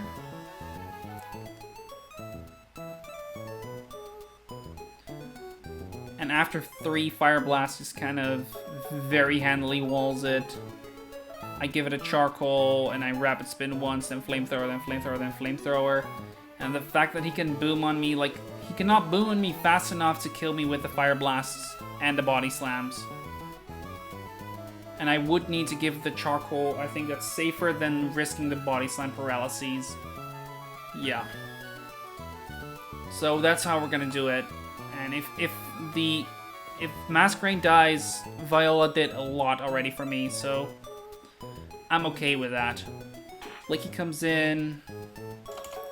So pivot Mask, pivot Gera, repeat once.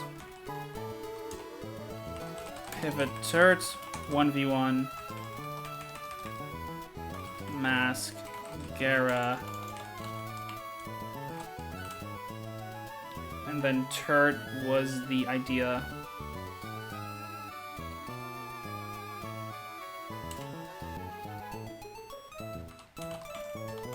Charcoal Turret, 1v1s. Flamethrower. Spin once. No, I don't want to spin once. I want him to not do that. I want to not do that. Then in would come Skuntank.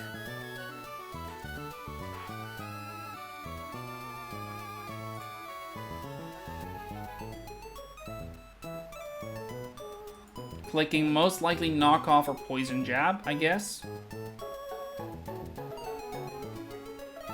And if I have any item at all, it's most likely knockoff and very unlikely to be poison jab.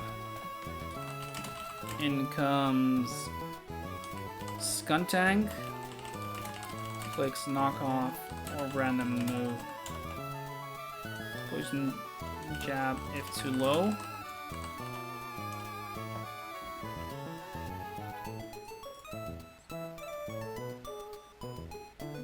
Can I... Like, I will always be boomed on, basically. I assume. What's the explosion AI again? Explosion... Less than 10, less than 33%. Then it's like a... small chance. Less than 66, it's a okay chance. It's a 50-50-ish, but not really. More like 40-60. At less than 33%, it is a... What is that? 65-ish percent? 2/3?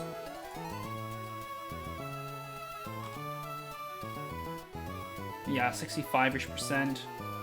So I think it's safe to assume that I take like 2 fire blasts, 3 fire blasts, and an explosion. Which combine to deal too much damage though.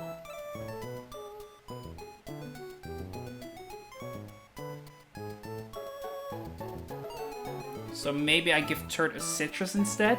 So I rapid spin, flamethrower, flamethrower, flamethrower. That should deal enough too. And it doesn't really influence the fight much. It means it's slightly less likely for me to be boomed on. And damage-wise, it's like 30, 30, 30. It's still a range with flamethrower plus rapid spins. But I kind of have to take that, I guess. The only alternative would be to redo the pivoting line, but that's not an option. So that's never...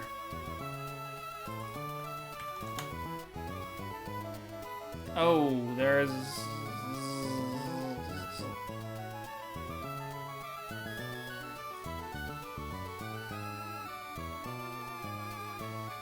So... When I switch Masquerade back in, it is a chance. There's still a small chance for it to Fire Blast. Licky Licky. Once it's at -2. And that is a problem. I think a problem I just kind of have to accept, though.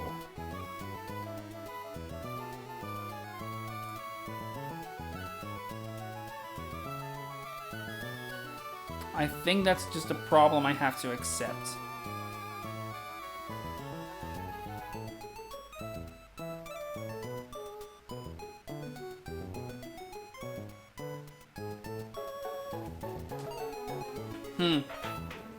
There's also the idea of doing it with Torterra instead, because Torterra at least outspeeds and, like, can synthesis up a bit. And it is more likely to bait Fire Blast. I think that's better. So we go Tort. And Tort is just gonna get like a Citrus or something. And even at, like, already at -2, that's enough then, so I don't really need to worry about it too much. I'd give it a Ross. In case of burns, but I synthesis a few times to stall the Fire Blast PP and then start Giga Draining. Yeah, I think that works. Because the sun is up, Torterra heals a lot with synthesis. I could even just say, okay, well, if I get burned, I burn, and I use a Lepa Berry instead to, like, really put the stall on him.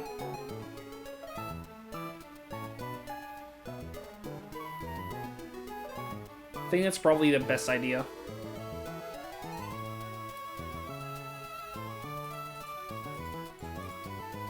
Yeah, I'll do that.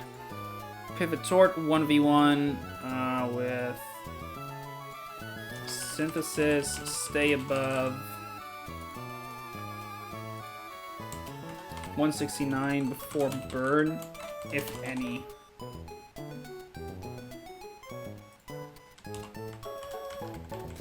And in comes Skuntank then, still. And that clicks Fire Blast. And if I were boomed on, it's random move.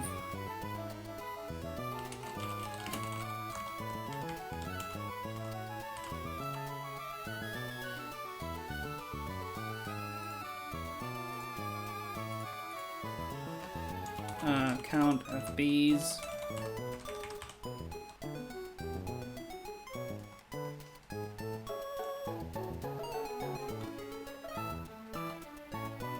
I think I don't need to repeat once, though. I think at -2 is enough, so I don't need to risk Masquerain much beyond that first interaction.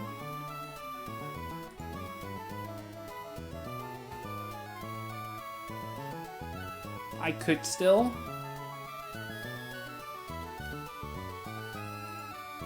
Like, I could do, like, a camera up switch. That doesn't do anything, though. I could do, like, an Arcanine Sui switch. Does he have HP to spare, though? Yeah. But he doesn't have... I cannot have Arcanine Sui be boomed on.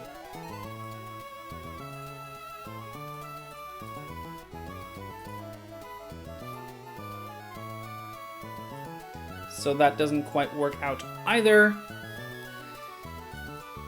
Skuntank, clicks on blah blah blah. Okay. I guess I do need to, like... I probably still do need to do that. Because of the fact that if I get boomed, like, I get boomed on, I would be in trouble.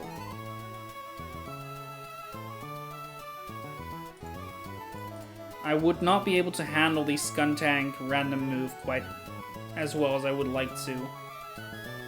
Whereas if I can guarantee Fire Blast, which at -4 I can. If I stall the Fire Blast PP out, I can guarantee Fire Blast after the boom.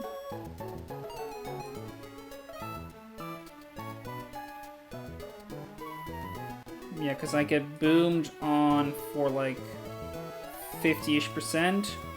So his Fire Blast is guaranteed to KO me. So so that is probably the better idea. I do the repeat once and like risk Masquerade's life because I think that's safer. Weird as that sounds. I think if I don't take that risk, I risk going off the rails far more. I suppose like I'm risking a 4% versus like a 93.8%. But yeah, I guess.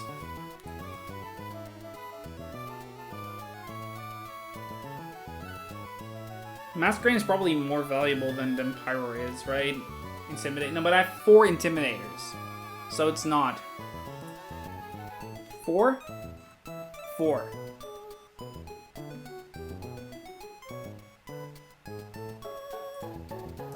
How about using Mighty Yenna for that? Problem? No, I cannot do that for the very simple reason that he cannot take anything. He cannot take a Body Slam and a subsequent Fire Blast. That would be an incredible waste of that would be an incredible waste of Mighty Yenna.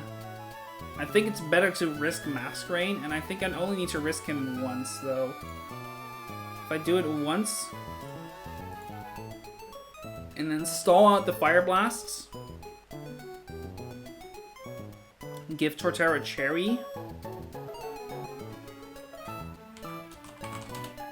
and then I could just kind of Giga Drain. It's for like Giga Drain to stall some turns, Earthquake to like bring it low. I need to make sure that I'm like, oh no, I needed the Leppa. I remember now. I needed the Leppa.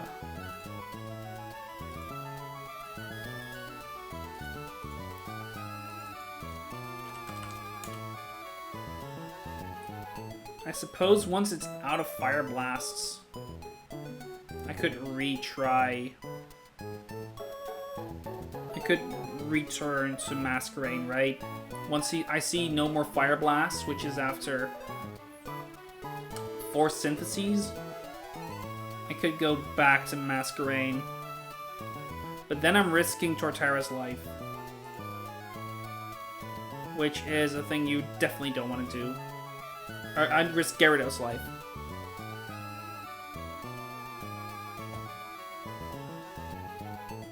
I guess I could just do back and forth with just Masquerade, so that, like I guarantee to see Slam, so I can just kind of go back straight away, Slam or Explosion.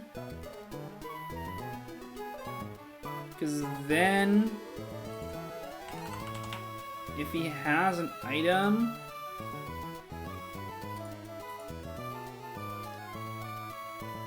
at a -3 boom, which deals at most 70. Just below 70.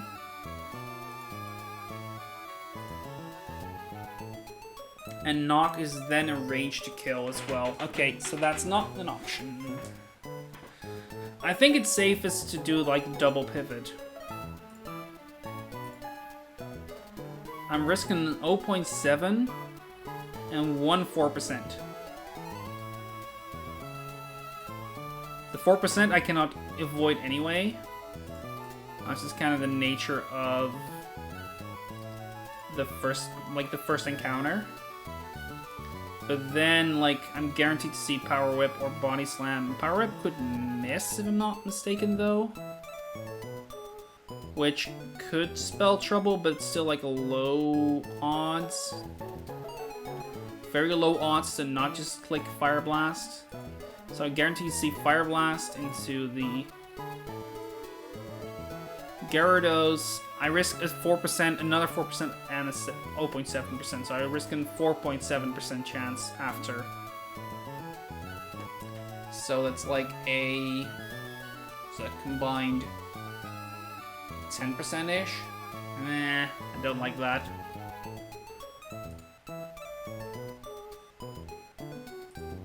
Whereas those two combine to a 4% and a, what is that?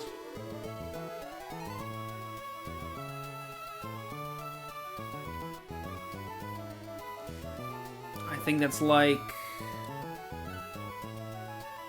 93.8, so it's 6%. Oh, that is actually higher.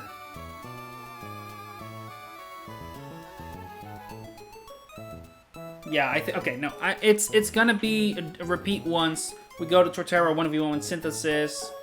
Stay above. I need to make sure that I say correct now with the new -4.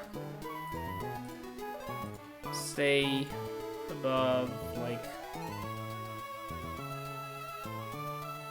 I take 112 and I need to be above knockoff range. Just kind of stall like the Lepa Berry out though, so it should be itemless, most likely. And if that's the Kuei, if that's what happens, I should just be above. It's at 112 just now, right? So 157.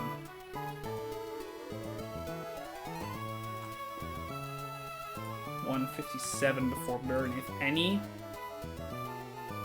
Which, once you run him out of Fire Blast PP, should be decently easy to do.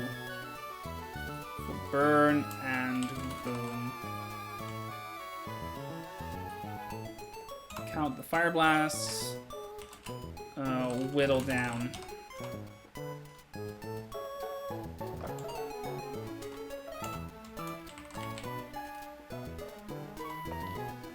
You whittle him down slowly, stall the Fire Blast, and once he's out of Fire Blast, you start using actual moves. And just, like, stay healthy, make sure you're not risking yourself. And then afterwards, Torterra baits in the Skuntank, who sees a kill with Fire Blast. Whereas Flareon will never be switching in. Unless I KO him without, which is possible, but then I guarantee see a Flare Blitz and I can just safely switch in Arcanine and Sui, and like the whole ordeal is just kind of safe anyway. Arcanine and Sui doesn't need an item, so I can just kind of 1v1 it then. If he's the last Mon, I can just kind of take the Flare Blitz.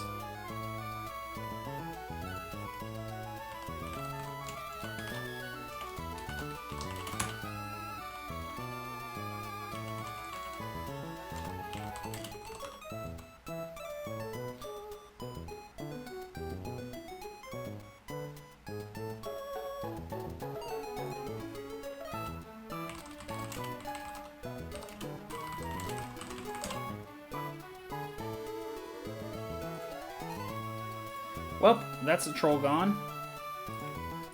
Okay, so Skuntank, like if it's somehow Flareon that comes in, that's fine. I go to Sui and Arcanine and I'll manage. If everything goes normally, I can just switch to Pyroar on a guaranteed Fire Blast and Overheat with a Charcoal equipped.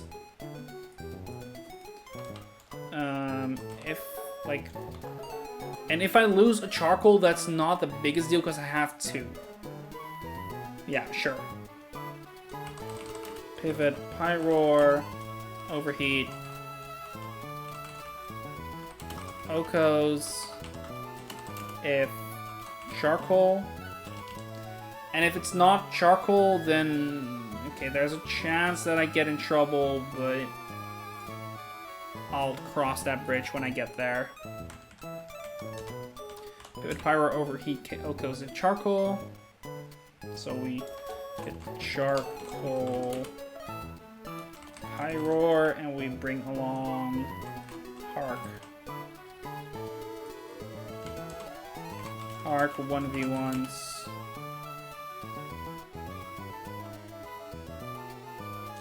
Flareon. Make sure to not come in on Stomping Tantrum. Because if he comes in last, he would Stomping Tantrum at that point. Or maybe Fire Blast. Gyarados can take both, and at that point he is going to Flare Blitz or Facade, and that is where I can bring Arcanine Sui in safely, so it's fine. And even if he Solar Beams, it's safe. Yeah. Okay. I think this fight should be mostly ready, and the risk we're taking is a risk I kind of cannot avoid. we're as ready as we can be. And looking at the time, I'm gonna make this the last fight of the day. I do need to make dinner still. So, yeah. So, who else was it that I needed? It was...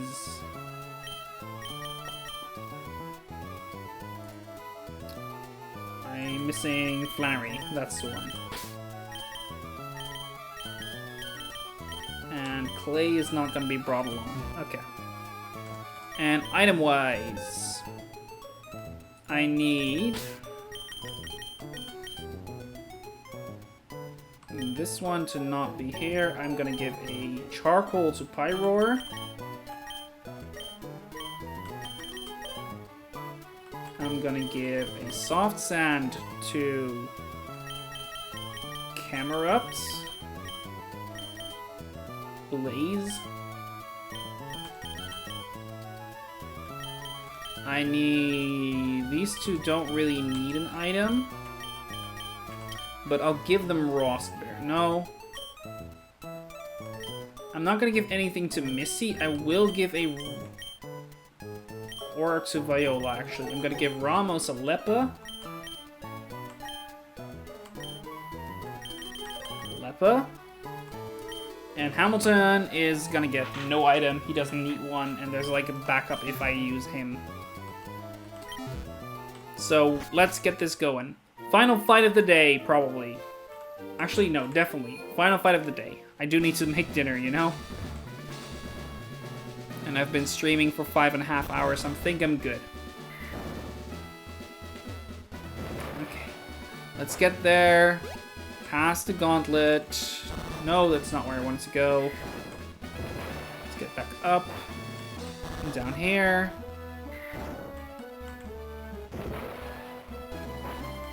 And then down there is where we need to go. So, Blaze is our lead. That is correct. Misty, Viola, Flannery, Ramos, and Hamilton. All those are correct. Both of them have the correct items. Let's get this fight started. And hopefully the risks we're taking are not risks at all. Are just not gonna show up. See how the flames blaze wildly. They flare in anticipation of my win. You're definitely not gonna win.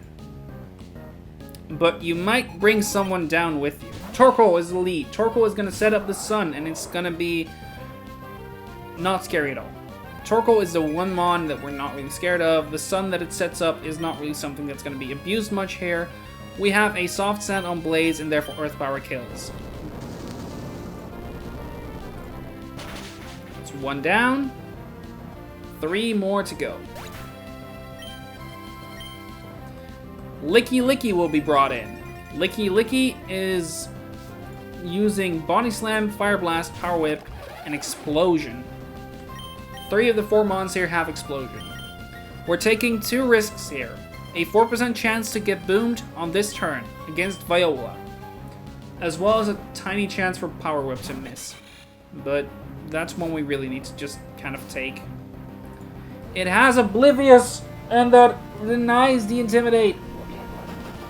I completely forgot. I need to steer hard. Oh no.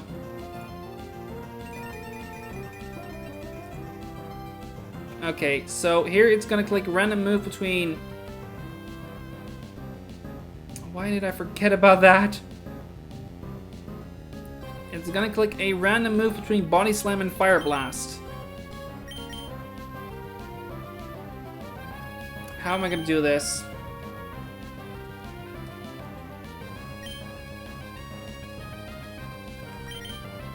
I have no idea how to handle this.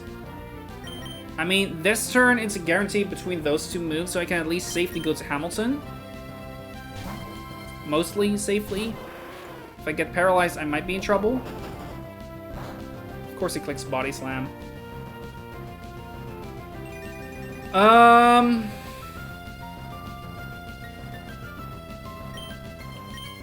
Yeah, now what? He's guaranteed to click Power Whip here. Or Explosion.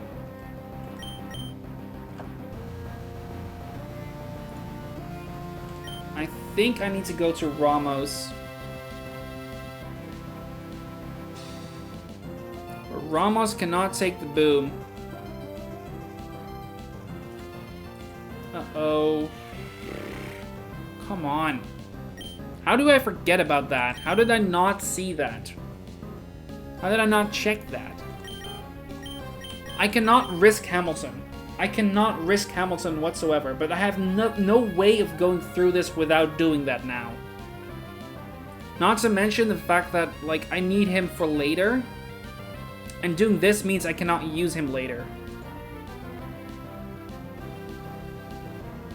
Oh my god.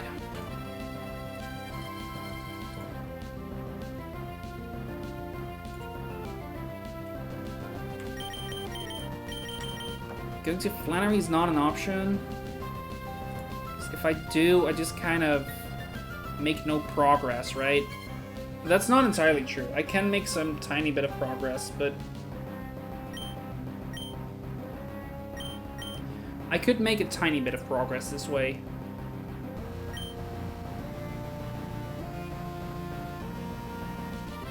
I have a... No, I think this is the right switch. I go to Flannery, hopefully on Power Whip. Okay. Because this is the only way... I can actually neuter it a tiny bit. I can burn it. Just hit this. Just hit this. Good. That matters so much. All of a sudden, I have like a few mons that can handle it. This is annoying. This is really annoying, actually, because now all of a sudden I cannot use Flannery for the Scum Tank. But that's kind of a risk I have to take. Hi there. I am struggling right now.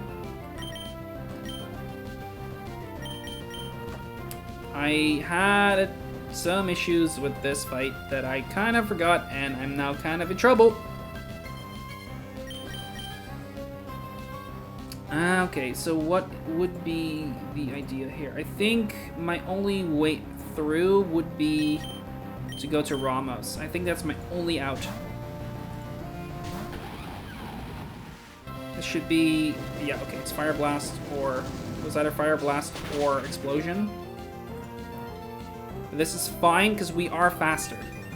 So we can synthesis for a lot of HP, while he just kind of loses some of his through burn. Okay, Fire Blast number 2. We are going down in HP, that's not good. I thought...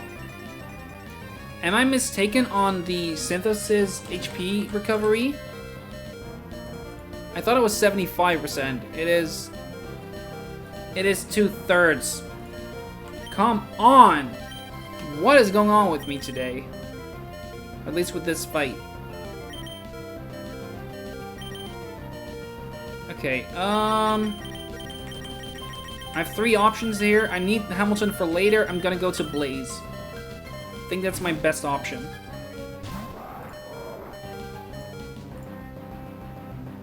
Okay, that's a Fire Blast miss. Good.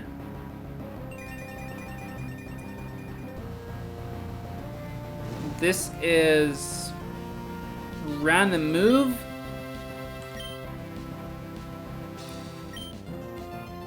And I think my safest line is to Flamethrower here. I might lose Blaze here instead, and I think I'm more okay with that. He is my... if she is my, what is it? Torko killer, so in that sense, not really, but...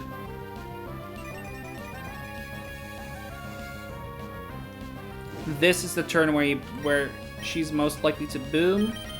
Okay, I think, okay, I'm gonna go to Hamilton now, and if I get boomed, so be it. I'll find another way to do the final bit. Don't get parried. Okay, we're good, we're good. We steered our way back.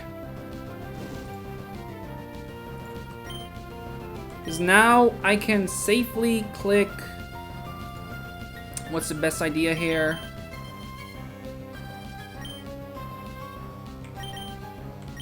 I think it's safest to just rock slide. I don't think it quite matters.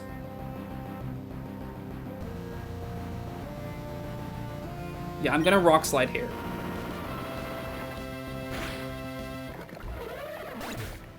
Okay. This should be the Skun Tank coming in.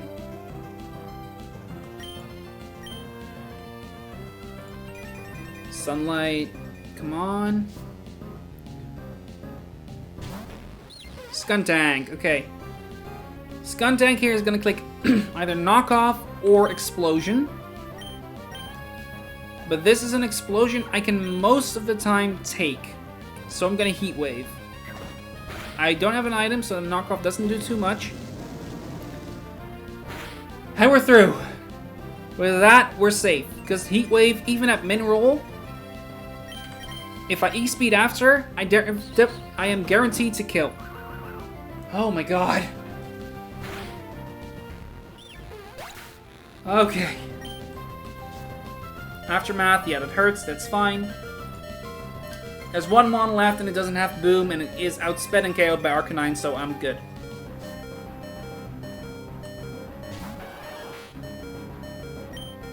It's Flareon here and I Rock Slide and I kill and I'm good. And I win. And this one was deathless despite this going off the rails on turn 2. Okay, Oblivious denies Intimidate. I need to remember that. I need to remember that more often. Okay, but we're through. It's safe. Or at least, well, it's safe. We're unscathed. Just a bit scared. Just a bit frightened. No, I'm not. I'm completely brain farting. I think it's a good call to make that the last fight.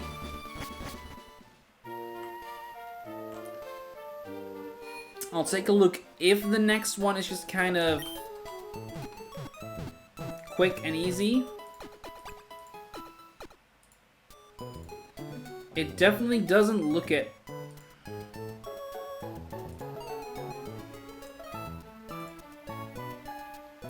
It definitely does not look it.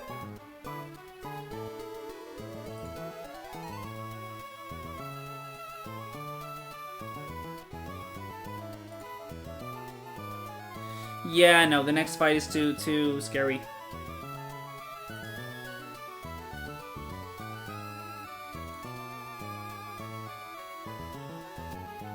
Yeah, I don't think I have a good way to combat the next fight. Like, not easily. So, I think this is where I'll call it. This has been long enough, I think, as well. I've got quite a few progress tools here. I've done quite a bit of progress, I mean. So, all things considered, I think we're good to call it here. One thing I wanted to do, and I need to, just to remind myself, I wanted to make sure that I raid someone that's also streaming RnB button. So let me quickly get someone else over here. See if I can get you guys into a small streamer that's also doing this. Let's see. I see attempt 6, death 6. Who is... Oh, hey, that's one of my followers, actually. You know what? We'll bring you over here. How do I do that? How do I raid someone? Twitch, raid. How to raid. In of the channel. Example of the raid description. So if I were to just raid. Okay, so that's how that goes. Okay, good to know. I will send you over to Thomas 00078, one of my followers who is also a RnB streamer. Apparently he's doing New Game Plus, so he's actually completed the game. For everyone that was watching, thank you for watching. For everyone that joined in the battles, I appreciate you. And until next time, see you around. And let's I think that's where we'll call it. Thank you, and have a good night. See ya.